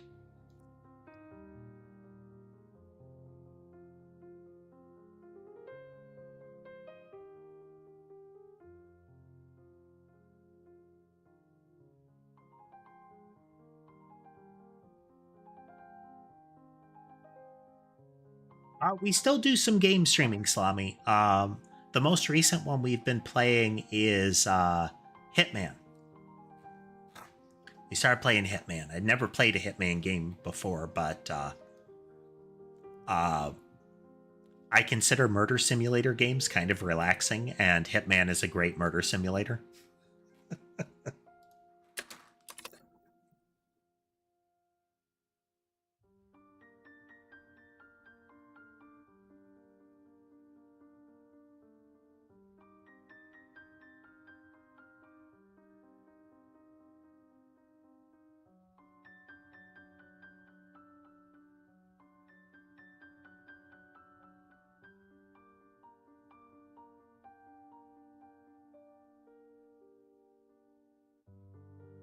So behaviors is not treated that way. Behaviors is this, this, and do this.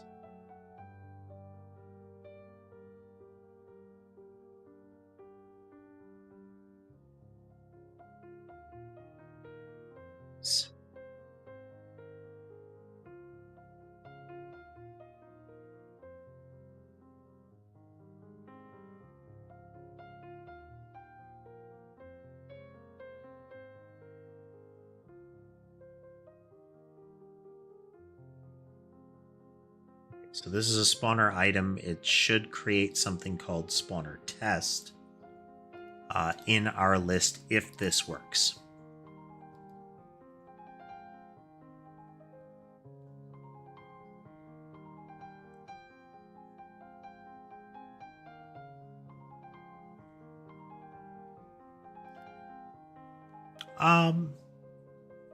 So a big part of this, Salami, is recognizing that streaming is not going to be something that happens fast. I've been doing this for a bit now, and it's something that you can't assume will ever blow up, or that if you do get to success as a streamer, and that's, you need to be realistic about what success means. It may take a long time. There are even some famous streamers that you may think about that actually took quite a while before it became a big thing. And that's where I try to keep it. I pay attention to what people like to watch. What works for the channel, what kind of things people say that they like in the streams, and try to roll with that.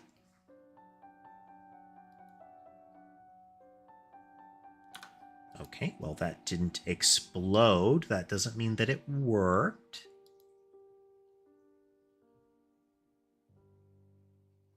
Oh, I would still love to take off. I suspect it would be super stressful. But I also am... I acknowledge the reality of streaming in general, and that's that I am one among many, many thousands. And that success is an incremental process.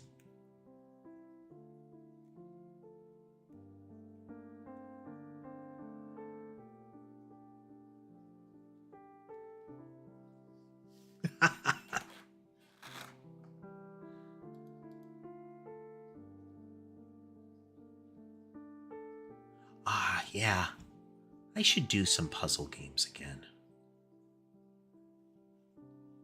I don't know that people like nonograms, but I do like playing the nonogram games.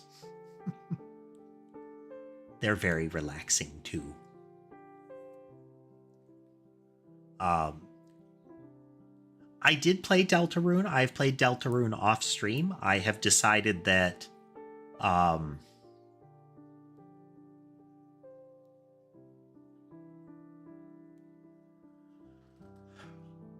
I won't do Deltarune and Undertale on stream. I have tried.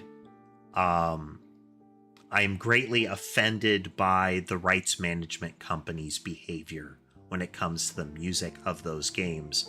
And you just can't play those games without the music going.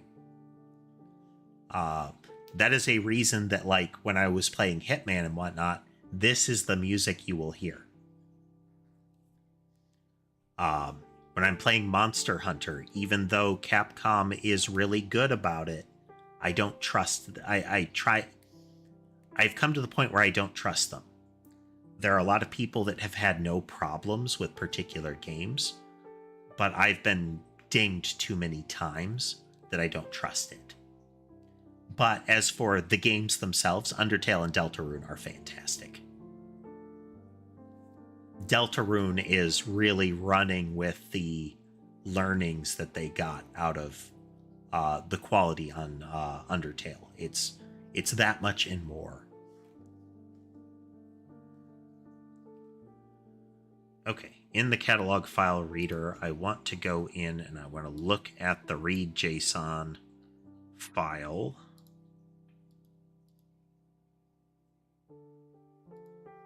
Here. And we want to see that it happened.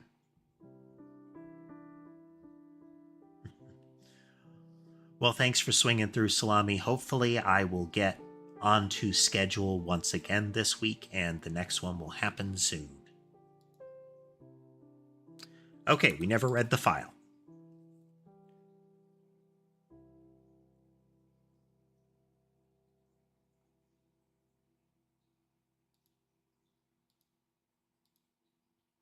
That is interesting.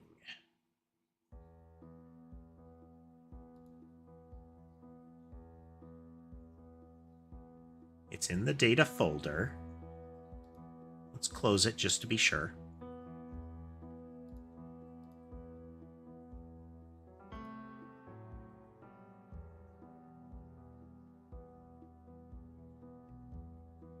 Okay, so we're just going to go here and we're going to see what files we get.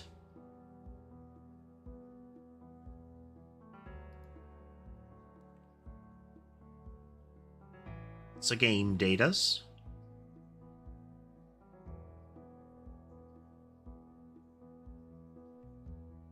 That's because it's a text file, not a JSON file. Womp womp.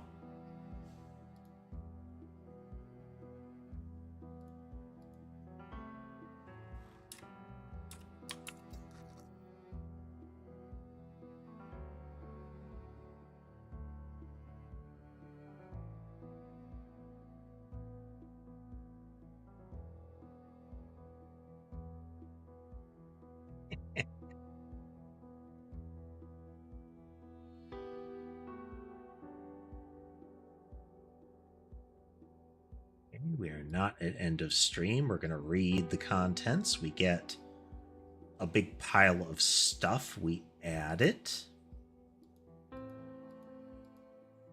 Get out of here. We're going to load all of that. We're going to step out of you.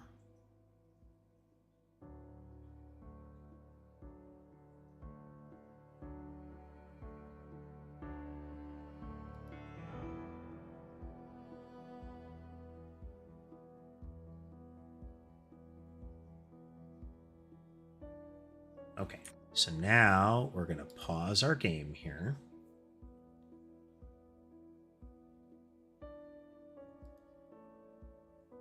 We are going to go into base catalog and we are going to look for a copy call here.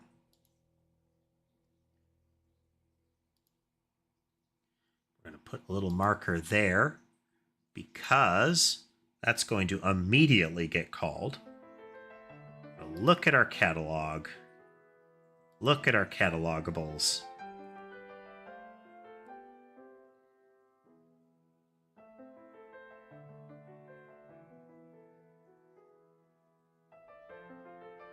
That's interesting.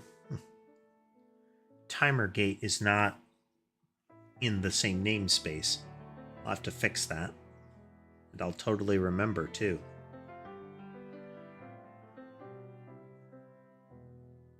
It's a spawner item.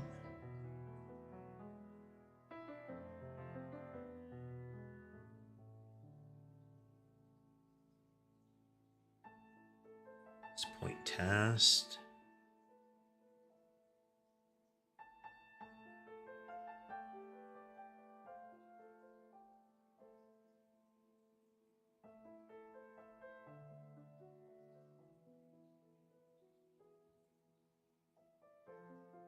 I don't see it.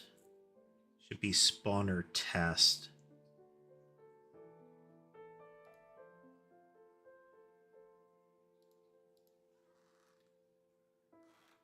This would be...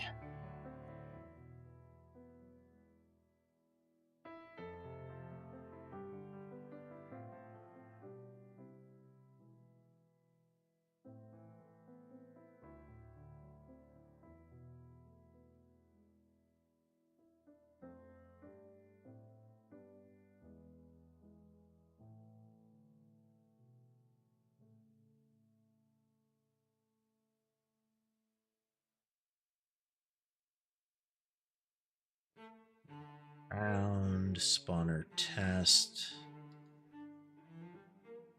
As the JSON, it should have come through as that.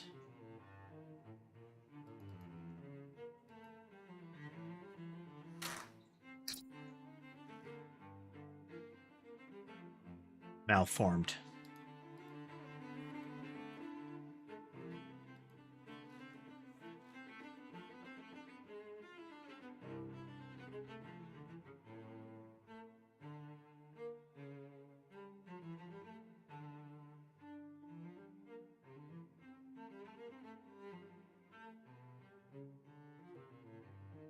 Let it load.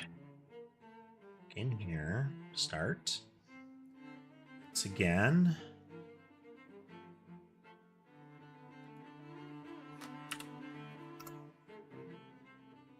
There we go. Okay, we can now load JSON. I'm sorry, we can now directly load JSON into the system. It is, we have been able to load JSON, just not directly from our files here. Checking some stuff real quick. Okay. There we go. Okay. Neat, neat. Alrighty. So it's not a catalogable, but so world event list item isn't.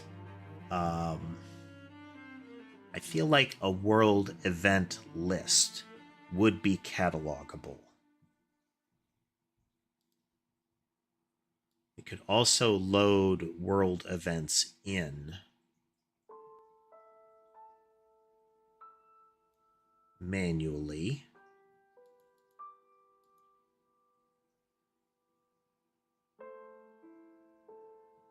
But again, the world events with their frequencies and counts and whatnot, I want them to be loaded after. So we need the idea of a world event list.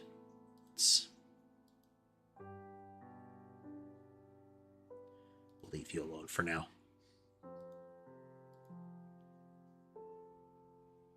Yeah.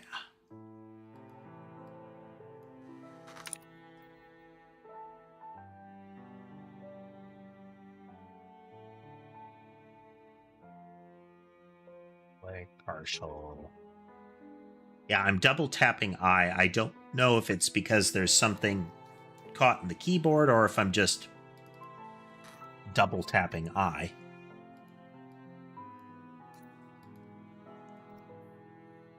Distinctly possible, just that the sensitivity of the keyboard is slightly different than my last one.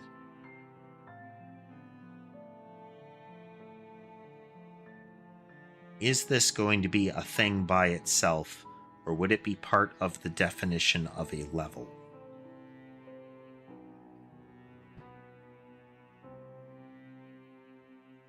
Because I'm not going to use it on multiple things.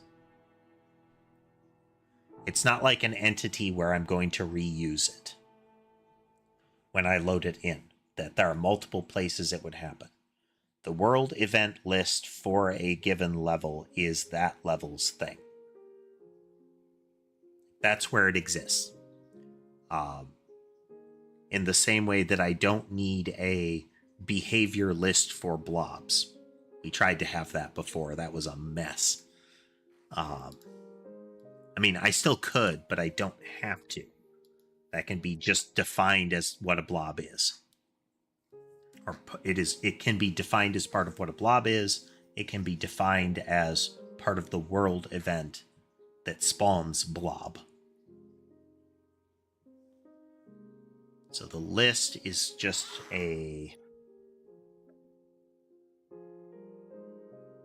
that, but also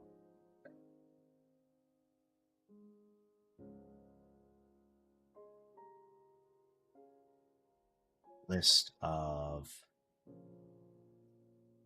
event list item.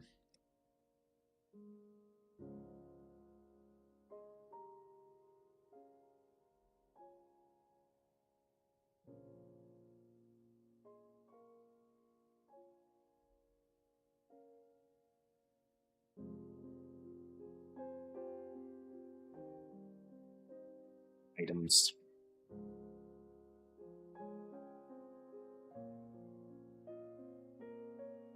Okay. All right. For now, that is just a thing in and of itself. So we'd have a world event list items there. And world event list items have a start and an end in a world event. Then these can have function to them.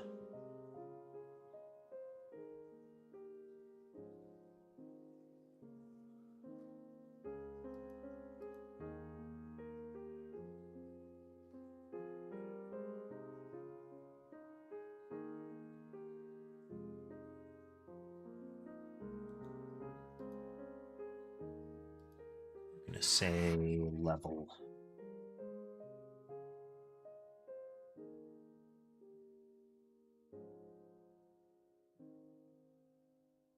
Level.cs.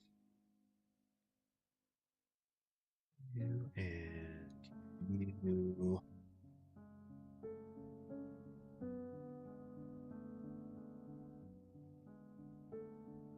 Partial. And this is catalogable. Okay, and so that needs to have some stuff from some of these other doodads here.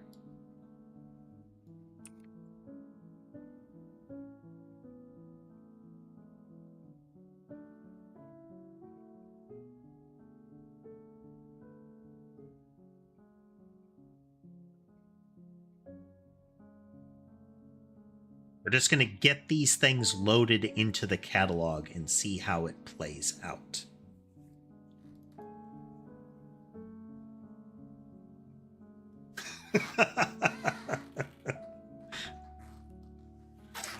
I used to be able to type fast, and then I got into coding extensively, more and more, and my typing slowed down. But that's largely because you don't type words and sentences in coding.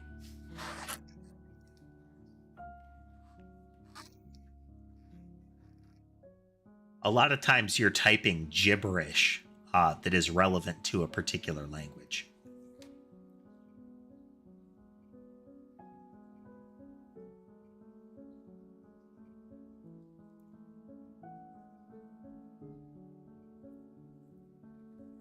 Yup.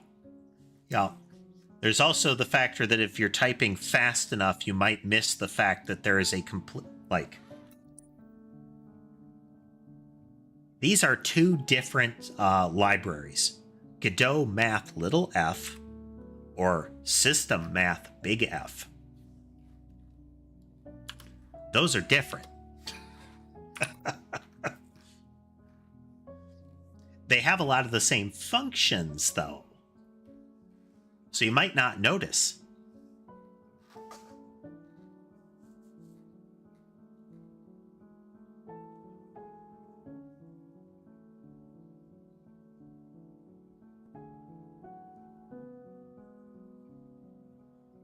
Brain stopped working. Oh, okay.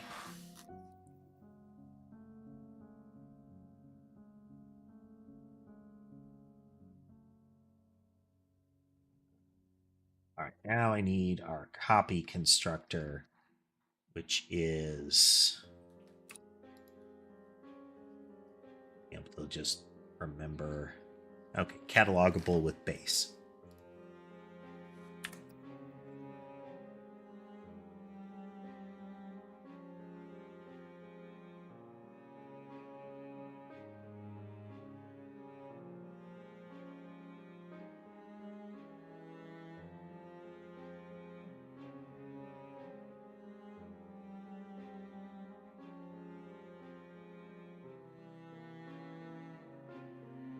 Getting late enough.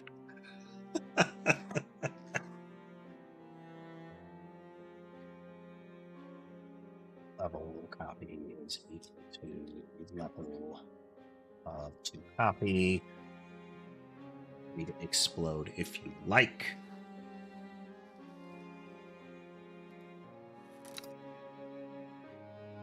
Like,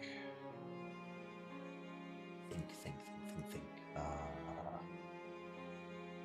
World event list. World event list with get in set. So in theory now, we should be able to load level here as a thing.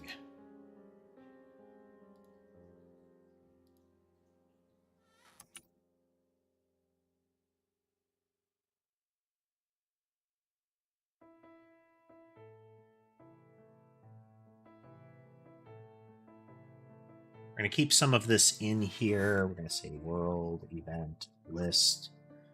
That is going to be an actual thing.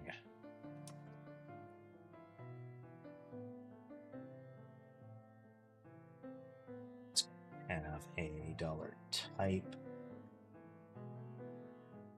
This is a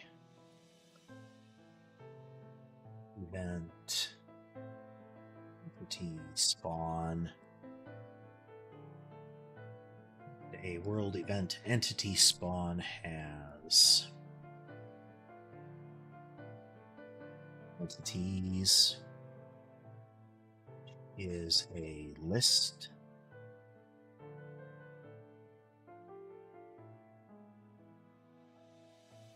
List will have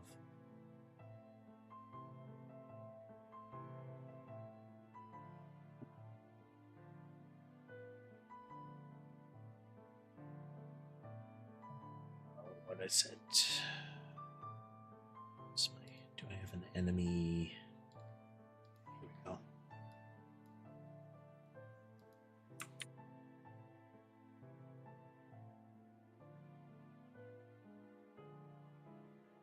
We're just going to spawn the first one, then we're going to have our behaviors, which is going to be the same thing here.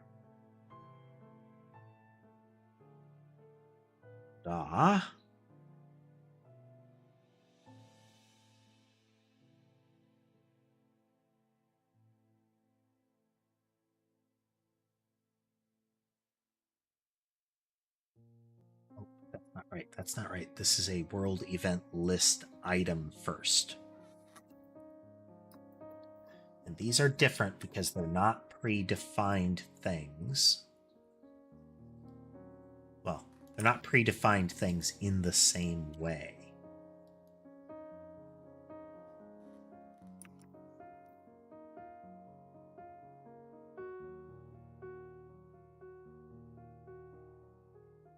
World event list has world event list items is a list, which contains one of these. Okay.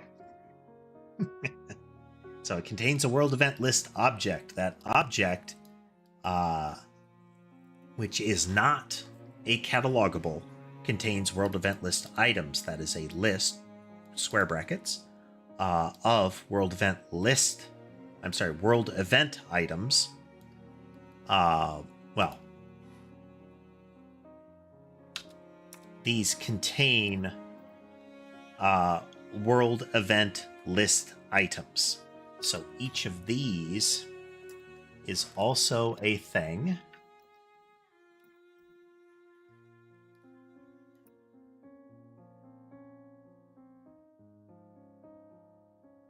But it's not just that. We need our world event list item. It has a world event property.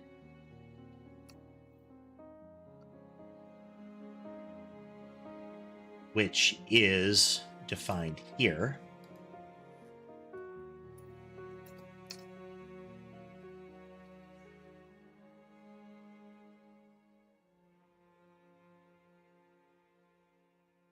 It has a start time and an end time property.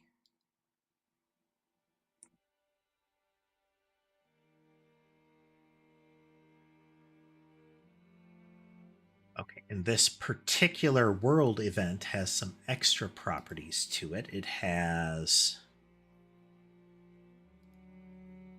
a frequency property.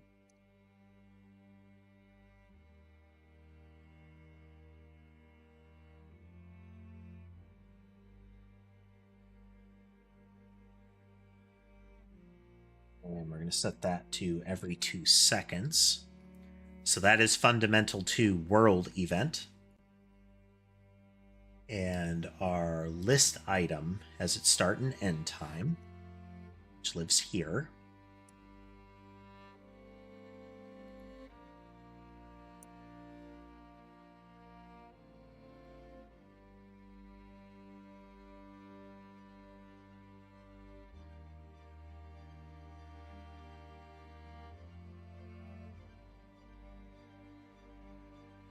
Those are from our copy over.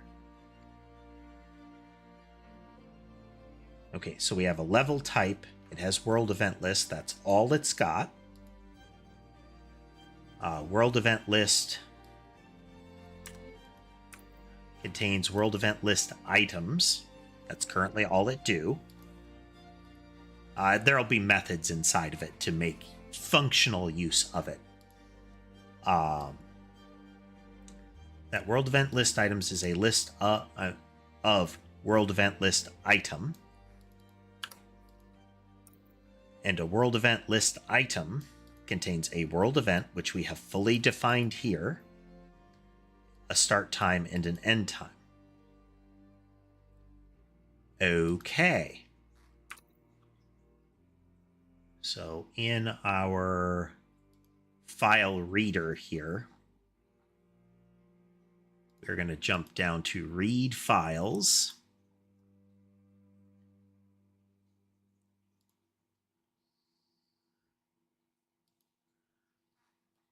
And we're going to step over load catalogables here, or into it, either way.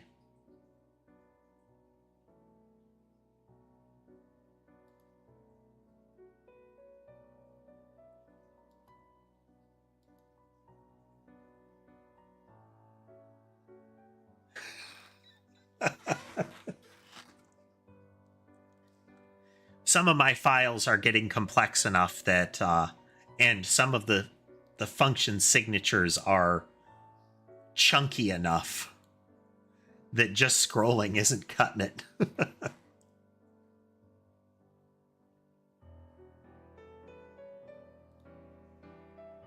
Where are you at? Run to cursor.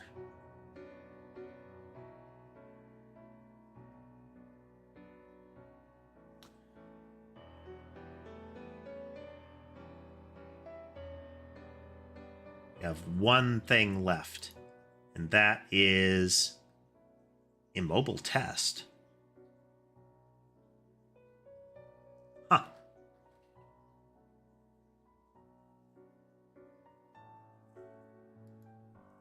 And punch cards, that would have been wild, you know?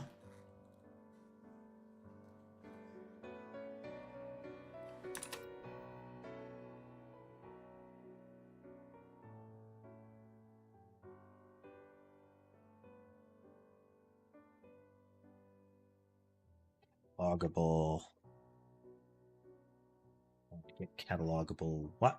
That is level test.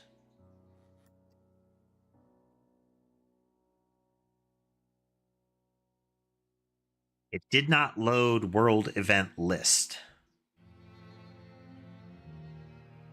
But it exists. We got something in it.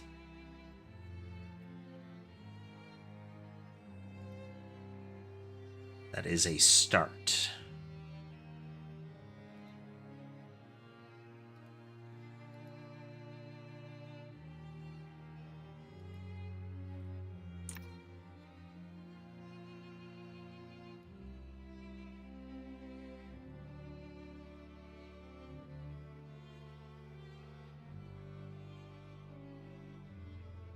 As a world event list, which is a world event list item or object, which we define here, but it may be that because we haven't typed them,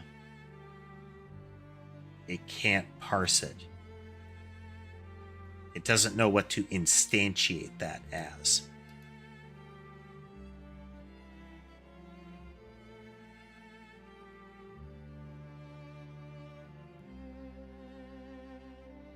I wonder if I can do it at the namespace level.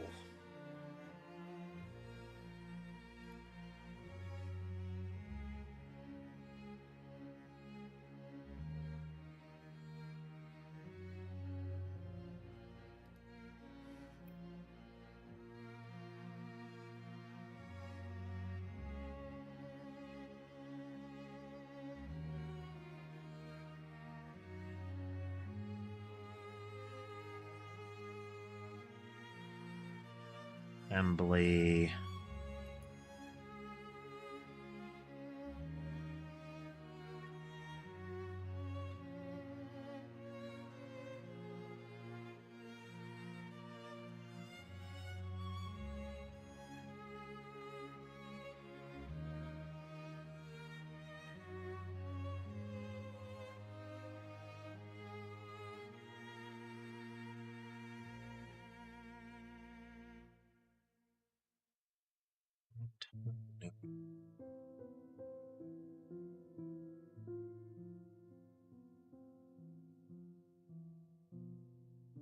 Subclass of, yes, yes.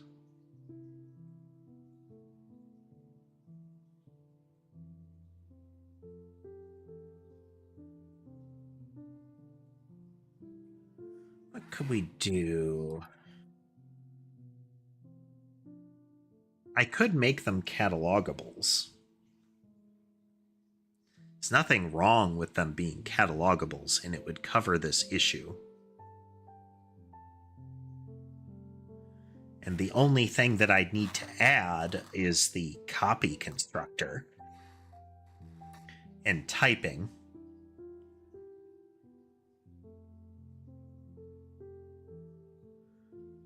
So in theory, I could have list like world event lists and world event list items in catalogables.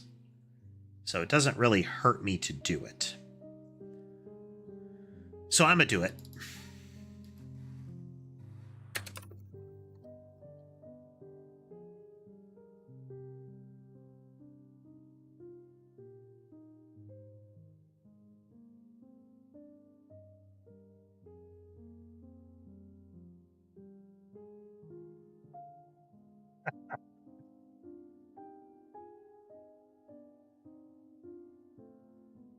I mean, you're not far off there, Tess. Not far off at all.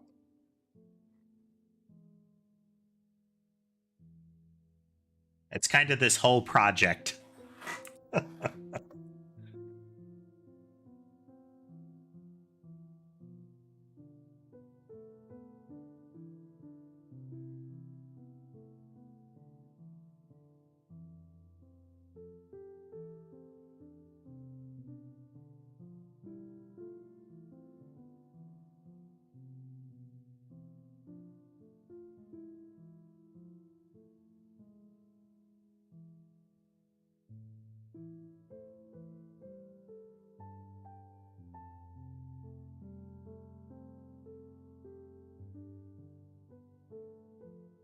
World event will be a catalogable as well.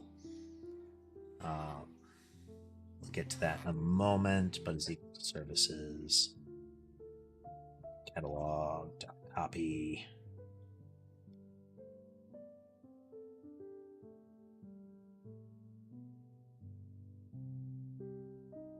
It won't like that because this isn't catalogable yet.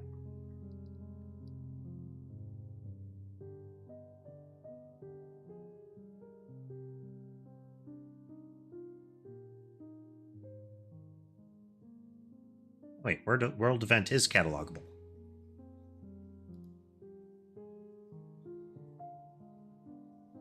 Huh. Womp womp. There we go. This returns a catalogable. We had to tell it explicitly, this is definitely going to be one of these because we're copying one of these. Technically an assumption, but not really a problem. Event list item should have one of these.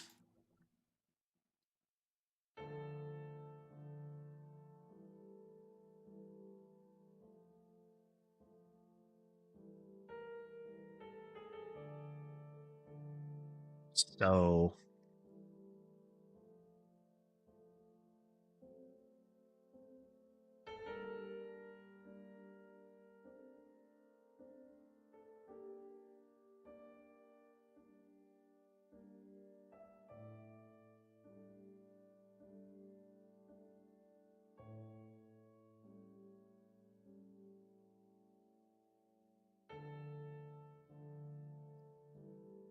loggable B.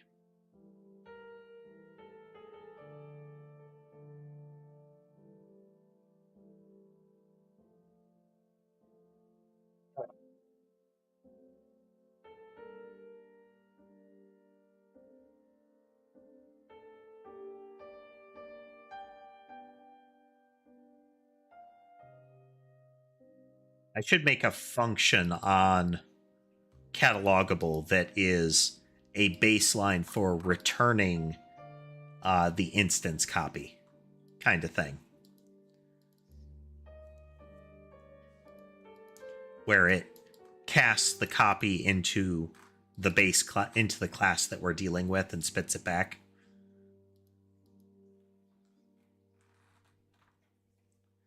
But anyhow.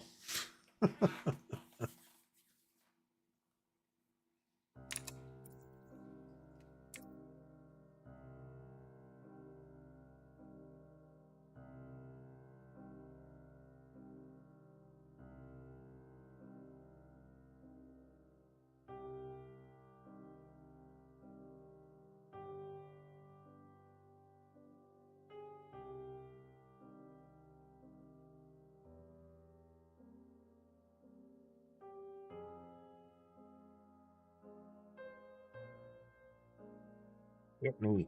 Item.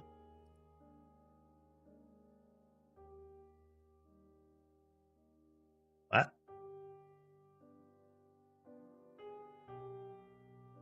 Emphatically press Control C.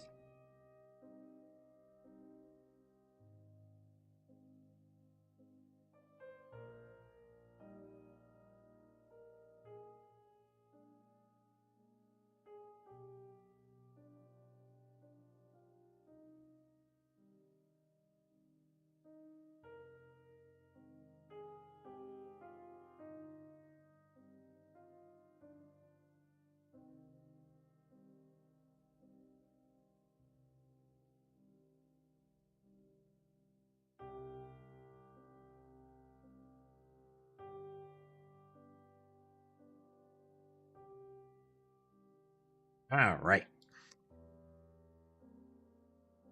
So this will duplicate the list of world event items.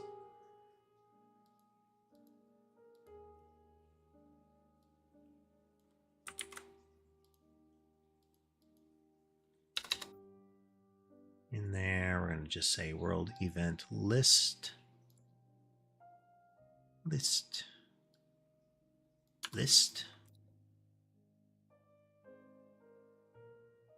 And world event is already a catalogable. Entity spawn is a world event, so it is catalogable. Okay. What this does is at runtime, it will detect this class and load it in.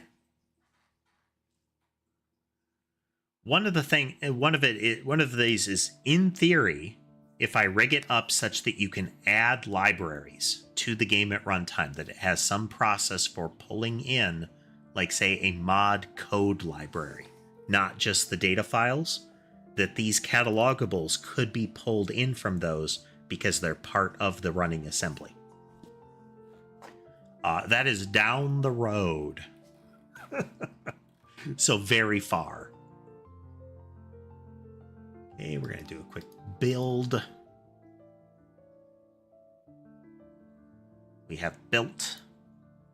So now, in this, so the world event list is a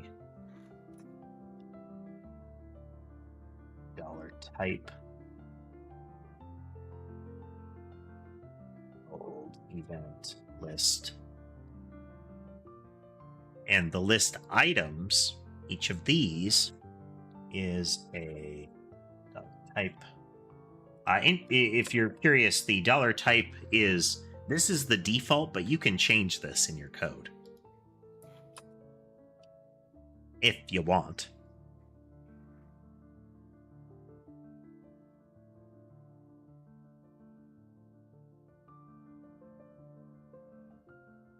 In theory, this should now work.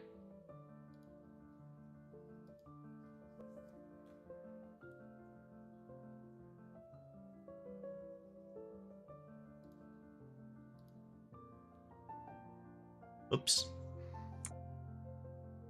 That's what I wanted to do. Ah, there we go.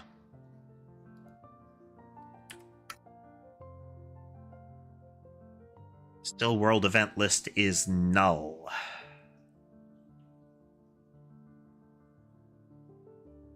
Wait a minute. Wait a minute.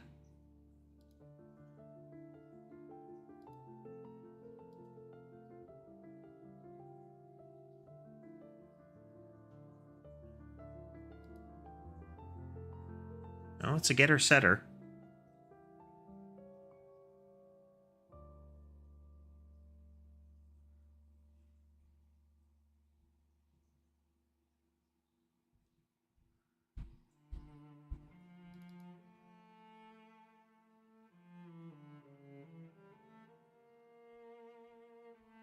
World event list in level.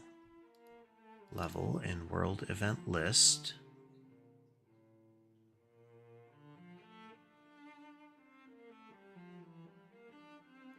Is an object with type world event list.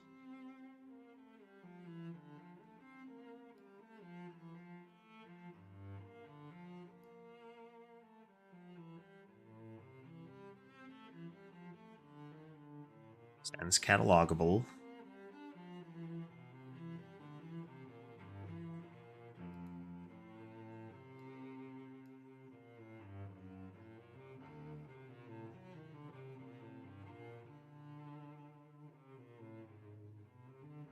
Let's go through and make sure we aren't missing something that causes it to be malformed.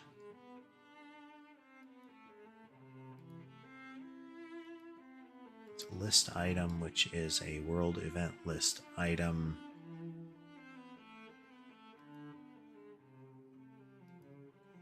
Comma. Word. This isn't loading correctly.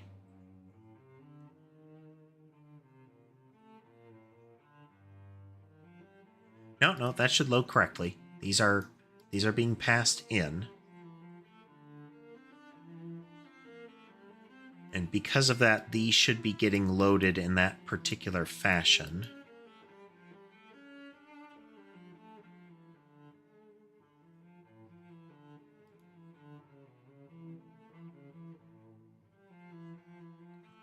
Comma, comma, comma, no comma, comma, comma, no comma.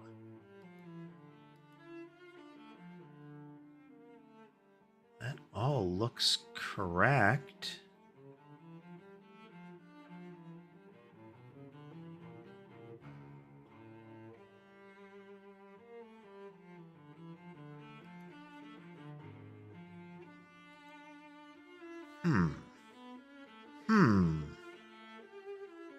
Might have to pick this up next time. It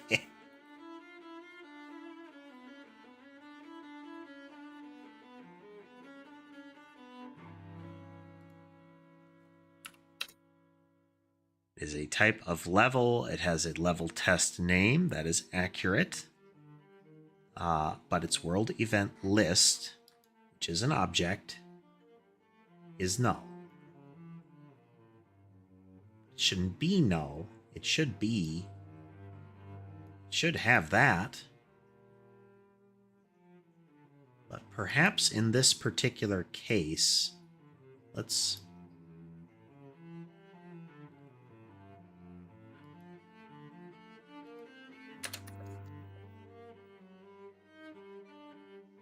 just throw that in there. No, wait, that's not true. That can't be.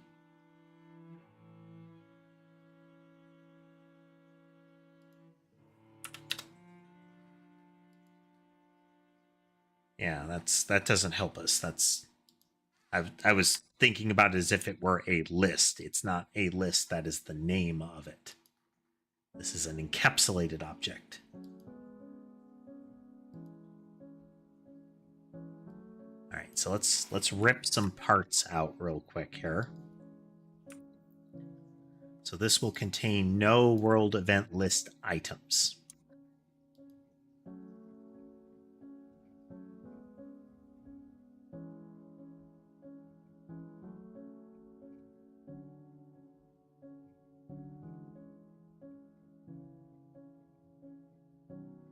World event list is still null.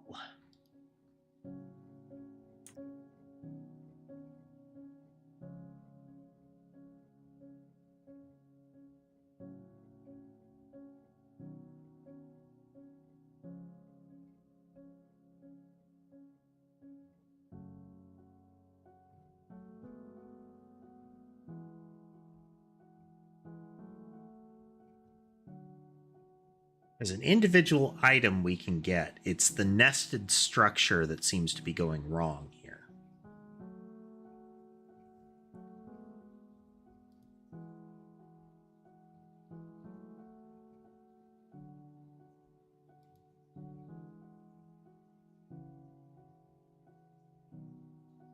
Might have to look into some syntax, but I thought this is exactly what we were doing.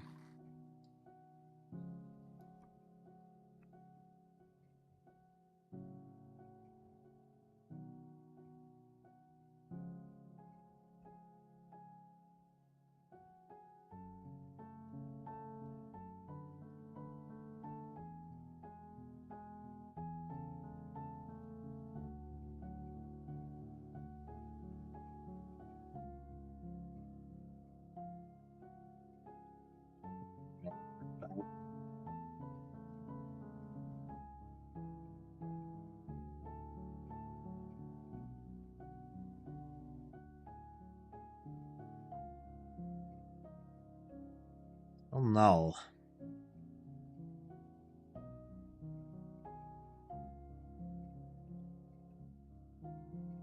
All right, we'll have to eyeball this a little bit later. So for the time being, we'll wrap up the hair. Hope everybody had a good time tonight. We actually did make a lot of progress. This is another one of those nights where everything that we were doing was all in the code and would fundamentally be invisible if we ran the game.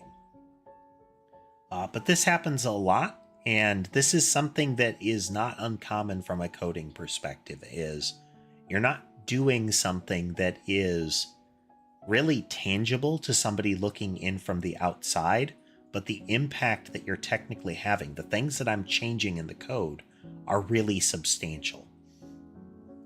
Like these will have far-reaching impacts. But we'll have to see from there. In the meantime, if you like what you saw and would like to see more, remember to like, follow, subscribe, comment. All of those things, they help the channel grow. So push those buttons. If you'd like to consider financially supporting the channel, you can do so through the means that each platform provides, as well as through platforms like Patreon and Ko-fi. You can find links to all of my channels in the link tree in the video descriptions and in my bio on Twitch. But with that said, I hope the rest of your day is good, and I'll see you next time.